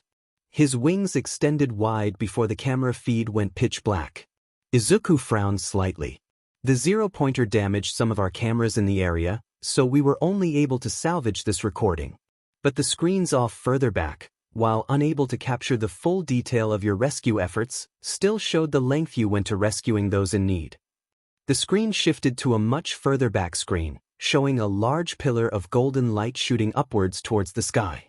Izuku looked up at his girlfriend, who was giving him a fond, yet slightly disappointed smirk. He, in response, smiled innocently. I had to do what I had to do. I can see that, she replied with a raised eyebrow. For such an effective rescue, you have been given 27 hero points. Good job, Izuku. Your father would be very proud of that score, Ryukyu said with a smile, drawing the pair's attention once more. All Might stepped up next with his signature wide grin. Both your efforts to defeat the mock villains and your valiant rescue have earned you a combined total of 112 points, placing you at first place in the results. All Might declared. Congratulations, Izuku Midoriya. You are officially accepted into UA Hero University. Good job, Izuku. Crust cried, tears streaming from his eyes. Congratulations, Izuku. I'll be sure to visit you this weekend to help you pack your things, Ryukyu said with a soft smile. Which does lead into what's next. You will be put into a dorm system Dash. Miss Ryukyu, I believe I was supposed to tell him Dash. All Might stepped back at the glare Ryukyu gave him, drawing a chuckle from Izuku and Ibra. Auntie Ryuko, scaring heroes and villains alike with that glare since she started hero work, Izuku commented with a chuckle. Principal and you, could you convince her? Oh no, this is way too entertaining to stop, someone not in the frame said in a chipper voice. Anyways, where was I? Oh yeah, the dorm systems. You will be given a room to stay in for the entirety of your college career. The move-in date is this Saturday, and I must stress that you only bring what you need, plus a few things you want to bring with you as well. Like I said before, I'll help you. And I will too. And I'm sure Ibra will as well, Ryukyu added with a smirk, Crust laughing a moment later. Izuku and Ibra blushed slightly. They really know us. They do. Well, that's it for the results. Good job getting into UA. And Dash. A crash echoed on the recording with the three heroes still standing in it looking at something off the screen. A few moments later, a familiar pair of wings came into view before Kigo literally flew into view. Good job, little bro. Hey, you're not authorized to be here, someone said off the screen. Ryukyu and Crust were both too busy laughing to do anything, and All Might looked downright confused. Kigo simply waved. Well, gotta go. Hopefully Auntie Ryuko and Uncle Crust can get me out of trouble. Right as Kigo ran out of frame again, the hologram dissipated, allowing Izuku to let out the laughter he was holding in the entire time Kigo was on the screen. No wonder he said he wouldn't make it that day, Izuku said in between laughter. He was stuck getting chewed out by the UA staff. Ibra smiled as she watched Izuku laugh, giggling after another moment. Even after graduating, he can't stay out of trouble, Ibra commented. Nope. Well, do you want me to take you home to see your results now? Izuku asked. Yeah, we could do that. Or, we could spend a bit more time together here? Just the two of us? Ibra suggested, walking around and sitting on Izuku's lap. Izuku smiled as he surrounded her midsection with his arms and looked up at her. He leaned up and planted a gentle, loving kiss on her lips before pulling back slightly. I'd love to. No, you can't take that, Ryuko said with an amused smile. Come on. Izuku, Ibra and Ryuko were all standing in Izuku's bedroom, a few things noticeably gone, including Izuku's desk, computer, bed, and dresser. Several boxes were placed near the door with another beside Izuku, who was holding a statue of crust. I said only take what you need plus a few things you want to bring. We're still packing the stuff you need. Miss Tatsuma has a point, Izuku, Ibra pointed out. Your notebooks are still out and you haven't decided if you wanted to bring all your clothes or just some of them. Why? Ryuko took the statue from Izuku's hands gently, moving over to one of the shelves and placing it on there. I am here, a black-haired man declared as he walked into the room with a wide grin. Izuku Midoriya, also known as the Pro Hero Crust, wore a green t-shirt, brown cargo shorts, and a pair of sunglasses. Izuku smiled brightly at his uncle, Ibra had slightly smaller smile, and Ryuko face-bombed. Hey Uncle Crust. Izuku said with a grin, his wings rising slightly. It is good to see you again, Ibra added with a bow of her head. What took you so long? Ryuko asked with a smirk. Unfortunately, the traffic is rather thick this morning. But worry not. I will get these boxes into the truck and help with any more packing. Shiaki said with a heroic thumbs up. The off-duty hero proceeded to grab the top 2 boxes on the stack and carry them out of the room.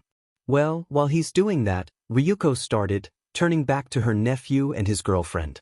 Let's get back to packing. And don't worry, Izuku, you'll get to take some stuff with you. We just gotta make sure everything's sorted out first so it isn't a jumbled mess. Izuku sighed, his shoulders and wings drooping. Fine. Alright, all done, Ryuko said, patting her hands before turning to Izuku and Ibra. Do you want us to stop by your house to help you pack?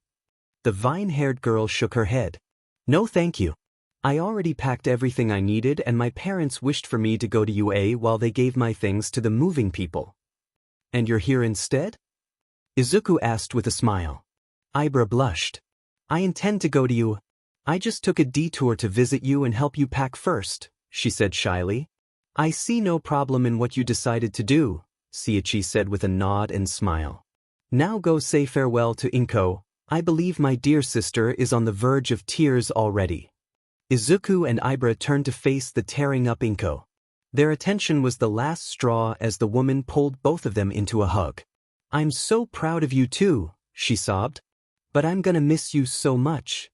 I'll miss you too, Mom, Izuku replied with a smile, closing his eyes and leaning his head on his mother's shoulder. I'm going to miss you as well, Ibra said, resting her head on Inko's shoulder as well. It was very nice spending time with you on the days I stayed over with Izuku. You just know you can call me anytime, Inko said shakily. Please call me at least every week. We will I promise. Thank you. Ryuko and Shiaki walked up beside them. I'd hate to break this up, but if we leave now, we can get to UA before the afternoon rush, Ryuko said, placing her hand on Inko's back. The trio drew back from their hug, Inko sniffling slightly. And no, it's fine, she said with a shake of her head and a wobbly smile. Ryuko can take them to school. I shall stay to comfort you. Shiaki volunteered, wrapping his sister in a tight hug, instantly bringing a chuckle out of Inko's mouth. You dummy, you need to carry the heavy stuff, remember? Inko reminded. Oh, that's right. That and we're using your truck to move all of Izuku's things, Ryuko added. 2, he grunted out, his shoulders drooping even further than they already were. Inko giggled at her brother. Yeah, you just focus on bringing them their things. Afterwards, you and Ryuko are welcome to visit. I'll definitely accept your offer, Ryuko replied with a nod. And of course I would accept such an offer from my dear sister.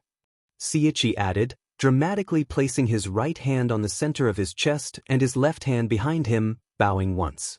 "All right, drama queen, let's go."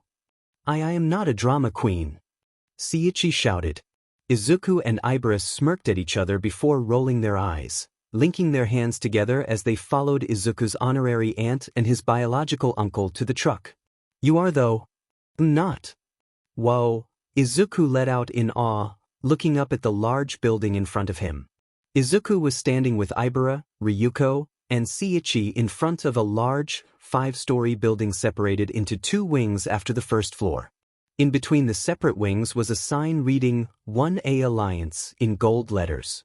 The first floor's exterior walls were colored white while the floors above on both wings were brown. "They really upgraded this place since we were here," Ryuko commented. "Yeah, they definitely did," Shiaki replied with a nod. "What were they like before?" Izuku asked. "They didn't have the separate wings and looked like a large house with very small rooms." "That sounds uncomfortable," Ibra pointed out. "It was. Thankfully we had a bit better time by our 4th year. Anyways, let's go and find your room." "Right. You go on ahead. I'm going to find my room and start unpacking my things." "They should have set my boxes outside my room," Ibra said softly. "I'll help out if I finish unpacking my things first," Izuku replied. His vine-haired girlfriend giggled softly. "You have way more things than I do." "I didn't plan to take a bed with me to UA," she said with a warm smile. "Well then we'll just have to see who finishes first," he replied with a smile. Ibra smirked as she nodded once. "Indeed we will." Slam. "Finally," Izuku said with a sigh. "We really should have disassembled the bed frame.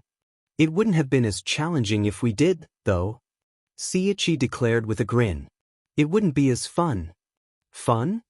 Izuku let out with an exasperated smile. "Moving is never fun," Ryuko added with a sigh, setting down a box on the bed and opening the top of it. "I never understood how you can do it with a smile." "Because it's a challenge. And I always take on a challenge head-on," Shiaki replied, closing his fist and pumping it up once with a grin. Ryuko and Izuku rolled their eyes before glancing at each other. "Well, how about we let this challenge-loving man single-handedly bring the dresser up the stairs then?" she asked. Izuku chuckled and nodded. "That's a good idea." Shiaki laughed, placing his closed-fist hands on his hips. "I accept your challenge." Her dash. Izuku's uncle ran out of the room still yelling as he rushed down the stairs. "No running in the halls." Izuku heard a student yell in the distance. Both Ryuko and him laughed after a moment of complete silence, both of them sitting on the bed as they carried on. They eventually calmed down, leaning against one another as they let out a sigh. Ryuko wrapped her arm around her nephew, the boy leaning into her embrace as a wing loosely moved behind Ryuko's back. "You did a really good job," she said softly, leaning her head against his. "Getting this far? Your dad would be so proud." Izuku smiled softly, closing his eyes as Ryuko ruffled his head gently. "Thanks, Aunt Ryuko." "You're welcome. And make sure you remember something." "What?" "Now that you're in a new school with new classmates, aside from a few, there might be some people that tick you off or try to make you think they're better than you," Ryuko started. "If that happens, just let me or Shiaki know and we'll put the smackdown on them." Izuku chuckled. "You might have to get in line behind Kaken," Izuku replied with a small smile. "And probably the teachers." Ryuko let out a single laugh. "And your girlfriend as well, I'd assume." Izuku and Ryuko glanced over at the doorway, seeing Ibra standing in it with a soft smile. "Speak of the devil, or in this case angel, am I right?" Ryuko said with a smirk. Hopping out from behind the door frame, Pony appeared beside Ibra with a bright smile on her face. "Hey Izuku." "Oh, who's this?" Ryuko asked, glancing at her nephew with a smirk. "Her name's Pony. I met her at the entrance exam," Izuku replied, gesturing for Ibra and Pony to come in. Izuku and Ryuko stood from the bed, facing the approaching pair. Ibra and Izuku met in a gentle embrace that lasted a couple seconds before they parted and faced Ryuko and Pony. "My name's Ryuko Tatsuma. I'm Izuku's aunt," she said with a friendly smile. My name's Pony Tsunatori, the horse quirk girl chirped with a bright smile. It's nice to meet you. Energetic girl, isn't she? Pony paused, tilting her head. And what? Ryuko tilted her head slightly while Izuku's eyes widened. We forgot to tell her that, didn't we? Ibra commented quietly. She's saying energetic, Pony, Izuku said. Energetic? Pony replied, nodding with a smile. Not a native speaker? Ryuko asked. Izuku shook his head. No, she isn't. When we met her, she knew some of the basics. Ibra and I have been helping her improve her understanding of it. Thanks. Pony nodded. They really helped. That's good, Ryuko replied with a nod and smile. Silence descended upon the room for a couple moments before a thumping pair of footsteps brought their direction to the door. I have returned, Shiaki declared as he entered the room with the whole dresser in his arms. So, I guess I was right?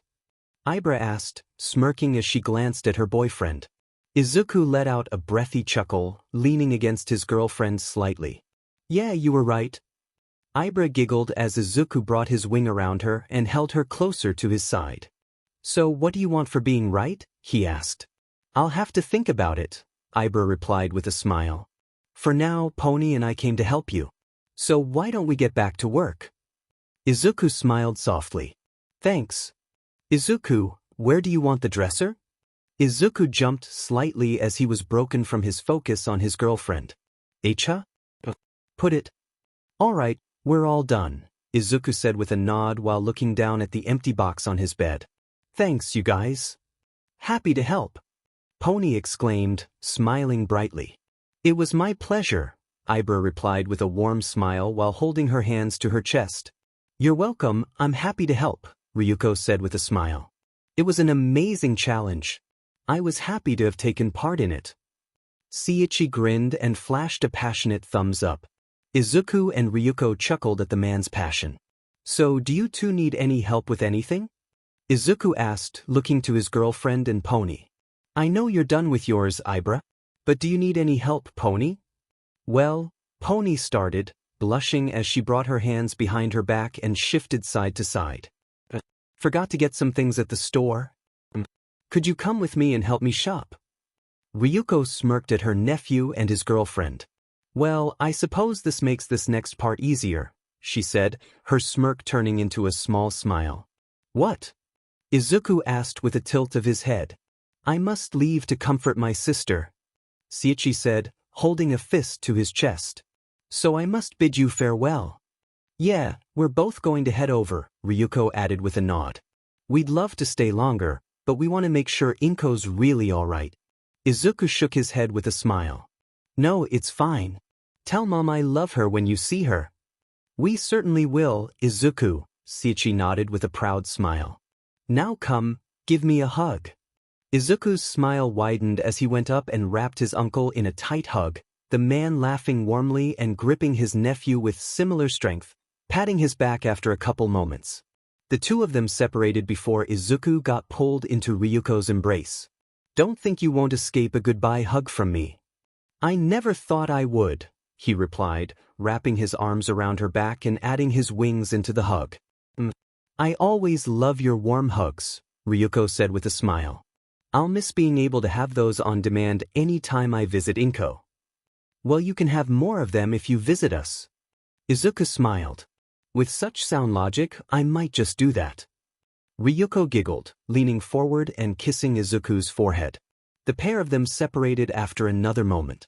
Ibra walked up beside him and wrapped an arm around his back, smiling at the off-duty heroine. You take care of him, all right? He can be pretty reckless, she said teasingly. Aunt Ryuko. Ibra giggled, leaning into her boyfriend's warmth. I'll make sure he stays out of too much trouble, she replied with a smile. Good. Now, I hope you three all have a wonderful day. We're going to go comfort your mother. Farewell. With one final wave, the two adults left Izuku, Ibra, and Pony in the room. Izuku glanced over at his girlfriend before looking over at Pony with a sheepish smile. Do you think you can keep what you saw to yourself? Pony tilted her head slightly. Why? I don't really want the whole class to know I'm related to two pro heroes, he replied with a slight chuckle. Pony gasped. Those were pro heroes? I didn't even know. Essays. Both Ibra and Izuku put their index fingers up to their lips while they shushed their friend. Oh, right. Sorry. Pony replied in a hushed tone. So I shouldn't tell anyone? Yeah. If it gets out, it gets out. But right now, I'd rather not tell them. Pony nodded, a smile coming to her face. Your secret is safe with me. Thanks, Pony. Shall we get ready to go shopping? Ibra suggested. Pony nodded again, a brighter, more excited smile forming on her face. Yeah. Gimme a few and I'll meet you at the front door. Pony galloped out of Izuku's room, her excited smile never fading. Izuku and Ibra watched her leave with small smiles on their faces. I'm quite happy she's in our class. I would have been worried if she was in 1B with how little she's used to our language, Ibra said with a soft smile. Izuku nodded. She is better than she was. I'm sure she could handle herself. Even so, I worry. She's our friend, after all. I want nothing but happiness for her. Ibra leaned her head on his shoulder, her right hand rubbing his back as she hugged him from the side. I do too, Izuku agreed, his wing wrapping around his girlfriend's back. The two grew quiet as they stood in his room, glancing at each other with warm smiles on their faces. They shared a couple soft kisses before separating. I'll go and grab my purse, Ibra said, kissing her boyfriend's cheek. All right, Izuku said with a nod. I'll see you soon. You too. So, what do you need to get? Izuku asked, walking with his girlfriend and Pony into the Kiyoshi Ward shopping mall. I need to get notebooks, some pens and pencils. Pony leaned into Ibra's ear, whispering something Izuku couldn't hear. Ibra nodded. I think we can go buy some, she said with a warm smile while Pony blushed shyly. Izuku tilted his head. Feminine products, Ibra explained, Pony shyly nodding. Oh, I see. Do you want to go get those while I get other things you need? He offered with a kind smile. Could you please? Of course. Izuku nodded with a wider smile. Do you just need notebooks, pens, and pencils? Well, I also need a bag, Pony trailed off. Did you not bring one? Ibra asked with a tilt of her head. I always kept my things in my classroom. I had a place to put my books and all I had to do was bring a pencil, she explained with a blush. Sorry. Izuku chuckled. Don't apologize, it's fine. I just want to make sure I get everything you need. So pencils, pens, notebooks, and a bag. Is that it? She whimpered, her face beet red and her head lowering in embarrassment. There, Pony, Ibra said softly, patting her friend's shoulder. We understand. I'll get started getting what you need, Izuku said, releasing his girlfriend from his side hug with a kiss on the cheek. How about we meet up at the food court to get something to eat when we're done? Don't go overboard on the notebooks, Ibra teased with a light-hearted smile. She only needs a few. I'll remember. Izuku chuckled. Come on, Pony. Let's go get what you need. Okay, Pony replied, some of her embarrassment having calmed down. Izuku smiled as Pony walked with his girlfriend away from him. He turned away when the two disappeared in the crowds of the daytime mall shoppers. Looking to the second level of the mall, he read the names over the stores. Ah, the library and bookstore. That'll be a good place to look for notebooks. Izuku made his way to the food court of the mall with a rectangular blue bag hanging off his right shoulder by the straps connected to the front and back of it. Looking over the tables, he spotted Ibra and Pony sitting near the outside of the large group of tables with a bag beside Pony's hooves. Increasing his pace, he speed walked over to the pair of them. Hey, Pony. I got all that you asked me to get, he said with a smile. Oh, thank you. Pony said with a smile, standing and trotting over to Izuku, Ibra standing up a moment later. Izuku handed the horse-quirked girl the bag over his shoulder, the girl unzipping the top zipper and looking inside. The notebooks are in the main pocket and I put the pencils and pens in the side pocket, he explained. Pony moved forward and hugged Izuku tightly, a smile on her face. Thank you. Thank you very much.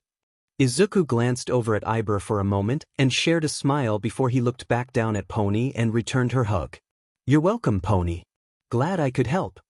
The girl pulled back, giving the Izuku one more bright smile before trotting back to her seat, placing the school bag beside her other bag. So, did you guys order food yet? Izuku asked as he walked up beside Ibra and grasped her hand gently. His girlfriend squeezed his hand once while shaking her head. We haven't yet. We wanted to wait for you to decide what we wanted to order. Well, do you want to check out the options now? Yeah, let's go. Izuku, Ibra, and Pony returned to their dorm building in UA right as the sky was starting to turn orange. Izuku carried both of Pony's bags in his hands while his arm was hooked around Ibra's arm. Pony was on his other side with a smile on her face, moving forward and opening the door for them. Thanks, Pony. Thank you. Pony replied with a smile. I'm now ready for classes thanks to you. It was our pleasure, Ibra said with a kind smile. Yeah, it was really nice. Izuku, Ibra, and Pony walked into the building, the horse-quirked girl closing the door and rejoining her friends a moment later. Well, what do we have here? A green-haired girl with sharp teeth approached the trio, smirking when getting their attention. I never thought we'd have a golden-winged angel in our class. Ibra instinctively held Izuku's arm tighter, a suspicious pout forming on her face. Izuku blushed slightly, his wings stiffening. Tokage. You can't just flirt with every boy who comes through the door. A girl with brown hair obscuring her eyes scolded as she jogged up to them. Why not? It's fun, the girl, Tokage, replied with a grin. I get to see them squirm if they're particularly shy. Well, you cannot flirt with this one, Ibra spoke up. He is not single. Why yeah? Izuku nodded, his wing curling around Ibra's back. Not skipping a beat, Tokage gasped and cooed at the two of them. You two are adorable, she exclaimed with a grin. Izuku's blush deepened while Ibra grew a small blush. Pony, ever oblivious, smiled and nodded. I know, right? Pony agreed with a smile. Pony. Tokage. Izuku and Ibra glanced over at the brown-haired girl. Despite her eyes being concealed by her curtain of hair, the exasperation in her friend was clearly there, and Izuku and Ibra mimicked the same look towards Pony. I'm Pony Tsunatori. Nice to meet you. I'm Setsuna Tokage. And this adorable bundle of shyness is Kinoko Komori, the green-haired girl said, moving back and pushing the brown-haired girl forward with a sharp-toothed grin. Komori sighed, looking down for a moment before looking up at the trio. Ichai. Kinoko Komori. Ibra and Izuku's blushes dissipated slightly, with the vine-haired girl clearing her throat first. I am Ibra Shiozaki. And I'm Izuku Midoriya. And you're both in my way, a man grumbled behind them. The 5 classmates turned around at the sound of the man's voice, facing a man in all black clothes with a grayish scarf around his neck. He had stubble on his face and long black hair. His bored eyes had dark bags under them. Oh, sorry, Izuku said, stepping to the side. A look of recognition passed over the man's face for a split second, barely noticeable by the people looking at him. Don't worry about it this time. Since you're the first people I've seen, you get a head start. Go to the lockers and change into your provided gym uniforms and go to the practice field. The man walked by the 5 of them, only pausing when Izuku let out an He turned back towards Izuku and the rest of the group. Why are we going to the practice field? Doesn't class start on Monday? He asked, tilting his head.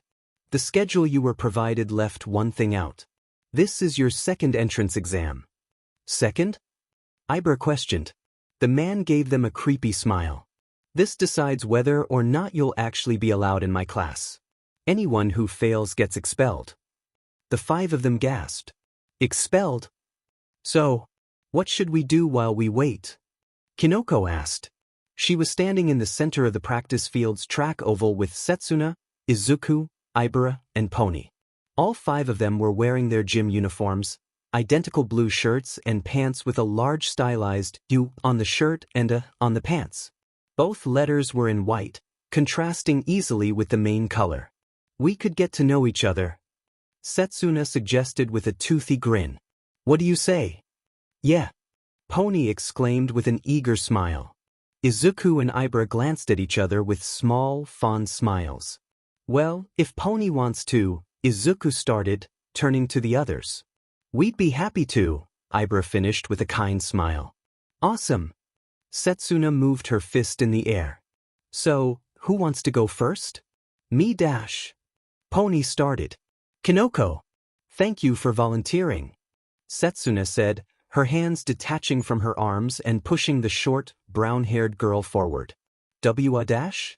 Tokage, Tsunatori just volunteered to go, Kinoko protested.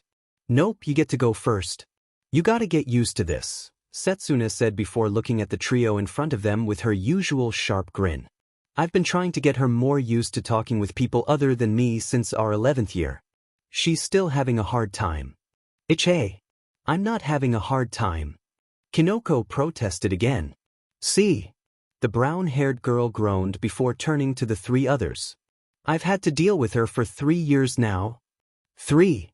Izuku tilted his head. I met her when I was still a 10th year.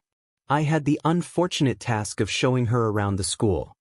Oh, Setsuna wrapped an arm around her neck and hung there with a sharp-toothed grin. You loved it. Don't deny it. Kinoko couldn't hide the shy smile forming on her face.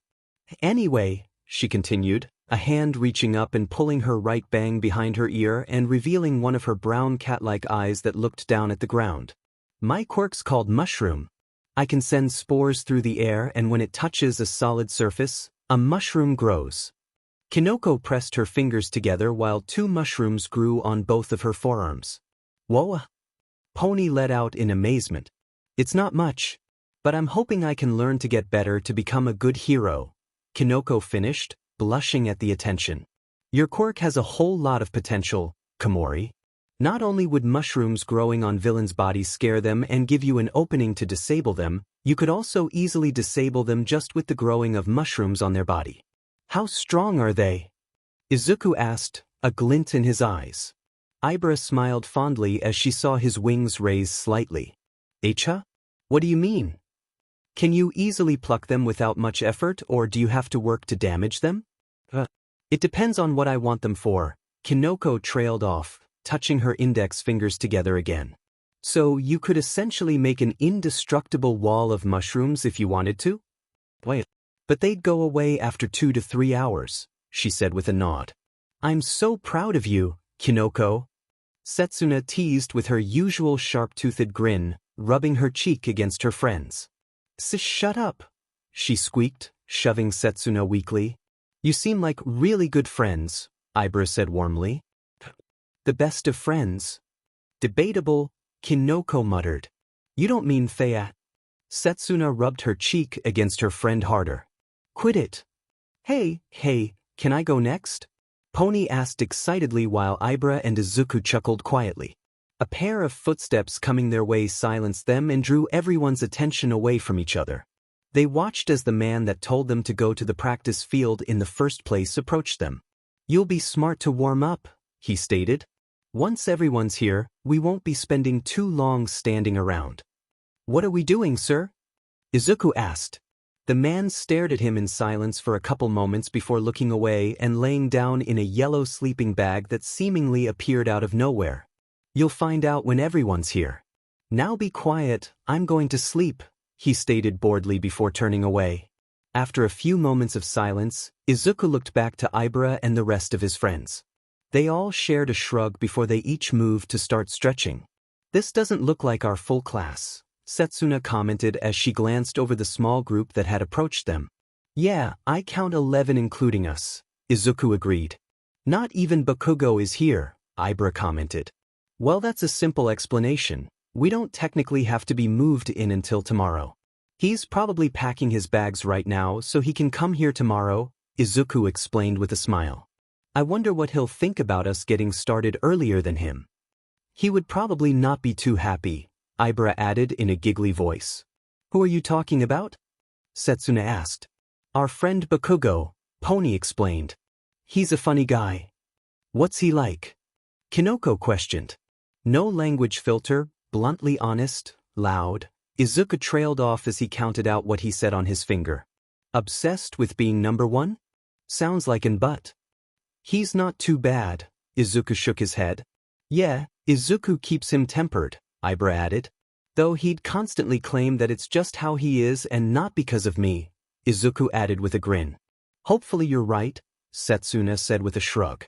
Everyone quiet down, the man in the sleeping bag said, his voice silencing the murmurs of the other students. He zipped himself out of his sleeping bag and stood up, staring boredly at the students in front of him. Today you're going to be going through a quirk apprehension test. This will test your control over your quirk as well as your limits. This will be important because this determines what you will learn during your heroics classes. Heroics not only includes saving people and fighting villains. You also need safe control of your quirks. A black-haired girl in the group of students raised her hand. Mr. Aizawa, the man answered. Yes. What will we be doing for the test? And shouldn't we do this when we have everyone here? The others will be tested tomorrow or they'll be pulled away on Monday. You have 4 years to become pro-hero material and every day, every minute, every second counts. Here, you can make mistakes and learn from them. You can't do the same out there. Make a mistake out there. He glanced over at the golden wings of Izuku. And you'll surely die. Ibra glanced over at Izuku, spotting the distant look on her boyfriend's face. She reached over and held his hand, rubbing his hand with her thumb. Izuku looked down and smiled weakly at her. She returned his smile with a kind one, shifting closer and touching her shoulder with his. As for what you'll be doing for this test, Aizawa continued, bringing their attention back to their teacher. You'll be fighting in one-on-one matches. Against me. Shocked gasps and murmurs rolled through the crowd. The only goal is to show me your control over the quirk. To win, you need to impress me with your quirk usage. You lose if I knock you out of the ring or restrain you until you are unable to continue. Makes sense? Murmurs of affirmation rolled through the crowd. Good. In addition to the goals I set out for this, there will be restrictions. Midoriya, you aren't allowed to fly higher than twice my height. Same goes for you with your detached body parts, Tokage. Shiaki, you are allowed to lift yourself with your quirk, but you are not allowed to leave the ring. I have a question. Ibra raised her hand. Yes. Why do I not have a height limit? Because contrary to Tokage and Midoriya, I can climb after you with your vines. I see. Thank you. Ibra retracted her hand. Lucky, Izuku whispered, bringing a smile to his girlfriend's face. Now, continuing off of that, Komori can do the same, but she has a limit to how many large mushrooms she can make, as we don't have 2 to 3 hours to wait for them to go away. Yaoyorozu, your creations are unable to allow you to fly, Aizawa finished. Any questions? The Ravenet who asked a question before raised her hand again. Aizawa nodded at the girl. What is the ring you refer to? You're standing in it, Aizawa said. The ring is the grass of the track oval. Take one step on the track itself and you lose the match. How will we decide who goes first? Simple. I'll decide who I want to fight first. Oh, I see, the Ravenet replied, clearly caught off guard by the simple answer. I have no further questions. Aizawa nodded once before glancing over the rest of the students. Well, if there's no further questions, let's get this started. His eyes scanned his students, but they kept getting drawn back to Izuku's golden wings. He frowned and looked down at the ground for a second before looking back up. Izuku Midoriya, you'll be going against me first. Everyone else, get clear of the ring and observe. You might learn something that would help you in your match. Izuku glanced down at Ibra for a split second before Pony drew his attention. Good luck, Izuku, she chirped. You got this. Setsuna added. Thanks, Izuku replied with a weak smile before looking down at Ibra. Try your best, she said, leaning forward and kissing his cheek. I will. I love you. I love you too. Stroking his wing once, Ibra left. Izuku turned to face Aizawa and lowered his stance, his wings remaining folded yet moving to his sides. His arms remained concealed behind his wings in a golden, feathered cape over his shoulders. Interesting starting position. Reminiscent of an older hero, Aizawa commented. Yeah, Izuku trailed off. It's one of my favorites. We'll see how it fares. Are you ready? Izuku nodded. I am. Aizawa nodded. Let's begin. Izuku remained standing where he was, his eyes scanning the teacher in front of him. His wings remained folded over his shoulders, concealing his arms from the pro-hero opposing him. Staring at me isn't going to help your chances of winning this, Aizawa spoke up. On the contrary, Izuku replied before sprinting forward. It'll definitely help. Aizawa quickly grabbed part of his scarf and lunged to his left, throwing the scarf towards the golden-winged student charging him. Before it reached its target, a glint of light flashed on Izuku's wing and the extended section of the scarf fell to the ground limply after smacking against his wing, cut clean off of its source. Aizawa's eyes widened slightly before hardening, stopping his evasive movement and jumping forward towards Izuku. With how he always extended his wings when using that ability, I assumed he would have needed to be left open with the undersides of them exposed to pull one off. A foolish assumption on my part which won't be repeated, he thought to himself, jumping over Izuku once he reached him. Izuku's gaze followed the hero as he jumped over him, spinning around to meet the hero on the other side in a face-off. Raising his wings forward gave him a free moment as Aizawa raised his hands to block the feint strike, the winged boy dropping low and moving his right fist forward in an attempt to strike his gut. Aizawa quickly twisted his body when he saw movement under the wing as it withdrew from the feint attack. By reflex, Izuku flicked his wing forward without any wind-up to deal a weak, yet successful hit to the pro-hero. Izuku let out a grunt as he felt a boot hit square on his chest and forced him away from Aizawa. The two of them staggered away from each other with Aizawa regaining his balance sooner than Izuku did. Good hit, Aizawa commented, rubbing his eyes and blinking away the tears that came up from Izuku's hard feathers brushing against his eyelids. Your style definitely has potential, but I can tell it still needs work. Without waiting for a reply, Aizawa dashed forward again and sent another kick Izuku's away, forcing him to block it with his wing. Flicking his scarf once more, it wrapped tightly around the student's wing. The moment he felt it get tight, he jumped backwards, tugging Izuku forward at the same time. Izuku moved his free wing backward as he stumbled forward, attempting to balance out his equilibrium. Your balance needs work as well, Aizawa added, tugging Izuku's wing again. Izuku growled in exertion, flexing his quirk to cut the connected part of his scarf and staggering back. With how well you fared in the first half, I expected a bit more to be honest. Aizawa lunged forward, keeping up his assault on his student. Considering I have wings, I'm more confident in the air, Izuku fired back, blocking a strike and immediately flapping his wings outward after tanking the strike. An obstacle you'll have to overcome if you're wanting to become a hero as good as your father, Aizawa replied, sweeping Izuku's legs out from under him. Gah! Izuku shouted out as his back slammed into the ground, his breath leaving his body. He tried getting up, but Aizawa's knee planted itself on his chest. This match is over, Midoriya, he said, looking down at him. Izuku stared at the hero over him as he regained his breath before he let his head fall back against the grass. But while you failed, you did impress me, Aizawa added, Izuku's head popping back up to look at him with wide eyes. Though I have to ask you this question, why didn't you try to fly up? Izuku frowned slightly before tilting his head a bit. You didn't let me. After my initial attack, I was planning on lifting off, but you didn't let me. Aizawa nodded. That's correct. That is something you have to learn. Villains won't let heroes get into their comfort zone. I already assumed you'd be more at home in the air, especially with what I saw from your entrance exam. So I made sure to keep you from having any chance of taking off, he said, standing up and taking a step back from Izuku as he stood up as well. He glanced back at the students as they approached them before looking at Izuku once more. You need to learn how to deal with attackers on the ground, because not only will you eventually have villains that attack you before you get into the air, but there will also be villains that are strong against aerial opponents. Your father didn't get to where he was just based on aerial tactics. You know that, since you tried copying his style of ground fighting.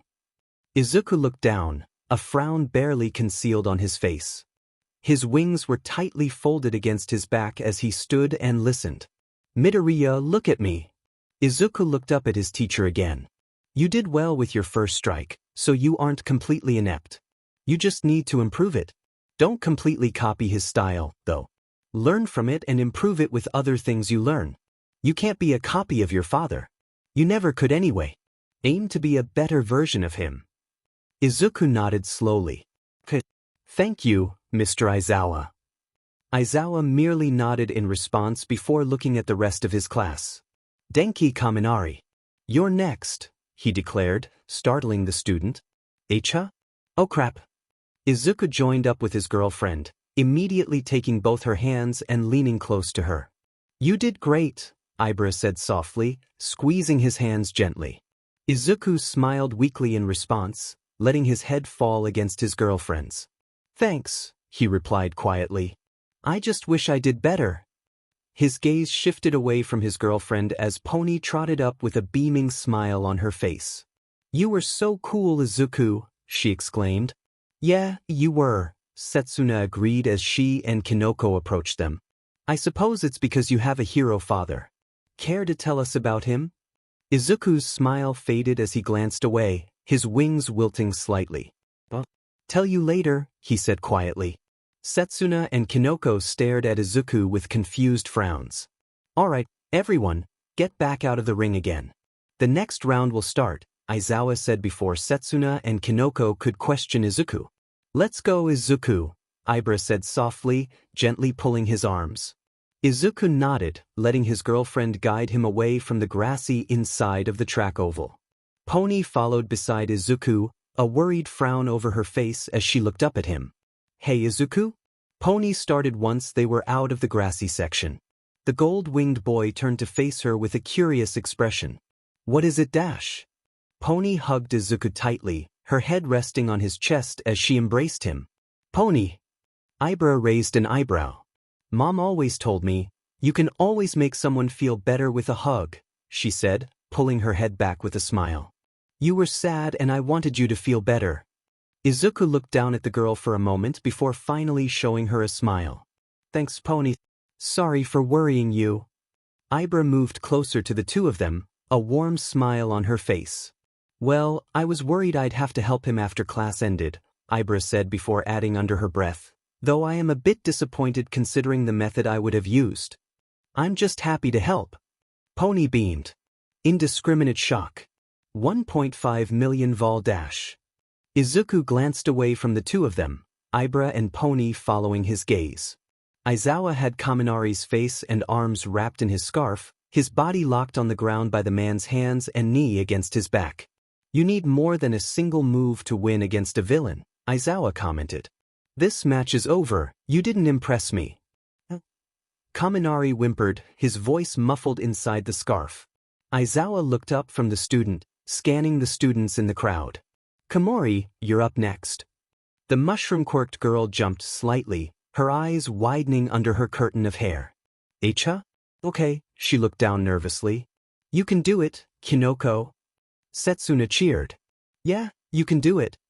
Pony exclaimed from Izuku's side, moving her fist into the air. Izuku and Ibra smiled at each other after watching Komori hesitantly enter the grassy ring. Are you sure you're okay? Ibra asked quietly, leaning closer to her boyfriend. Izuku was silent for a moment, prompting Ibra to look over at his face. He was looking down with a saddened expression. Right, at least. It's just that. Every time I remember Dad I just wish, he sighed as he looked up. I wish he was still here. Get over it in a few. Just know that I'm here, okay? She reminded him, wrapping her arm around his back. Izuku's wing instinctively wrapped around her shoulder in response to her affectionate gesture, a small smile on his face. Thank you, Ibra. I love you. I love you too. Wah. Izuku and Ibra looked ahead again to see Kinoko barely avoid a slow strike Aizawa sent her way. Izuku sighed. He's holding back. Well, the point of these matches is to test us. Maybe he's seeing what she would do under stress and being cautious about it, Ibra replied. Then why didn't he go like that with me? You didn't exactly start out slow, his girlfriend replied with an amused smile. Izuku flinched slightly. What? You're right, he said with a pout as he scratched his cheek. Ibra giggled quietly before leaning up and kissing his cheek. Silly. Kinoko groaned, covering her face as she walked with all her friends. That was terrible. "Oh," Setsuna cooed as she gave her friend a side hug. "You did great." "Nah. Everyone else did better than me. I was just constantly diving away from attacks, narrowly missing." "Sometimes being able to avoid attacks is the best choice of action," Ibra offered. Says the girl who actually won outright and not just lost while impressing Aizawa. Kinoko pouted as she stared at the vine-haired girl. Ibra gave her a small, shy smile in response, thinking back to the exchange. "Your starting pose doesn't really prepare you for much, Shiozaki," Aizawa commented as he watched her stand straight with her hands linked and held against her chest. "Looks can be deceiving, just like words if spoken by someone threatened by something." "You're trying to make me unsure of myself to give yourself an advantage," Ibra replied with a straight face, staring right back at Aizawa. Aizawa smirked slightly. "Smart words, although I was critiquing your stance rather than trying to make you unsure. Let's begin." "You may strike when ready," Ibra replied. Aizawa raised an eyebrow before lowering his stance and moving forward. Ibra didn't move as he lowered himself, but the moment he stepped forward, Ibra's hair grew and stabbed into the ground, not only creating a shield around her body but concealing her vines as well. Aizawa barely made it 2 steps before a vine shot out of the ground, forcing him to roll away to avoid it. He didn't have much time to get up and run again as more vines sprouted from the ground and lashed out towards him. He successfully avoided several attacks before his foot landed on the ground right where a vine sprouted a split second later, tripping him up and leaving him open for all Ibra's vines to capture him. After they all were done wrapping around him, it looked like he was in a vine version of his yellow sleeping bag. Ibra walked out of her vine shield after releasing a part of her quirk, smiling as she walked a bit closer. "Good job, Shiozaki. You actually defeated me. I'll admit I did expect that considering the environment, but make sure you don't rely on your quirk in every situation. You might not be around vegetation in every situation." Ibra nodded in response. "Thank you, sir. I'll remember that. Now can you get me out of this?" "HM? Oh, of course. I was honestly surprised Aizawa didn't try cutting his way through my vines. He probably didn't have a cutting tool with him. Eraserhead never uses knives. It's usually just his capture weapon and his hand-to-hand fighting," Izuku explained. "Eraserhead?" Pony asked. "He's an underground hero. I realized it when I watched him deactivate our classmates' quirks when they fought him." "So that's why I couldn't use my quirk?" Kinoko commented. "Why didn't you tell us that before?" Setsuna asked. "Well, I thought it was obvious when he started using his quirk," Izuku replied, scratching his cheek. "Sorry." Ibra laughed softly. "Not everyone knows every hero like you, my love," she said fondly. "Yeah, right?" Izuku blushed as he glanced away. "So this group has a shy, nervous shroom girl," Setsuna started. "Etwai." Kinoko protested with a bright red blush. "An excitable horse girl." "That's me." Pony chirped. "A gold-winged hunk that's actually a hero nerd and an overpowered vine-haired girl who's the hunk's girlfriend." Hunk? Overpowered?" Setsuna grinned. "Yeah, I think I'm gonna like being in this class." Ibra chuckled, nodding in agreement after a moment. "I suppose I will enjoy it as well. You and Komori seem like wonderful people to spend time with." "Yeah, I love it already." Pony cheered. "I agree," Izuku chuckled at Pony's outburst. "You'll have me, I'd like it as well," Kinoko added shyly. "But she's making friends." Setsuna teased. "Shut up," she squeaked in response. Ooh. "Can we, Pony trailed off, frowning as she looked down and squinted at nothing. "Go to a restaurant to celebrate our friendship?" Izuku nodded before turning to Setsuna and Kinoko. "She wants to dash." "Oh, we understood her," Setsuna said with her usual toothy grin. "And the answer is hell yes." "Hell yes," Pony repeated, drawing chuckles out of Izuku and Ibra. "Hopefully it won't be too public of a place," Kinoko commented. "Oh, don't be such a nervous Nancy. Ibra and I are going to change first," Izuku said. "Yes, I'd rather not go out in my PE clothes," Ibra added with a nod. "Let's meet up at the front gate in. 20 minutes sound good?" Izuku asked. "Sounds good to me," Setsuna nodded. Me too. Pony chirped. I guess it sounds like a good time, Kinoko mumbled shyly. Then we'll see you all in 20 minutes, Ibra smiled warmly. Right.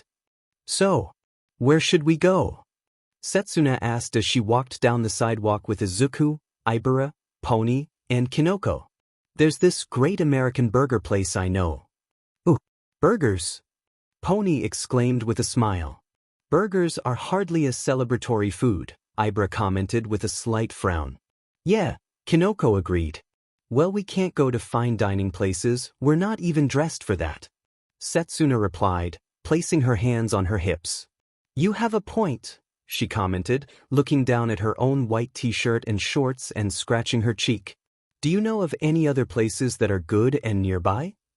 Izuku asked, unconsciously wrapping his arm around his girlfriend's waist. Ibra leaned against her boyfriend without thinking, her arm finding itself around his back as well. Setsuna tapped her chin as she stood in front of the group. Ooh, she let out after a moment, snapping her fingers. There's this great bar and grill restaurant I went to with Kinoko a few times. We could go there. Ooh, yeah. Let's go there. Pony exclaimed. Yeah, it was a good place, Kinoko agreed. What do you think, Ibra? Izuku glanced down at his girlfriend. It sounds interesting, Ibra nodded. Let's go there. Second time's the charm. Setsuna pumped her fist into the air once. Come on, I know the way. It's right there up ahead, Setsuna gestured ahead of her. She was pointing to a large gray building with 2 levels to it. The main level had a wide glass window looking into the restaurant proper. From the group's perspective, all they could see inside were a few people sitting at the windowside booth seats and eating food on the thick tables between each booth chair. Why is it next to a large tent? Pony asked in confusion. Next to the gray building was a large purple-blue tent about the size of a single-story building. In the middle of the side facing the street was a single split in the cloth, allowing entry. In front of the tent was a sign. Oh, that's the theater building. It isn't normally covered by a tent, but I guess this week's attraction requires it to be dash. Setsuna raised her fingers to air quote the next part. Thematic. I wonder what it is this week, Kinoko commented. As the 5 UA students got closer and closer, they stopped at the sign in front of the tent. Lilith, the Majestic Fairy live performance. Izuku read with a raised eyebrow. Whoa, a real fairy? Pony asked with an amazed gasp. Probably just someone with a fairy quirk, Kinoko replied. Yeah, that's the only explanation, Setsuna agreed with a nod. It is, since I kinda wish fairies were real. The rest of the group nodded. Oh well, let's just dash. Izuku unintentionally tuned it out as a weird feeling passed through him, prompting him to look at the entrance to the tent. He frowned slightly as the feeling continued. Izuku. Izuku blinked and turned his head back to Setsuna. Your Ibra's boat anchor, Mr. Big, Green, and Gold-winged. Get your rear into gear so we can get some food. Oh, right. Ibra giggled as he unwrapped his arm from around her, quickly reaching to take his hand. The group proceeded to finally walk to the door, Izuku pulling ahead with Ibra to open the door for them. Quite the gentleman, Setsuna said with a teasing smirk as she passed by. Thank you, Kinoko thanked next. Thanks Izuku. Pony beamed. Izuku glanced over at his smiling girlfriend, technically still outside yet leaning against the door. After a moment, she smiled wider and walked up, kissing his cheek before stepping inside. Izuku walked after her with a warm smile on his face. He and Ibra caught up with their friends just as the white shirt, black pants-clad waiter behind the pedestal they were in front of grabbed 5 menus and gestured for them to follow.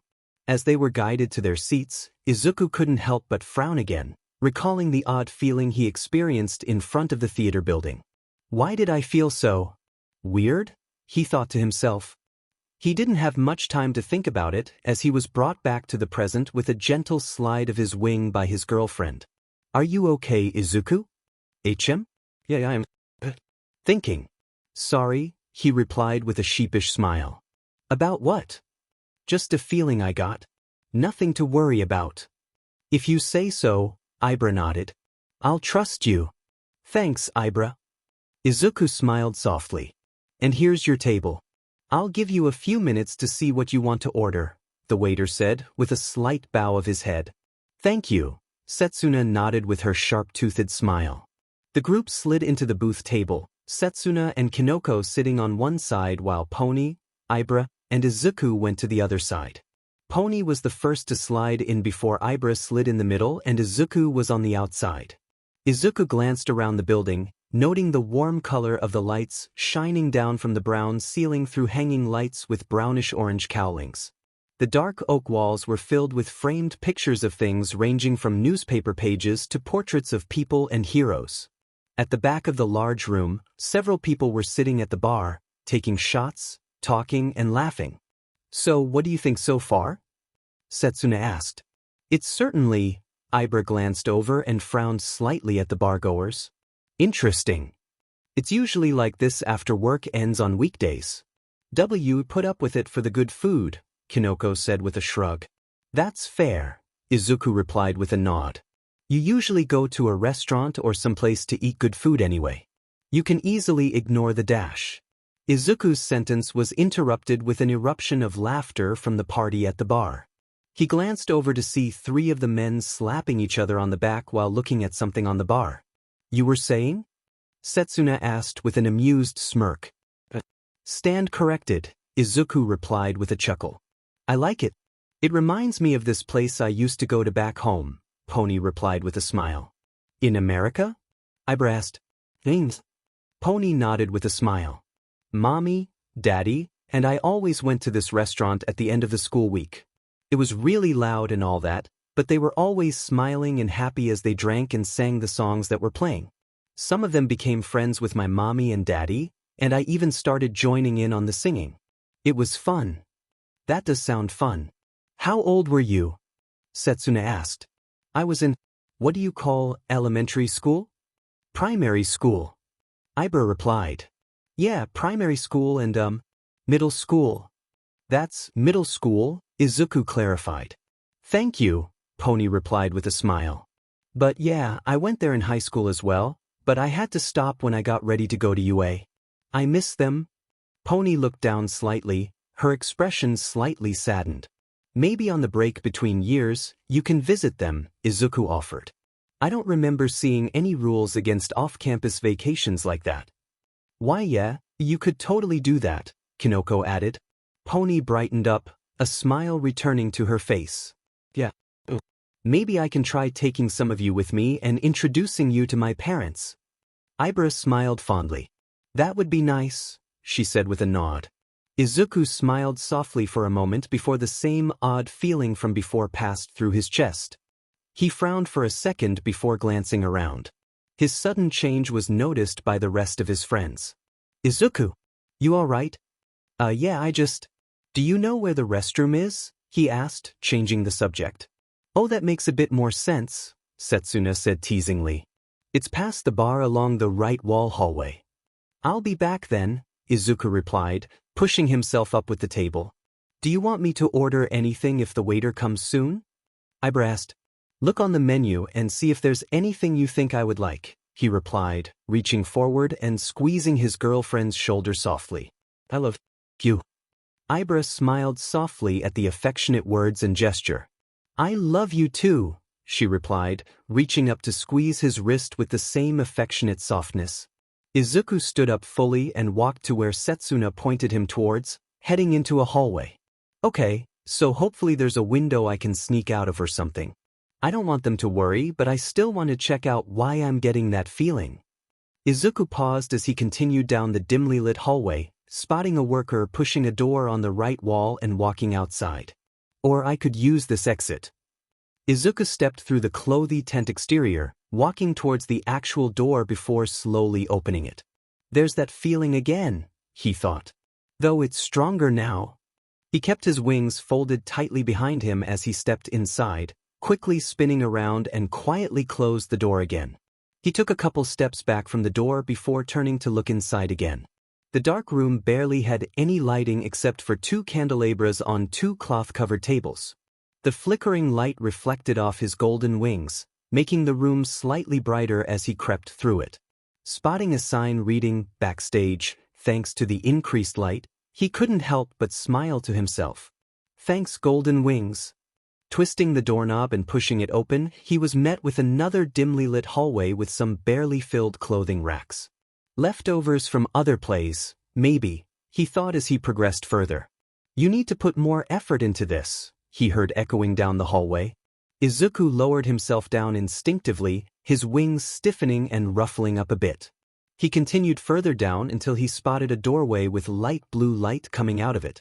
He peeked inside to see a man with a purple turban and robe with a black mustache stand in front of what looked like a fish tank. Inside the fish tank was a small girl barely 8 centimeters in height. From her facing away position, he could see she had rosy pink hair and semi-translucent wings. Her clothing consisted of a bluish-white undersuit with rolled-up sleeves with a darker admiral blue piece of clothing resembling a one-piece swimsuit worn over it. Her shins had small maroon leg warmers that went from just underneath her knees to her feet, which wore black dancing flats. Izuku could see a piece of clothing in front of her and a pair of small makeshift knitting needles showing themselves from behind her every so often. People are coming from miles around to see you, and all you can do is fly around a few times, the man in the purple clothes continued yelling. With no response from the quiet, knitting girl, he groaned and rested his hand in his palm. Granted, people still think this is a quirk and not your actual being, but you still need to put on a better performance, he continued in a more growly voice. There was still no response, prompting the man to rub his eyebrows with his thumb and index finger. Keep it together. Soon that guy's go-between will come here to purchase you and I can finally be done with this sheet. I'm glad someone finally saw the value in dash.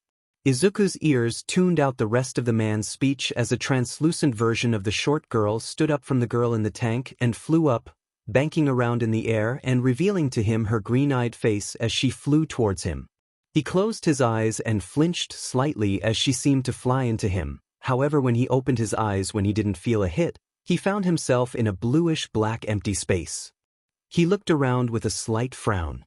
What happened? Where am I? Ibra shuffled slightly in her seat, frowning worriedly as she looked in the direction Izuku went. It's been a little while, she commented, glancing at the others at the table with her. The table in front of her held 5 plates of food, with 3 of them being dug into by Pony, Kinoko, and Setsuna. When she voiced her concern, the 3 of them looked up from their food. Well, he didn't look too hot before he left, Setsuna commented. Maybe he had a sore tummy?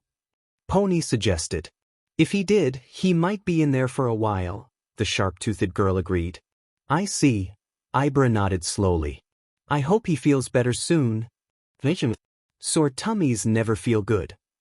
Izuku floated in the dark, empty space, his feet strangely on solid ground, yet his equilibrium felt like he was drifting ever so slightly. He glanced around the empty space, seeing nothing at all for a few moments before his surroundings illuminated slightly. Fading into his vision was the fairy who was responsible for him being there in the first place. However, she didn't acknowledge him, nor did she look the same as before. She wore tattered clothes streaked with dirt and grime rather than her cleaner undersuit and darker blue one-piece worn over it, and she was curled up as if she was resting against something. A couple moments after she appeared, her surroundings started fading into being. She was curled up in an alleyway sitting next to a large dumpster made giant by her small stature. The noises of rain and thunder echoed in the background all the way up and down the alleyway.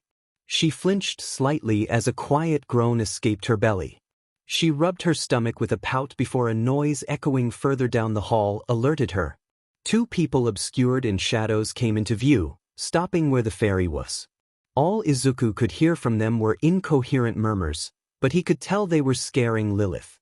The girl quickly took flight, which prompted the 2 silhouettes to give chase. The vision faded before reconstructing itself in an alley with a similar appearance, but with a few doors on the right wall. Lilith was flying down the alleyway with a look of fear on her face.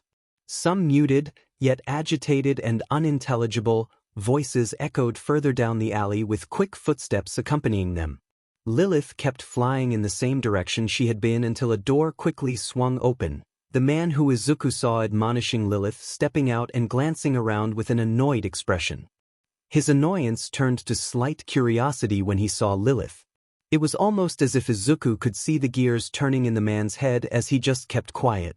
The fairy didn't make a move as she stared at the man in fear. The man looked up as muffled noises echoed down the alleyway. "Come with me."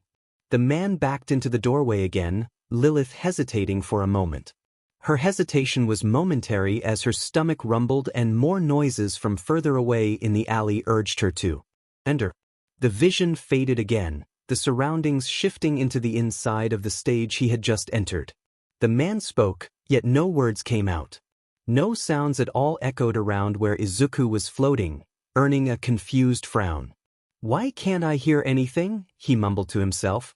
After a couple moments of silent pondering, he refocused on what was in front of him. The man showed Lilith a dress as she was eating, her eyes immediately becoming hesitant. The man extended an index finger towards the door as he said something unable to be heard. Lilith's eyes widened in fear for a moment before she lowered her head, her expression turning sorrowful. She nodded weakly before the room faded again. The next thing he saw was the theater filled with viewers, their eyes wide and looking up into the air as Lilith, wearing a fake smile, flew around above their heads. She flew around everyone a few times before flying back to the stage where the glass fish tank was. It looked as if she flew through the glass and landed in the same position he spotted her in when he first arrived at the backstage room. The whole vision faded away and Izuku was left in darkness for a couple moments. His vision returned to the real world once more, prompting Izuku to blink and rub his eyes a couple times. The man didn't notice him yet, simply muttering to himself as he paced. "Alright, so how do I want to do this?" he thought to himself.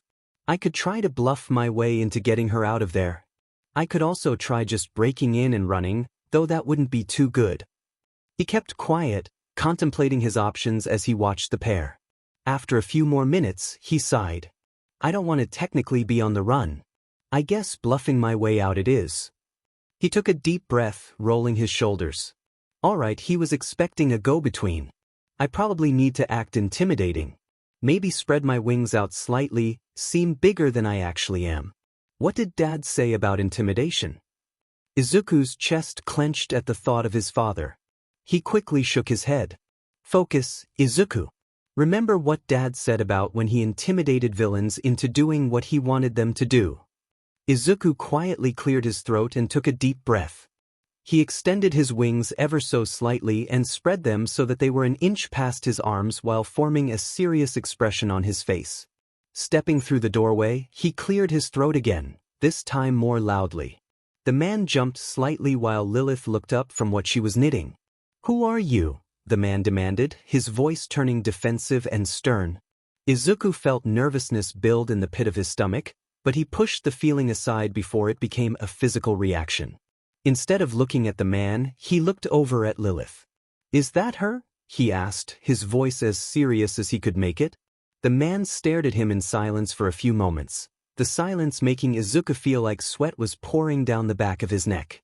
He gulped slightly, already glancing around for an easy exit. "Oh, you're with him?" The sudden timid voice caught Izuku off guard, prompting him to recollect his expression before he could turn to face the man again.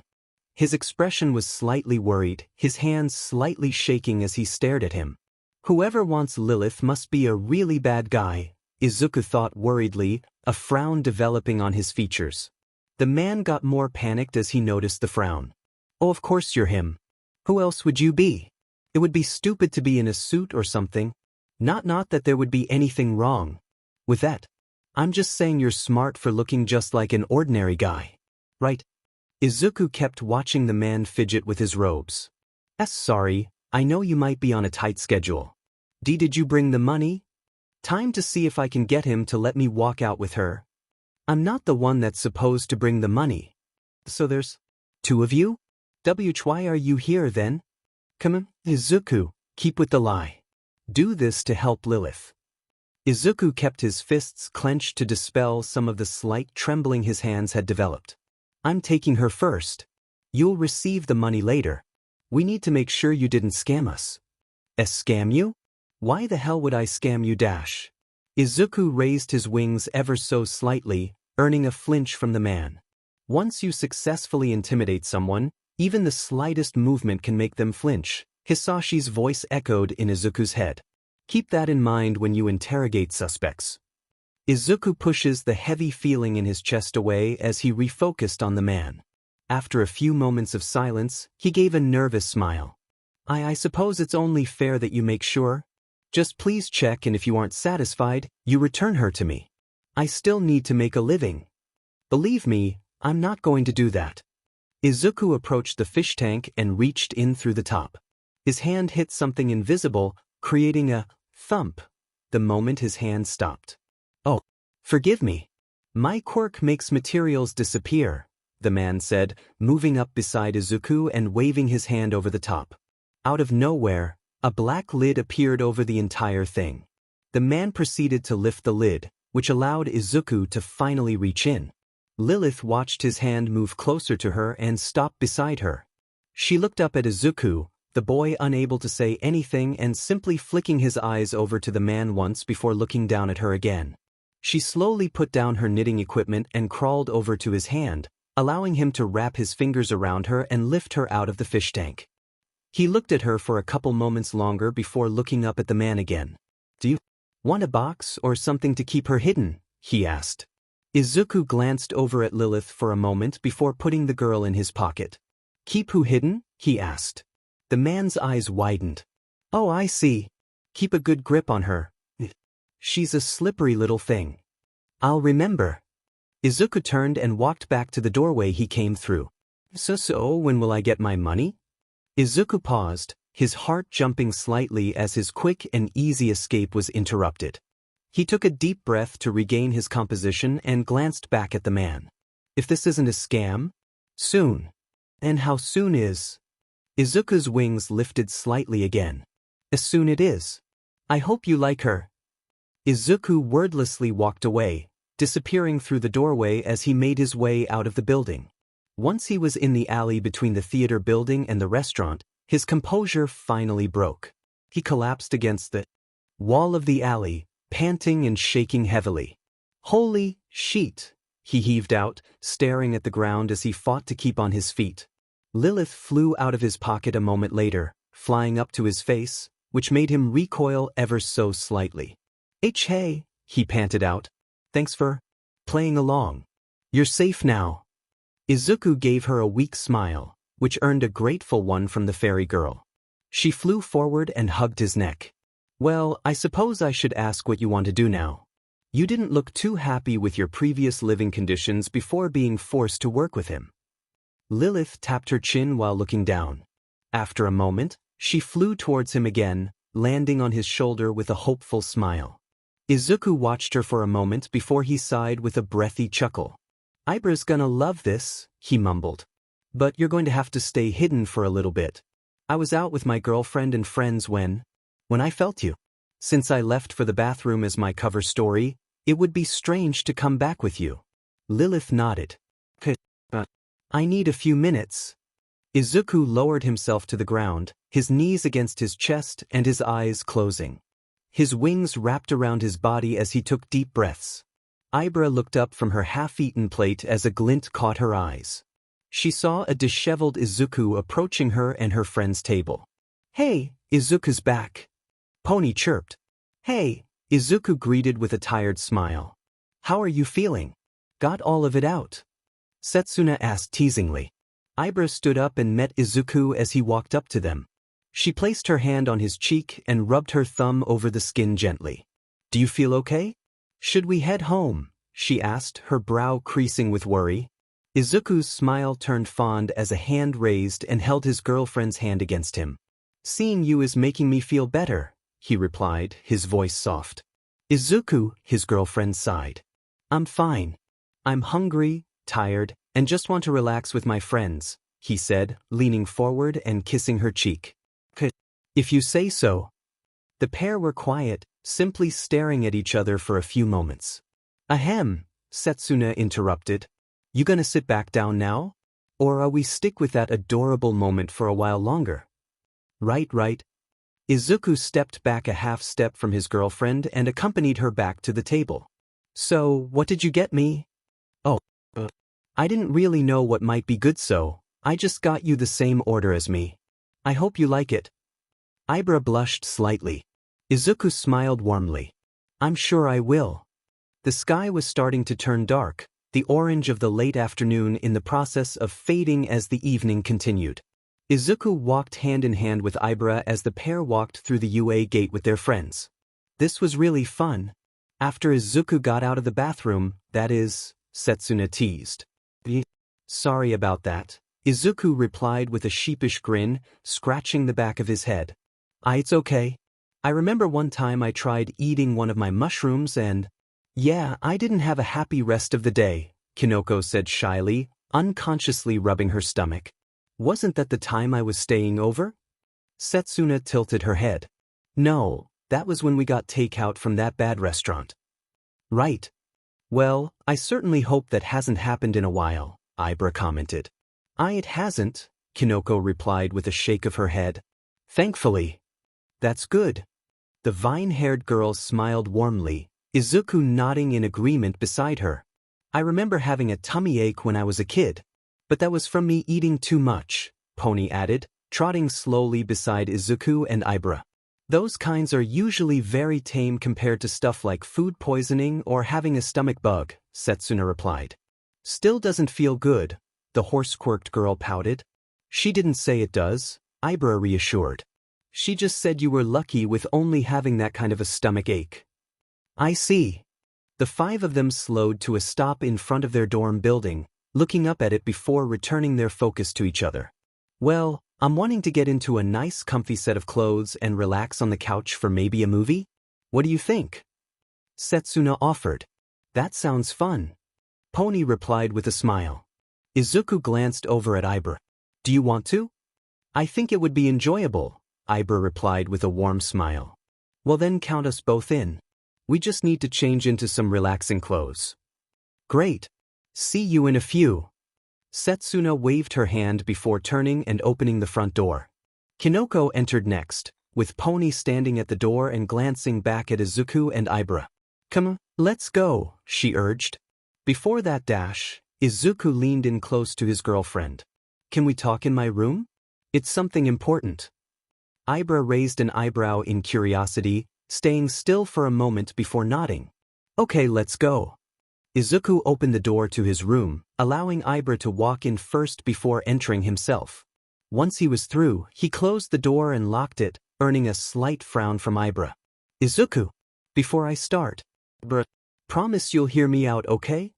So something was wrong in the restaurant, she guessed, her frown deepening. Not necessarily. It was more something wrong around the restaurant. Around it? What do you mean? Ibra tilted her head slightly. Well, Izuku sighed. I don't think I can really properly explain it unless I show you. Lilith, can you come out? Lilith? Ibra asked, her frown deepening even further. After a moment, a tiny girl flew out of Izuku's pocket using a pair of semi-translucent wings. The vine-haired girl's eyes went from frowning to extremely wide as she watched the girl fly in front of her, giving her a shy wave. Ibra, meet Lilith. I saved her. Unknown location. A man wearing a black suit and tie with sunglasses obscuring his eyes walked into a predominantly dark room, looking at a figure sitting in a chair in front of a desk full of monitors. Sir. He made his presence known while straightening his posture. Report. The figure inside the room, a man by the sound of his voice, ordered. He didn't have the target. He claimed one of ours stepped in and took the device, and that I was to bring the payment. And did you give him his payment for being incompetent? Yes, I did, and I even made it look like an accident. Good. The silhouette of the figure's head rose and fell twice, the man at the entrance only seeing a black shadow in front of the monitors. What should we do now, sir? The room was completely silent for a few moments. Before the figure's head tilted to the right. Do you know who took the target? No, sir. We're working on searching any nearby cameras for potential suspects now. I see, the figure hummed. Notify me of your results the moment you get them. Oh, and tell Kurojari the plan has changed. He will proceed with his current duties and await further orders. Understood, sir. I will notify him. Izuku's room, UA dorms, UA University. You saved her? Ibra asked again. Izuku nodded, Lilith drawing the vine-haired girl's eyes afterwards as she nodded as well. She was silent for a few more silent moments before sighing heavily. Her head fell into her hand. Izuku. I know, I went into a dangerous situation again, Izuku said, his shoulders and wings drooping slightly. But this time it was really important. Ibra sighed before gesturing to the bed. Her boyfriend nodded before moving to sit down on the bed, Lilith following him and sitting on his shoulder. The vine-haired girl sat beside her boyfriend and immediately took Izuku's hand. Tell me everything. And after that, I came back to you and she hid in my clothes. Izuku's hand was trembling slightly as he tightly held his girlfriend's hand. Ibra was frowning, her chest clenching in concern as she moved her free hand to slide one of his wings. Lilith was also leaning against his head and hugging it. Izuku. I know this was extremely dangerous. But I just couldn't let her stay there, he said, closing his eyes with a deep breath. I know, Ibra nodded solemnly. But with how bad you looked when you came back, are you sure you're okay? Izuku opened his eyes and looked down at his lap, frowning slightly. Honestly, I don't really know. I just feel really drained, he said with a sigh. He was pulled into a gentle embrace, which forced Lilith to fly around to his other shoulder. The golden-winged boy's head rested against his girlfriend's chest as she stroked his hair. Izuku returned the embrace, his wings curling around her slightly. You don't have to be strong for me, Izuku. Do you truly not know? She asked in a soothing, caring voice. I don't. But I just want to relax. Spend time with you. With other friends. Just forget about what happened. Okay, Ibra nodded and kissed his head. But what about Lilith? If she's going to stay with us, we need to figure out how we should tell everyone else. Lilith quickly flew around Izuku and landed on Ibra's shoulder, hugging her head and surprising the vine-haired girl with its suddenness. A small, warm blush dusted her cheeks and a small smile involuntarily creased her lips. Yeah, that's a good point, Izuku nodded, slowly sitting himself up and removing his arms from around his girlfriend. Ibra found herself pouting ever so slightly as the lingering warmth of his arms and wings dissipated as he separated from her. She kept one hand wrapped around his as she looked up and locked eyes with him. What do you think we should do? Izuku asked. Lilith lifted off of Ibra's shoulder, flying in front of the both of them and looking between them. Ibra looked from her boyfriend to Lilith. The small fairy tilted her head slightly. Do you want our class to know about you? She asked. Lilith's eyes widened before she flew around to Izuku's left shoulder, concealing herself from Ibra's vision. Her head peeked out a moment later, shaking her head with a worried expression. That's fine, they don't have to know right now, she replied, shaking her head as well. But that means you need to stay hidden all the time. Lilith nodded with a frown, tapping her chin for a moment.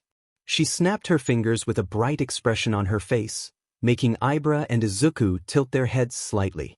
Lilith flew back to Ibra and landed on her right shoulder, bringing some of the vine strands of her long hair around her shoulder and in front of the small fairy girl, preventing Izuku from seeing her on the girl's shoulder. She peeked her head out of the vines with a proud smile on her face, eliciting a chuckle from Izuku. I think she solved that problem, he said with a smile. She's using your vine hair to hide herself. It works really well. Ibra giggled, a warm smile on her face primarily caused by her boyfriend's smile. So it seems. However, you can't hide there all the time, she said softly. We have a class during our school day that will demand us to move quickly. I don't think you'd be able to stay hidden there during those times. Lilith frowned, with her cheeks puffing out cutely, her head still the only thing peeking out from behind Ibra's hair. I don't think she likes that, Izuku said with a soft chuckle. Lilith shook her head quickly. Well, it's that or get caught, the vine-haired girl pointed out. Izuku couldn't help but smile in amusement at Lilith's indecisive expression. She let out a quiet groan as her head dropped, and she nodded. She flew out of Ibra's hair after another moment and went around to Izuku's right shoulder, sitting down on it with her wings limply resting behind and beside her. I wouldn't mind you hiding in my hair until that class if you wish, Ibra said with a warm smile. Lilith's eyes widened, her wings lifted up, and she beamed at the vine-haired girl. She flew right back at her and hugged her head once more, eliciting a gentle giggle from the full-sized girl. I think she's happy with the compromise. Yes, I believe so. Lilith calmed down a couple moments later, smiling happily as she sat down on Ibra's shoulder. Her legs swung back and forth, gently tapping against her chest as they pulled back. Izuku smiled softly as he watched the two of them, his warm smile bringing warmth to his girlfriend's chest as she continued smiling. Thank you, Ibra, he said, making Ibra's smile change to a look of curiosity. For what? For hearing me out, not getting angry at me, and letting Lilith stay with us. Her warm smile returned once more, the girl raising one of her hands and stroking his wing. I'd never be angry at you, my love, she said softly. I know your heroic heart makes you do things that I would prefer you not to at this stage in our lives. It is worrying for me to hear you go through that, but I will try my best to support you as much as possible, as well as try to keep you from getting hurt in the process. Izuku's smile lessened slightly, his head lowering. Sorry. It's okay, she said softly, leaning in and kissing his cheek. I fell in love with all of you, your heroic heart included. Thank you. Ibra's smile softened as she pulled her boyfriend into another gentle embrace. Lilith watched the pair from her perch on the vine-haired girl's shoulder with a smile, flying around and hugging the back of Izuku's head as he rested it on his girlfriend's shoulder. The group stayed there for a few moments before they all separated, Lilith landing once more on Izuku's shoulder. I suppose we should get changed now, Ibra asked. Oh, right. Izuku's eyes widened and he nodded. Yeah, we should. Lilith. The fairy took off from her perch and hovered in front of Izuku's face, her hands behind her back and her head tilted slightly. Can you go with Ibra? We both have to get changed, so it would be best if you were with her. Lilith nodded twice before once again landing on Ibra's shoulder, taking her hair and concealing herself with it.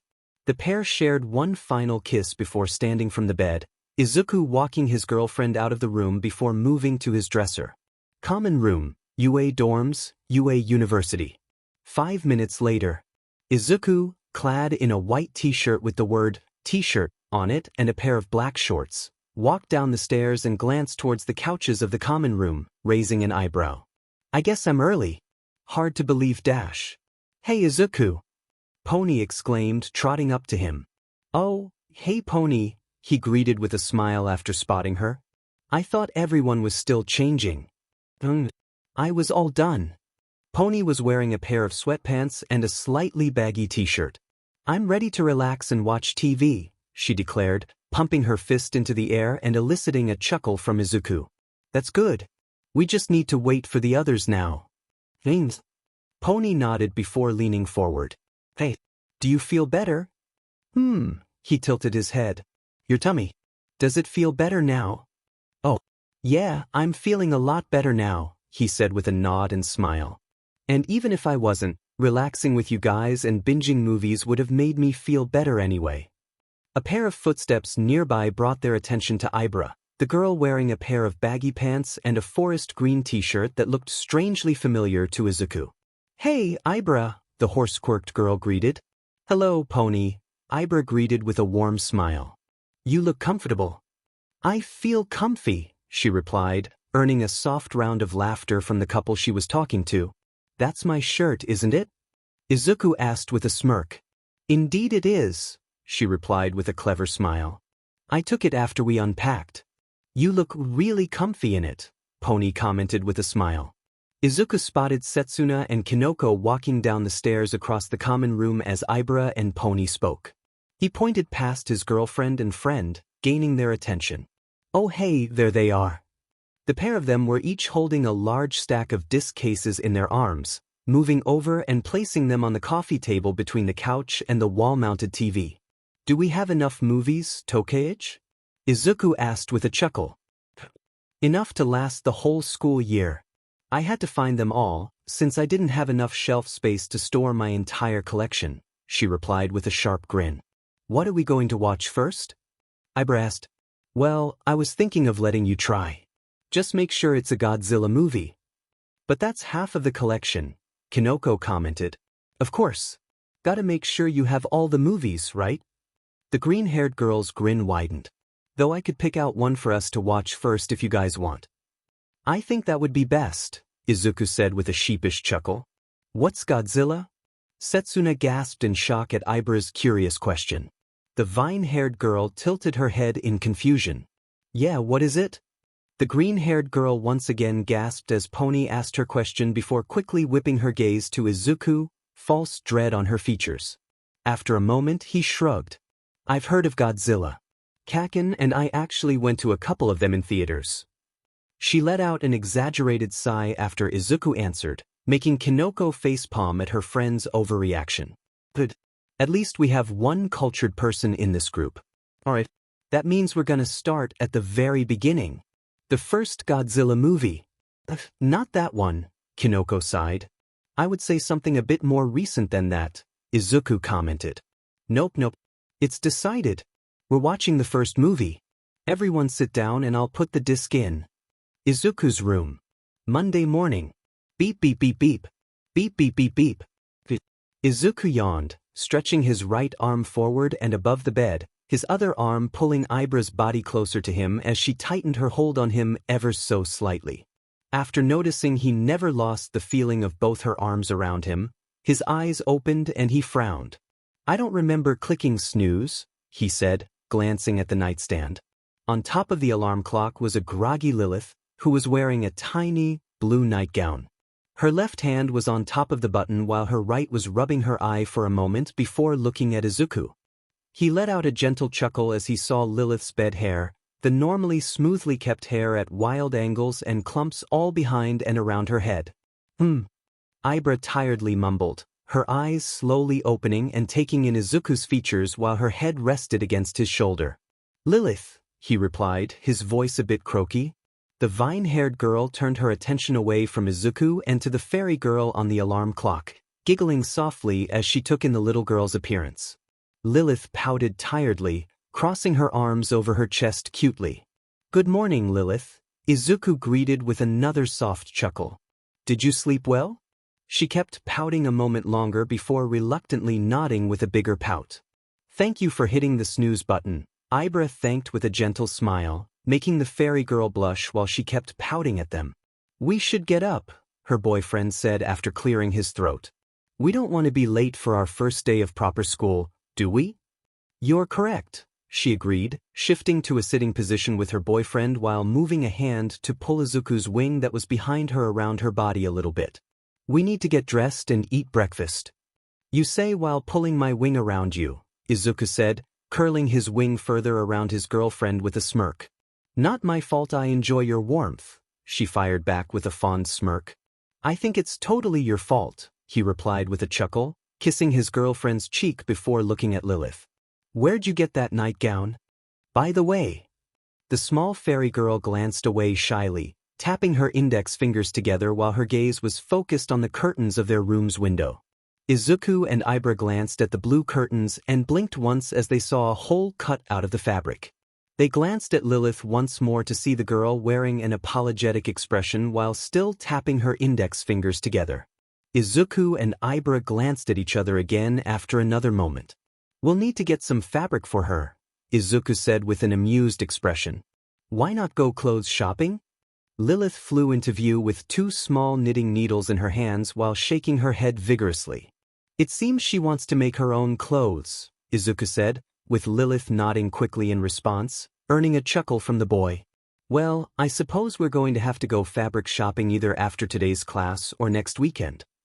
I would prefer to do that after today's classes, lest we lose the rest of our curtains, she replied with a soft smile of her own. What will protect the revelation that we sleep in the same bed then?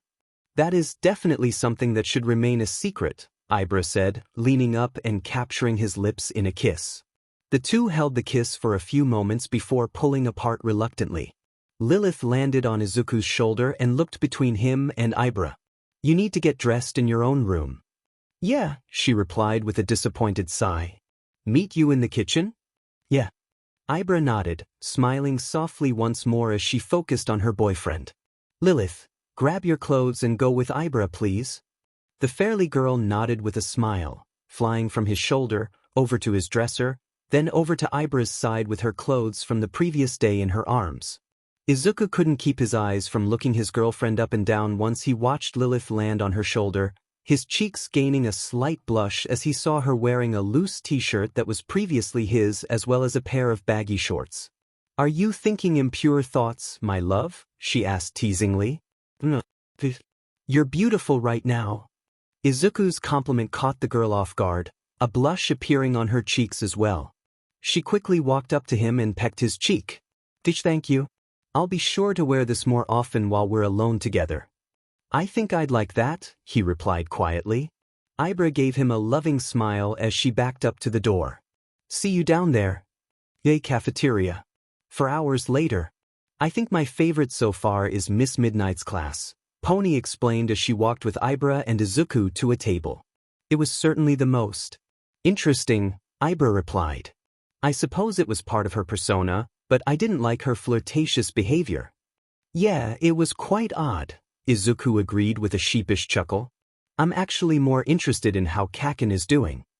Do you think he and the others that didn't test last weekend will get lunch with us? His girlfriend asked as she slid into the bench seat of an empty table. Mr. Aizawa seems like a meanie. I don't think we'll see him. Pony shook her head. I'm sure he means well, the golden-winged boy defended. Being a hero is very dangerous. A single slip-up could mean life or death for you or someone you know. The vine-haired girl beside him reached over and stroked his wing with a concerned frown.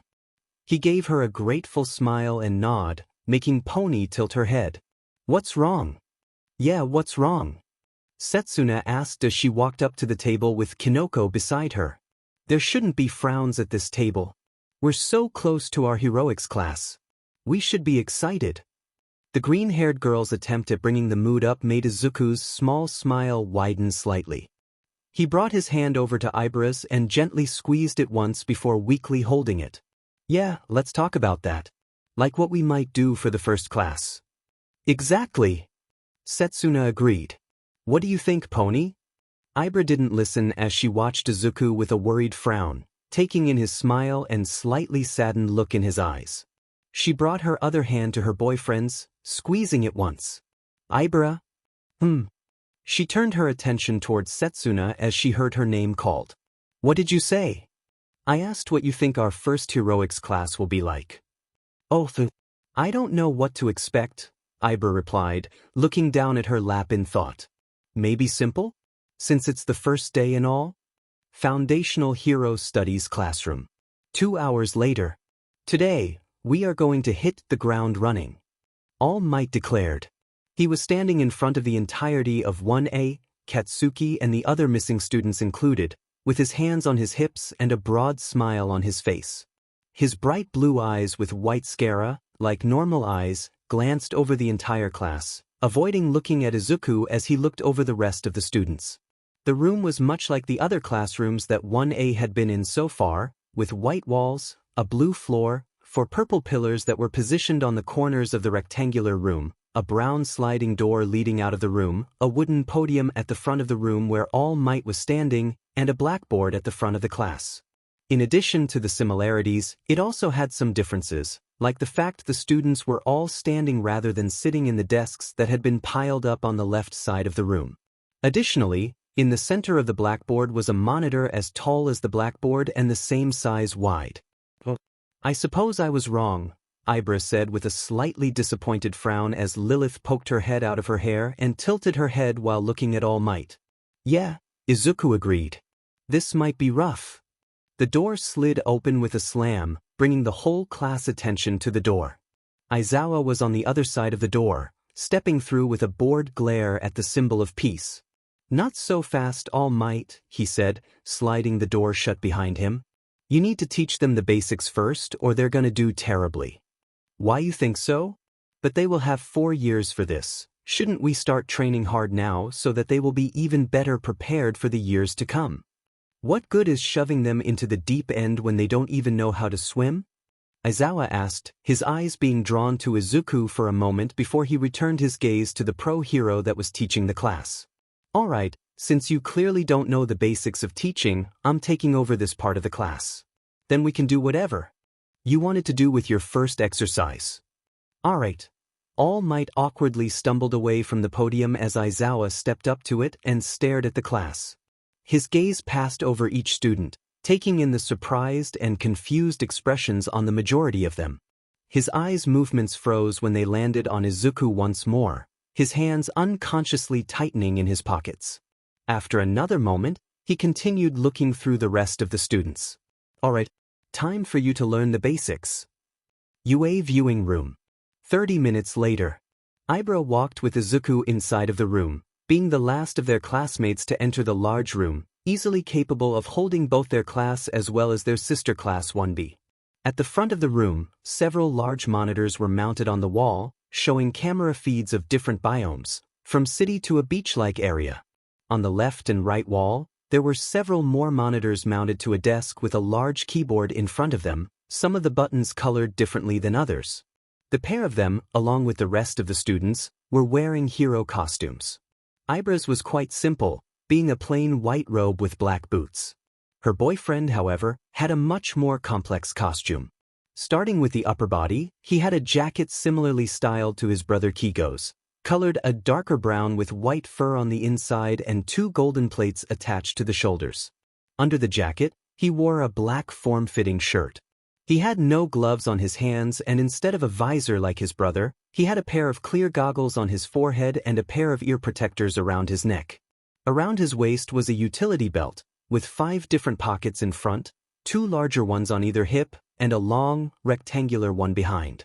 On his lower half, he had a dark brown half-body suit with visible padding on the thighs and shins, colored a light grayish tone. Lastly, he wore a pair of brown military-grade boots. Well, it seems we took a bit too long deciding where Lilith could hide, Ibra said quietly. Yeah. All right, everyone's here, Aizawa said, standing beside All Might at the front of the class. So what's the first exercise gonna be? All Might put his right fist into his open palm. We're doing a bomb retrieval mission. The whole room was silent, Aizawa staring blankly at the pro hero. After several moments, he sighed. You can't be serious. UA viewing room. I am. All Might said, unsure of herself. Shoyuta Aizawa let out a heavy sigh and let his head fall into his right hand. How did you ever get a teaching position here? He muttered. WL principal, and you approved of my request to teach here. All Might replied, scratching the back of his head. Which just makes me wonder how much money you bribed him with. The man fired back. This is the first day.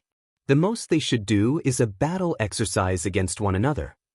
But what is the difference between that and my bomb retrieval mission? All Might sputtered, his head recoiling slightly. The difference is they get to focus on learning one another's quirks and fighting styles so they can improve them as the year continues. They don't have to worry about some arbitrary objective.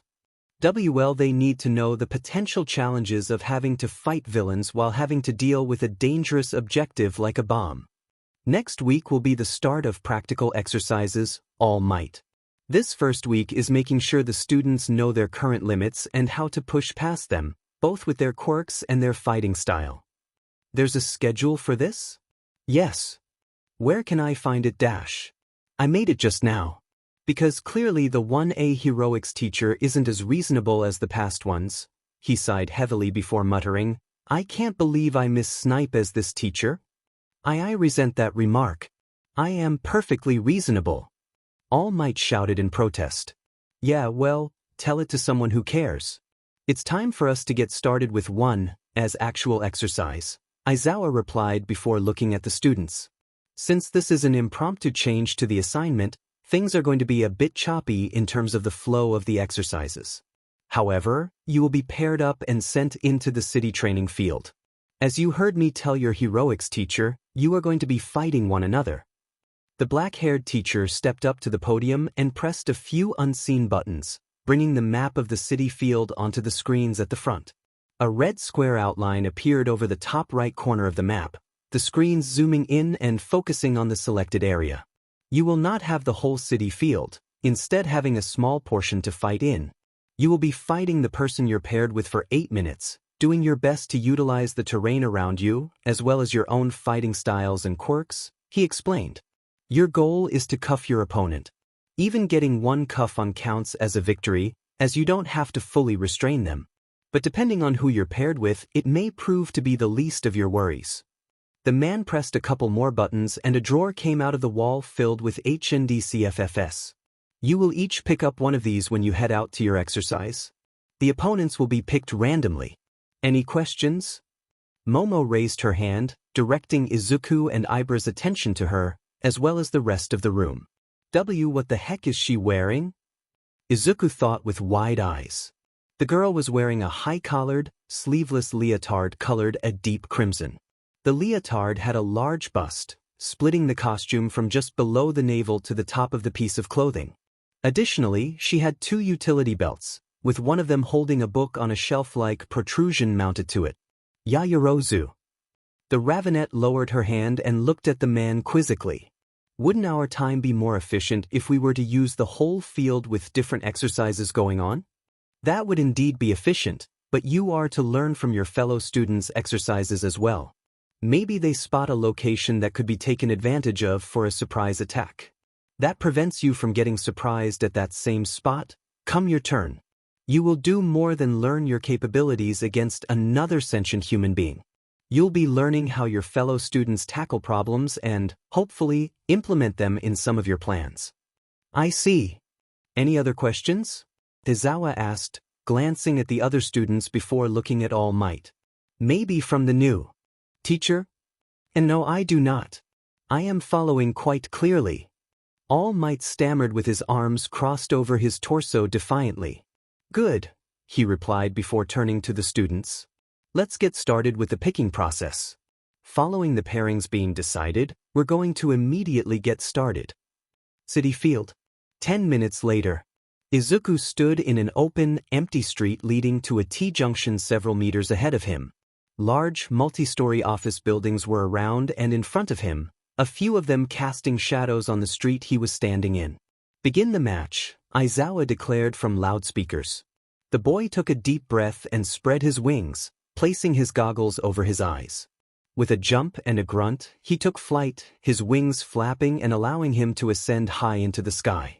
Once he was past the highest building, he looked down at the ground below. This should help me see better, he muttered to himself. After a few moments looking where he was, he pivoted himself forward and flapped his wings harder, propelling him forward.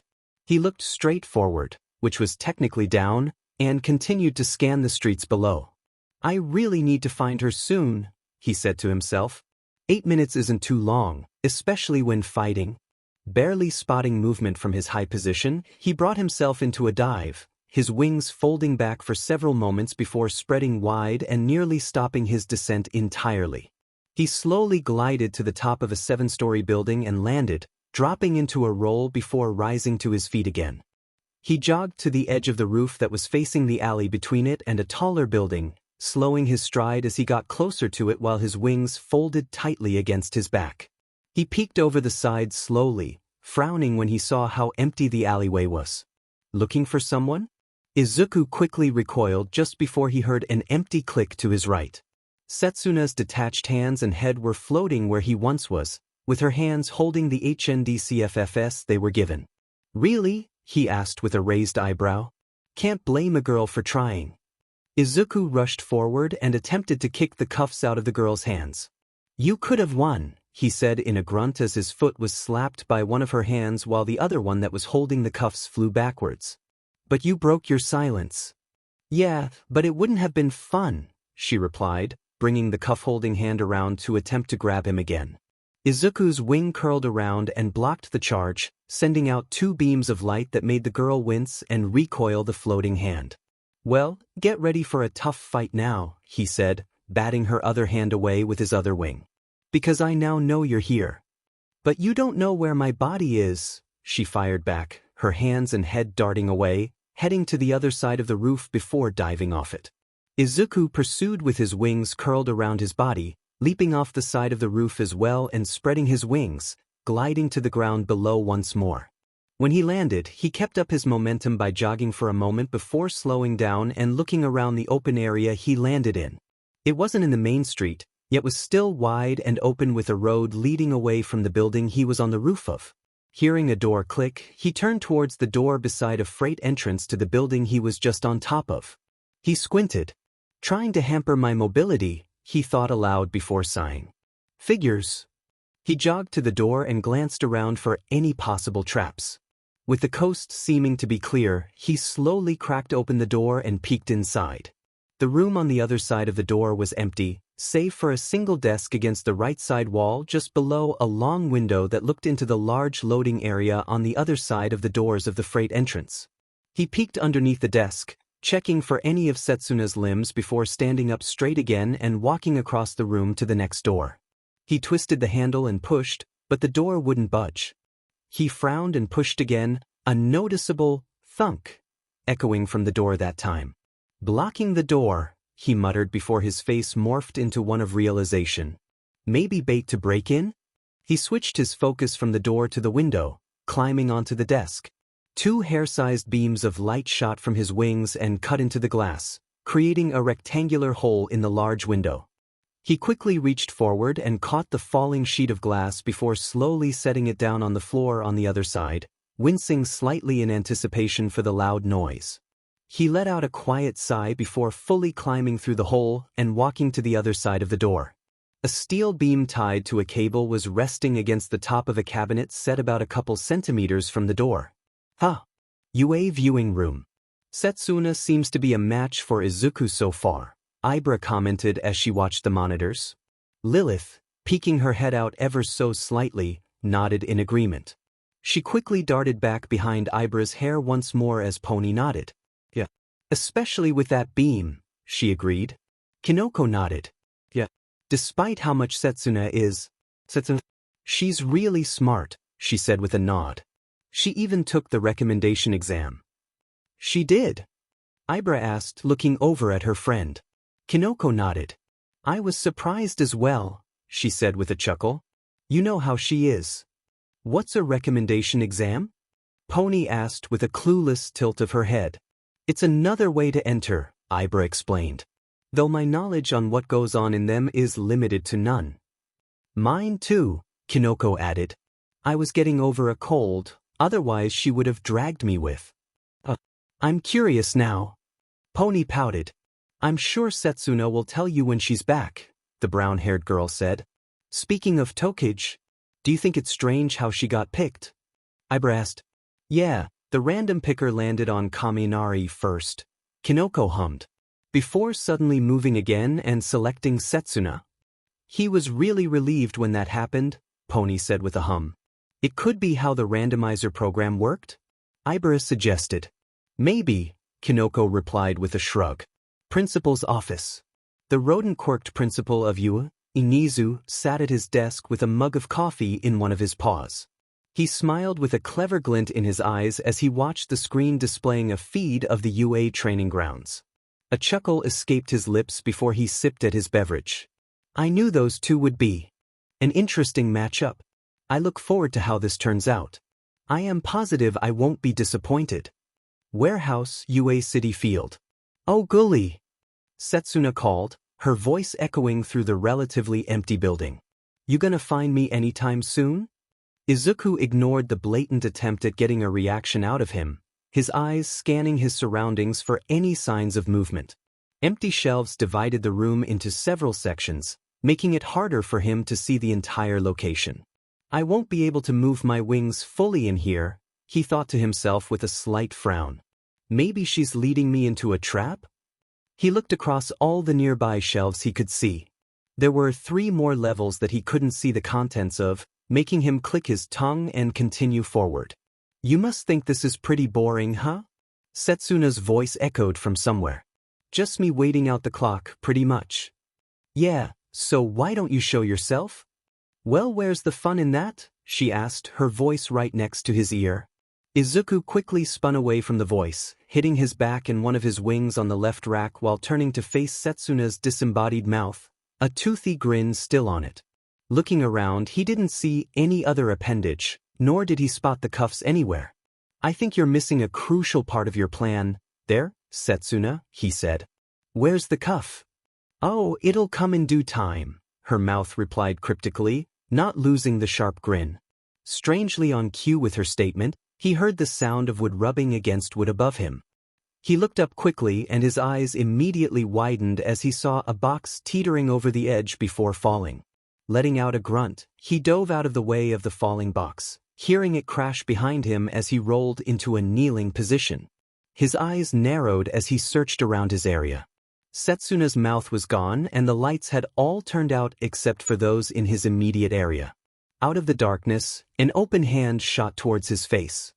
He grabbed it quickly once it was in range but let out a gasp of breath as another hand impacted his side in the soft spot below his ribs on that side.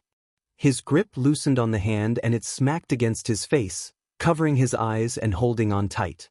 Using both hands, he gripped them and started pulling it away from his face. With Setsuna's grip, it was easier said than done, the hand barely moving as it clenched down on his temples and kept his vision black. He paused for a split second as he heard a chain-like jingle to his left. He grimaced to himself and took a deep breath, pulling Setsuna's hand closer onto his head before bending backwards slightly. He drove his head down to the ground a second later, slamming Setsuna's disembodied hand into the cement floor. She shouted in pain from a relatively short distance away. He managed to quickly yank Setsuna's hand off his face before looking around quickly. Spotting the floating hand holding an open set of cuffs, he wound the hand holding Setsuna's other hand back before chucking it at the other hand floating towards him. The impact forced the floating hand to drop the cuffs, allowing Izuku to dive towards them. He scooped the cuffs up and flared out his wings, the golden feathers reflecting the light. Spotting movement, he spun in the direction of the nearest exit of the aisle he was in and started sprinting with his wings folded back. His free hand reached over and grabbed his own pair of cuffs and opened one side. "Sheet," he heard Setsuna say from behind him. "Get back here." Spotting movement ahead of him, he smirked. "I see through your trick," he shouted as he ran after her into another room. UA viewing room. "Ooh, Izuku seems to be chasing her down now." Pony exclaimed excitedly. "He does seem to have the upper hand," Ibra agreed with a nod, a small smile on her face. She flashed a glance down at her shoulder, spotting Lilith peeking out of her hair with her head bobbing up and down with an excited smile. The vine-haired girl whose hair she was hiding behind smiled fondly at the mute fairy girl. "Setsuna's not done yet, though," Kinoko replied, bringing the girl's attention away from Lilith as she disappeared behind the curtain of hair again. "I know she still has a couple tricks up her sleeve. She's clever like that. Do you have any idea what they are?" "Nope," the mushroom-creating quirked girl said with a shake of her head. "I'm not as smart as her. I mean, I can assume she plans to lead him into another trap, but what that is, I have no clue. We will just have to wait and see then." Ibra nodded. "This has been pretty fun," Pony commented with a smile. "I can't wait for mine." Kinoko shook her head with a grimace. "I'm not." Warehouse, UA City Field. Izuku slowed to a stop as he entered another room, glancing around at the office desks and chairs without any computers on them. "This is just a weird warehouse," he commented to himself. "You got that right," Setsuna said to his left. The moment he turned towards the voice, a foot slammed into his right side, sending him tumbling past Setsuna's floating mouth. As he hit the ground, both sets of cuffs clattering to the ground out of his hands. "Shouldn't have fallen for that," he thought to himself as he pushed himself up. His eyes widened as he noticed one of the sets of cuffs had disappeared. Hearing a jingle to his left, he quickly dove into a roll, avoiding a charge of Setsuna's hand at his limbs. He quickly shot one hand out to grab the remaining cuff and tried tugging it back as fast as he could. A clink of metal told Izuku that he had narrowly avoided Setsuna's next attack, despite not seeing it while rolling. As he stood back up, he spotted Setsuna at the other end of the room. He spent no time hesitating, dashing towards the handless girl with cuffs in his hand. His eyes darted around for where Setsuna's hands were and spotted movement out of the left corner of his eyesight. Turning his head, he spotted both hands opening the cuffs and shooting towards him. His wings shot hair-thick beams of light at her in retaliation. "Ow, ow, ow, ow," the girl shouted. "Stop doing that and let me cuff you." Unprepared for Setsuna's next action, all the air in his body was suddenly shoved out of him as the green-haired girl's forearm shot into his stomach, stopping him in his tracks and laying him out on the floor. He gasped and clutched at his stomach, trying to force air into his lungs. Setsuna giggled victoriously, approaching the downed boy with a smirk on her face. "Didn't expect that, did you?" The hand with cuffs floated beside the lizard-tail splittercork girl. "I guess now's the time I win. It was fun." She grinned, her hand shooting forward. Click. Izuku Midoriya wins the bout. All Might boomed over the speakers, making Setsuna's hand freeze and the cuffs jingle. "What?" she shouted in shock. As Izuku continued to bring air into his lungs, he smirked and opened his arms, revealing Setsuna's forearms still against his stomach. The cuffs he had been holding were clasped around it. "Your overconfidence was your weakness," he said with a wheezy chuckle. "Oh, you did not just give me a Star Wars quote." The girl pouted. "I did," he replied with a grin, releasing the girl's forearm as she brought her body parts back and reattached them. "And I'm proud of it." Setsuna looked from the boy to the cuff on her forearm and smirked as a devious thought entered her mind. "Oh, and are you also proud of this, you kanwai boy?" she purred teasingly. Izuku's face exploded in red and his breathing turned into strangled coughs, his golden feathers ruffling in embarrassment as he let out an embarrassed squeak. Setsuna placed her hands on her hips and let out a hearty laugh. "You're so easy," she exclaimed, her head rolling back as she laughed harder. "Essage, shut up." "Ah ha ha ha ha." UA viewing room. 5 minutes later.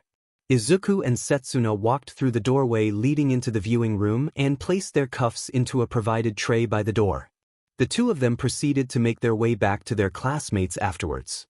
"Welcome back, students." All Might boomed as they came in. "That was quite the spectacle at the end. And quite clever too." "Yeah, too clever," Setsuna agreed with a pout before it morphed into a playful smile. "Luring me into a false sense of security." "Oh, believe me, I was very harmless to you," Izuku replied with a weak chuckle. "You knocked the air out of me. I was not expecting that." "I was not expecting you to hold onto my forearm to cuff me," she replied with a giggle of her own. "I wasn't expecting it to work. I thought the lack of oxygen would prevent me from seeing that whole last-ditch plan through. So it was all on luck." "Indeed it was," Aizawa said. "Had this been an actual situation, you wouldn't have won, Midoriya. Do you know that?" Izuku looked from his opponent to the homeless-looking teacher at the front of the classroom. "Yeah, I do." Setsuna fought very well. "If this was a real fight without the win condition being cuffing the other, I would have definitely lost, especially after that last hit," he admitted with a nod. A gentle chill ran up his back as he felt a hand gently slide one of his wings. He glanced back at his girlfriend smiling warmly at him. His heart fluttered as he continued staring at Ibra, smiling gently at her as he did. "It's good you understand that," Aizawa said, getting the boy's attention again. The man wore a small smile on his face that quickly went away a split second later. "That means you'll push to improve yourself so that you won't fall for the same tactics again, yes?" "Yes, I will," he replied with a firm nod. "And Tokage," Aizawa continued, "you realize your failings were because you were overconfident without ensuring that you actually claimed a victory." "Yeah, I get that," she said with a nod of her own.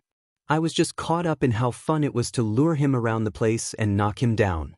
"Having fun during exercises is nice," All Might said with a nod and his trademark smile.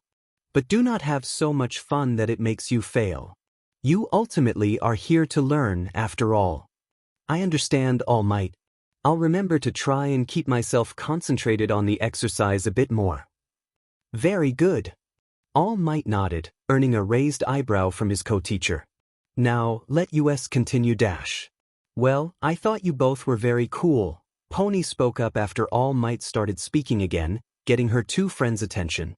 Izuku with all his punches, kicks, lasers, and even a headbutt, and Setsuna's arms, head, mouth and hands whooshing around. Setsuna giggled while Izuku smiled in amusement. I do have to agree, the fight was quite impressive, Ibra agreed, stroking her boyfriend's golden wing more. Letting your overconfidence make you lose? Kinoko added with a teasing smirk and shake of her head. Your overconfidence was your ADDP. Setsuna detached her hand and slapped it over her best friend's mouth. I already had that Star Wars reference from Izuku and I do not want to suffer it from you. Kinoko crossed her arms over her chest and raised an eyebrow, a smirk showing on her face once Setsuna removed it from her mouth. Deserved, was all she said, making the green-haired girl grumble.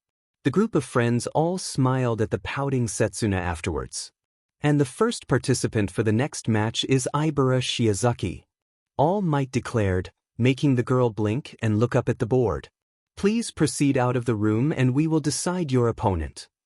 Izuku and Ibra looked at each other with slight frowns for a moment before the vine-haired girl smiled softly and opened her arms. For good luck, she asked, making him smile. His wings spread open and he hugged her with both his arms and his wings. Setsuna and Mina, all, ed at the sight as they held the hug. Unknown to all the other students and the teachers, Lilith slipped out from behind Ibra's hair and flew over to Izuku. I'll make sure there's a pocket of my wing you can hide in and watch, he whispered to the girl as she landed on his shoulder. The fairy nodded with a bright smile before climbing down his shoulder slightly.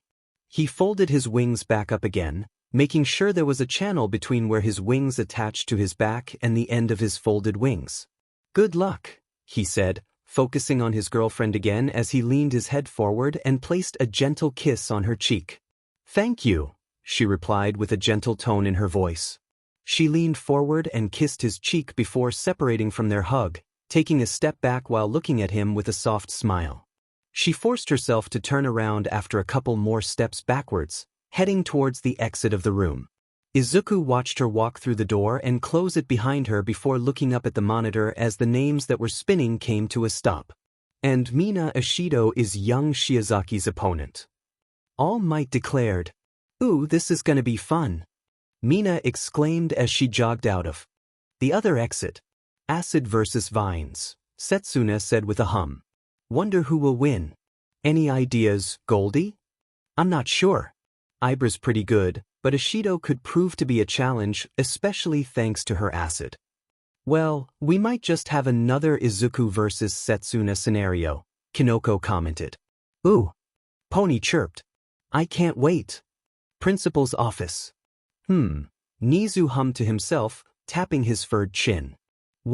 As two teachers seem to have something on their minds. Aizawa is a lot more hands-on and All Might seems to find speaking to Midoriya difficult. He leaned back as he pressed a button to focus a camera on his two teachers at the head of the viewing room. I suppose I will have to call them here after classes end for the day. Streets, UA City Field. Alright. I got this, Mina said to herself, bouncing on the ball of her feet as she stood in the middle of the street. I got acid, she has only vines. I can cut right through them with a good spray and restrain her. She nodded to herself a couple times, closing her hands into fists and pumping them up into the air. It's as simple as that, she confirmed. It won't be easy, especially since it's Ibra, but I'll win. For sure. Let the match begin. All Might shouted through the loudspeakers, prompting the girl to jump one last time. Let's do it, she said, starting off on a jog. She only took 2 steps before movement made her spin to the right and face the direction she saw the movement from. A door to the building it was near slammed shut a moment later, making the pink-haired girl smirk victoriously. She must have not thought of a place to hide until she saw me, she said with a clever giggle. Well, time to face the music, Ibra. Pulling at her quirk, she started sliding across the ground on the acid dispensed through her shoes, skidding to a stop right in front of the door she had just seen close. Unable to compose herself fully, she was eagerly grinning as she grabbed the handle and slowly peeked inside. The first thing she saw when she peered inside was vines. Seeing them in a barely illuminated room sent chills shooting down her spine and made her visibly tense up. Her eyes were wide as she glanced around the entire room, hesitance perfectly clear in her posture. She slightly jumped as she saw some of the vines shift to her right, turning her attention towards the vines right as they went still again. I can do this. Why, she said to herself weakly. It's time to face the music, Ibra. She gulped as she slowly crept inside the building and shut the door behind her, squinting her eyes as she got used to the completely dim room. Her eyes kept darting around the room, the wind in her sails motivating her to go on all but gone. I'll be fine, she mumbled, slowly moving deeper in the room.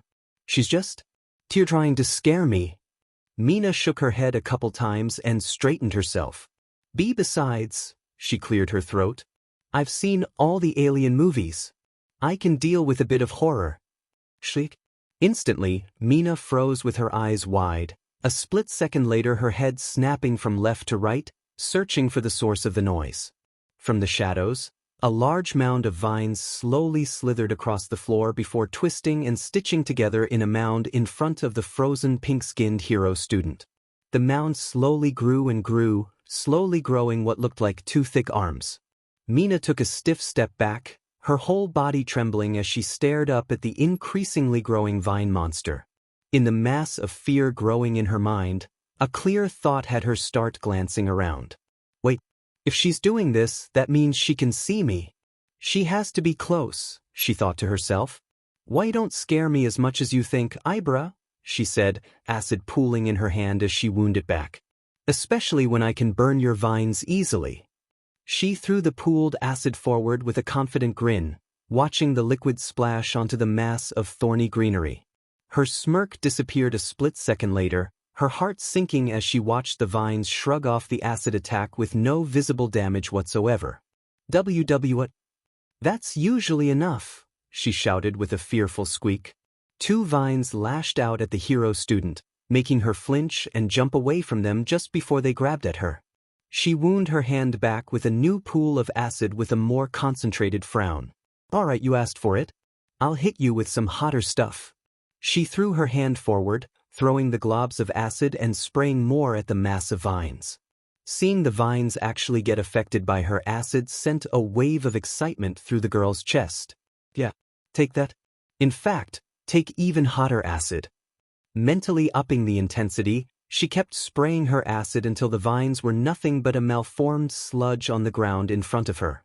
She panted heavily, wincing at the stinging in her palms from using such potent acid. Took way longer than I thought, she said to herself. Didn't you know, Ashido? Mina jumped at Ibra's voice, allowing 4 vines to wrap around her arms and legs while she was distracted. Acid is a lot less effective on plant life than other materials, Ibra continued, walking out of the shadows.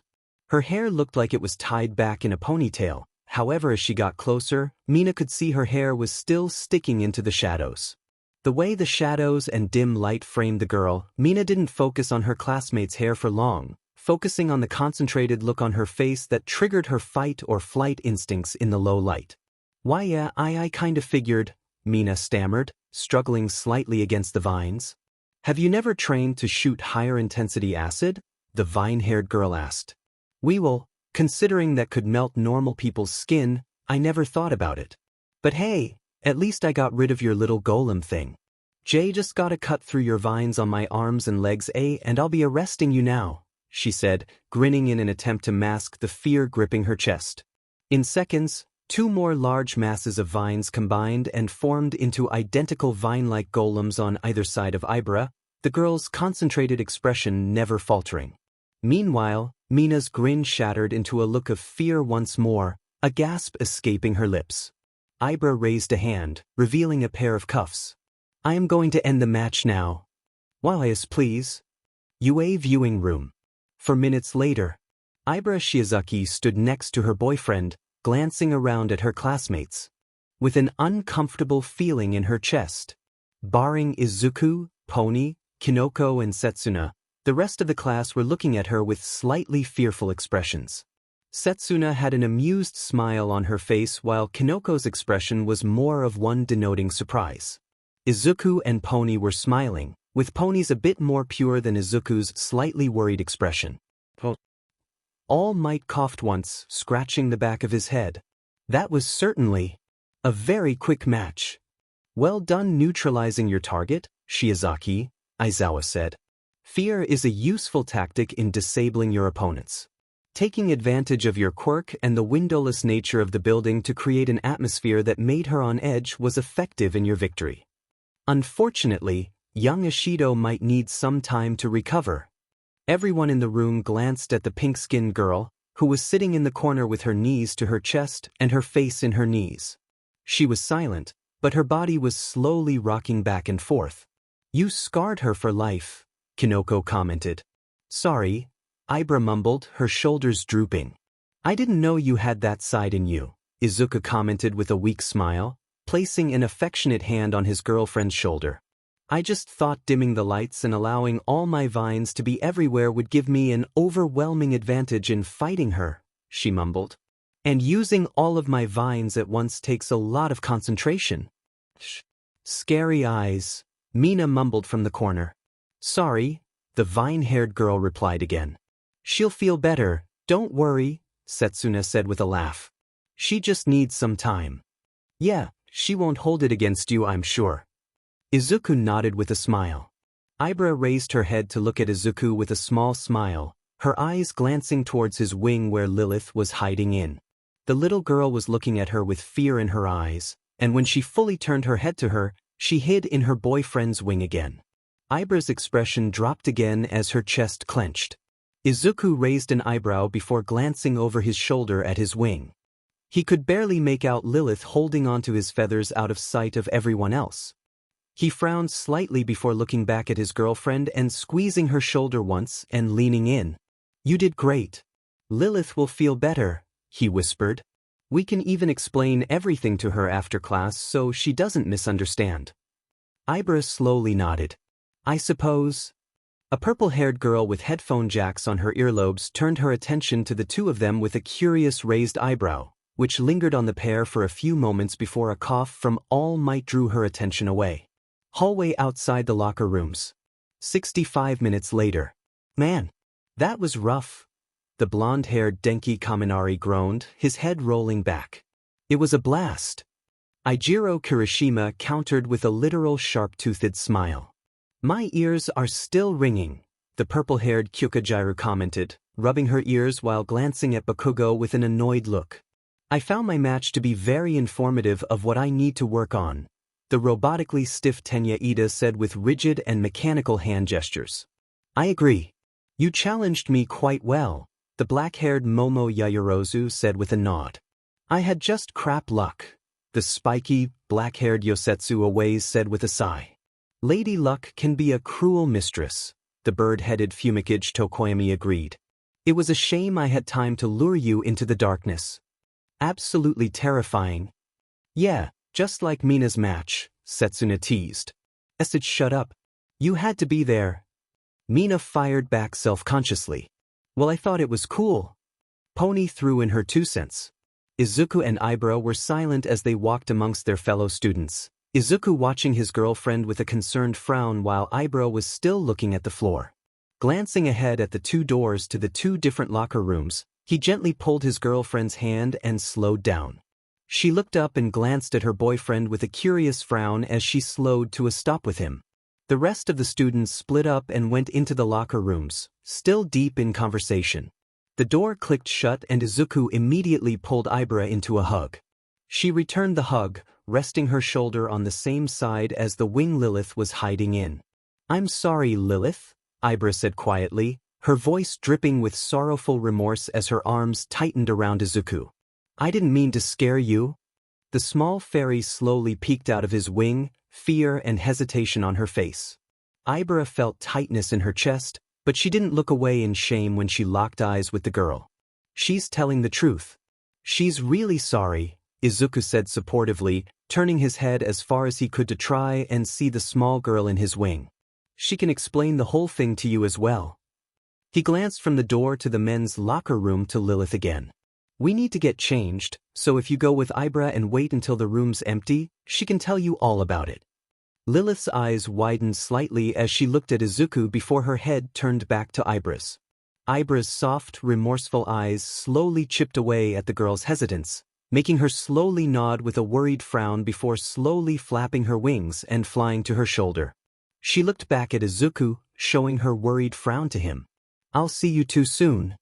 He moved his head and kissed his girlfriend's forehead and squeezed the girl's free shoulder before moving to the men's locker room door, leaving Ibra with Lilith a moment later. She took a slow breath in and nodded. "Be sure to hide in my hair," Ibra said, feeling the small girl following her order a moment later with the movement of her vines. She turned fully around and went to the women's locker room door, grabbing the handle and pulling. Female locker room. 5 minutes later. Click-thump. The locker room was silent as Ibra sat on one of the benches, her costume still completely on. Glancing around after a moment and sighing, she nodded slowly. "It's clear, Lilith."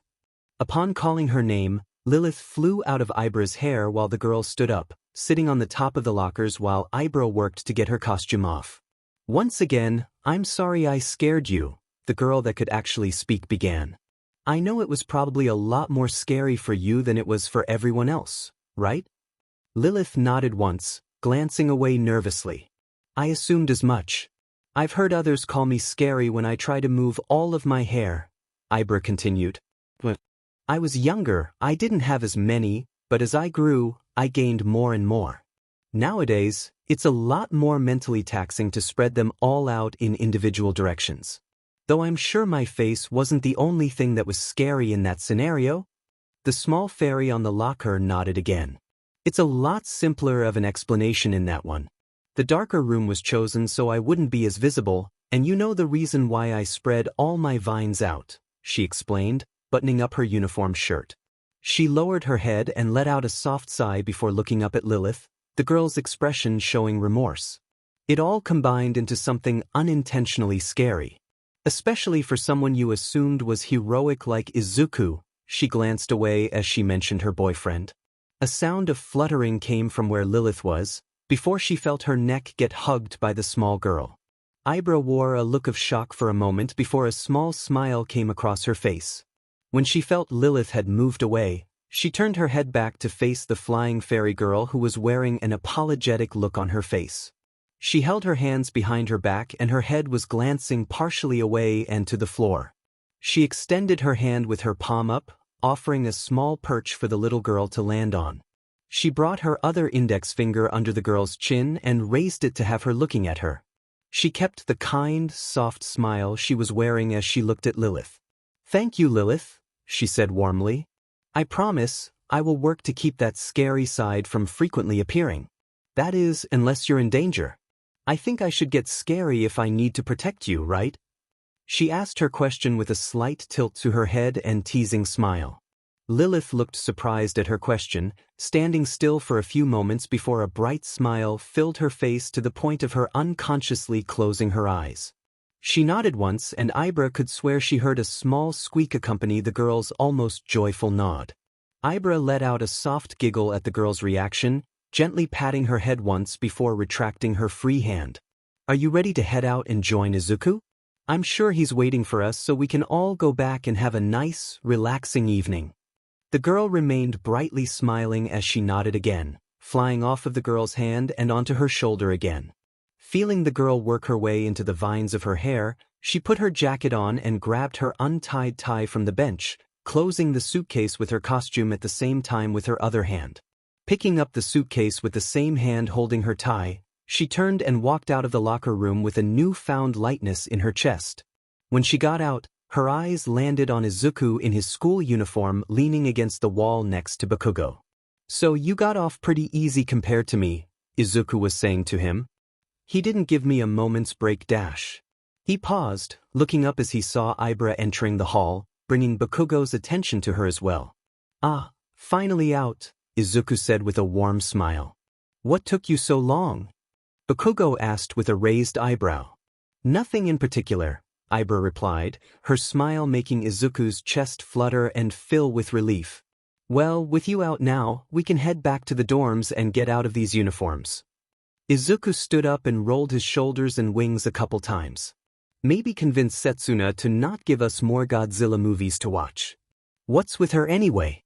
You're acting more buddy-buddy with her and Mushroom Head than the rest of class." Discounting hooves, that is. We met them during the first days, Ibra explained. They were quite nice. You were too lazy to come, so you couldn't meet them. We're gonna have to introduce you to them when we get back, Izuku said with an amused smirk. I was not too lazy. Ibra giggled before looking at her boyfriend. Where is Pony anyways? I would have thought she would at least be here waiting as well. I suggested she head back with Setsuna and Kinoko and think of a few movies she would want to watch. Hopefully we can watch those instead tonight, he said, earning a soft giggle from his girlfriend. Well, let's hope. Show Yuta Aizawa and All Might to the principal's office please. Nizu called over the intercom, interrupting the conversation and making everyone look up instinctively. Their attention lowered back to each other a moment later. I wonder what that's about, the vine-haired girl said. Probably something about how we did in the hero classes. Maybe a review on All Might's teaching, the blonde-haired boy in the group shrugged uncaringly. Yeah, that could be the case. It seemed like he was a beginner to this. But anyways, Izuku offered his free hand to Ibra. Shall we? Ibra took it with a warm smile. We shall. The trio started walking down the hall at a leisurely pace, silence only filling the air for a moment before Izuku opened his mouth again. Kaken was just telling me about his test he had to make up today. Oh, how was it? Annoying. First off, hey guys, this announcement has been a long time coming. Probably not for you unless you've talked fix with me in DMs, but it's felt like a long time coming for me. And I'm not really good with change, especially when it's related to a routine I've been doing for years now. What's this announcement? Well, I'm planning on putting some fix on hiatus. And if this is all you were wondering with this announcement, you can safely leave here with the knowledge that in a day or so, I'll be posting hiatus announcements on the selected fix. I'll likely just be copying and pasting this announcement in here. If you want to get a glimpse into my thoughts on this, please continue reading. I don't want to go too in-depth into retrospective, but I do feel I owe you an explanation. So to start, I've not really been too satisfied with my chapter output this year and last year. It's been very slow and part of it is for a couple good reasons. Those reasons are: 1. I've been improving with my writing quality, leading to longer times between chapters so that I keep that quality of writing. 2. I've had some IRL issues with my dad that, without going in-depth on, has been drawing a lot of my time and mental energy. There was also one bad reason, at least in my opinion, for the delays. I have to figure out entire chapter content. And I thank my friends who have helped me with ideas for scenes and whole chapters, namely Del La Sol, who's helped me the most, for pulling my butt through those times. And a large part of that stemmed through my early writing practices. Said practices were me writing by the seat of my pants with no thought as to the end goal, let alone writing out a rough end point or skeleton of a story structure. My breakout FIC with said major planning was my magnum opus, Lovers Across Space. All others have lesser planning or no planning whatsoever. Thankfully, a good number of my fics now have some good planning, but there's still a few that don't, which leads to writing coming to a standstill when I have no clue what to write for the next chapter, and it's been affecting me mentally, which came to a head a couple days ago, which prompted me thinking about doing this and of course me pulling the trigger now. And I have to say, even as I write this, it's difficult to think about, but I have to do it. And I thank my friends I talked to that helped me come to this decision. They changed what could have been me outright canceling fics to just me putting them on hiatus. I have to also say that part of me really wanted to hiatus all my fics and then work on one until it's finished. Just free up the mind space and work on only one thing. And if I still can't speed up my releases, I just might do. And if you don't already expect it, it would be Lovers Across Space that I would focus hard on. And while I write for myself, it would still leave me feeling bad I put the others on hiatus, because I still want to provide you all with content you enjoy, and I know not all of you consider Lovers Across Space your favorite FIC of mine. For now, you don't have to worry about all of them getting put on hiatus, though. I just wanted to be transparent with you on my thoughts here. This is kind of an important announcement about the future of my releases and all. Anyways, sorry for the huge wall of text. I really needed to get my thoughts and feelings out there and tell you about what I'm planning going forward. Sorry if any of the fics I'm putting on hiatus are your favorites, but I need to do this. And remember, they're just going on hiatus. And as I finish other fics, they will be returning with a lot clearer plan to get from where they're at to the end.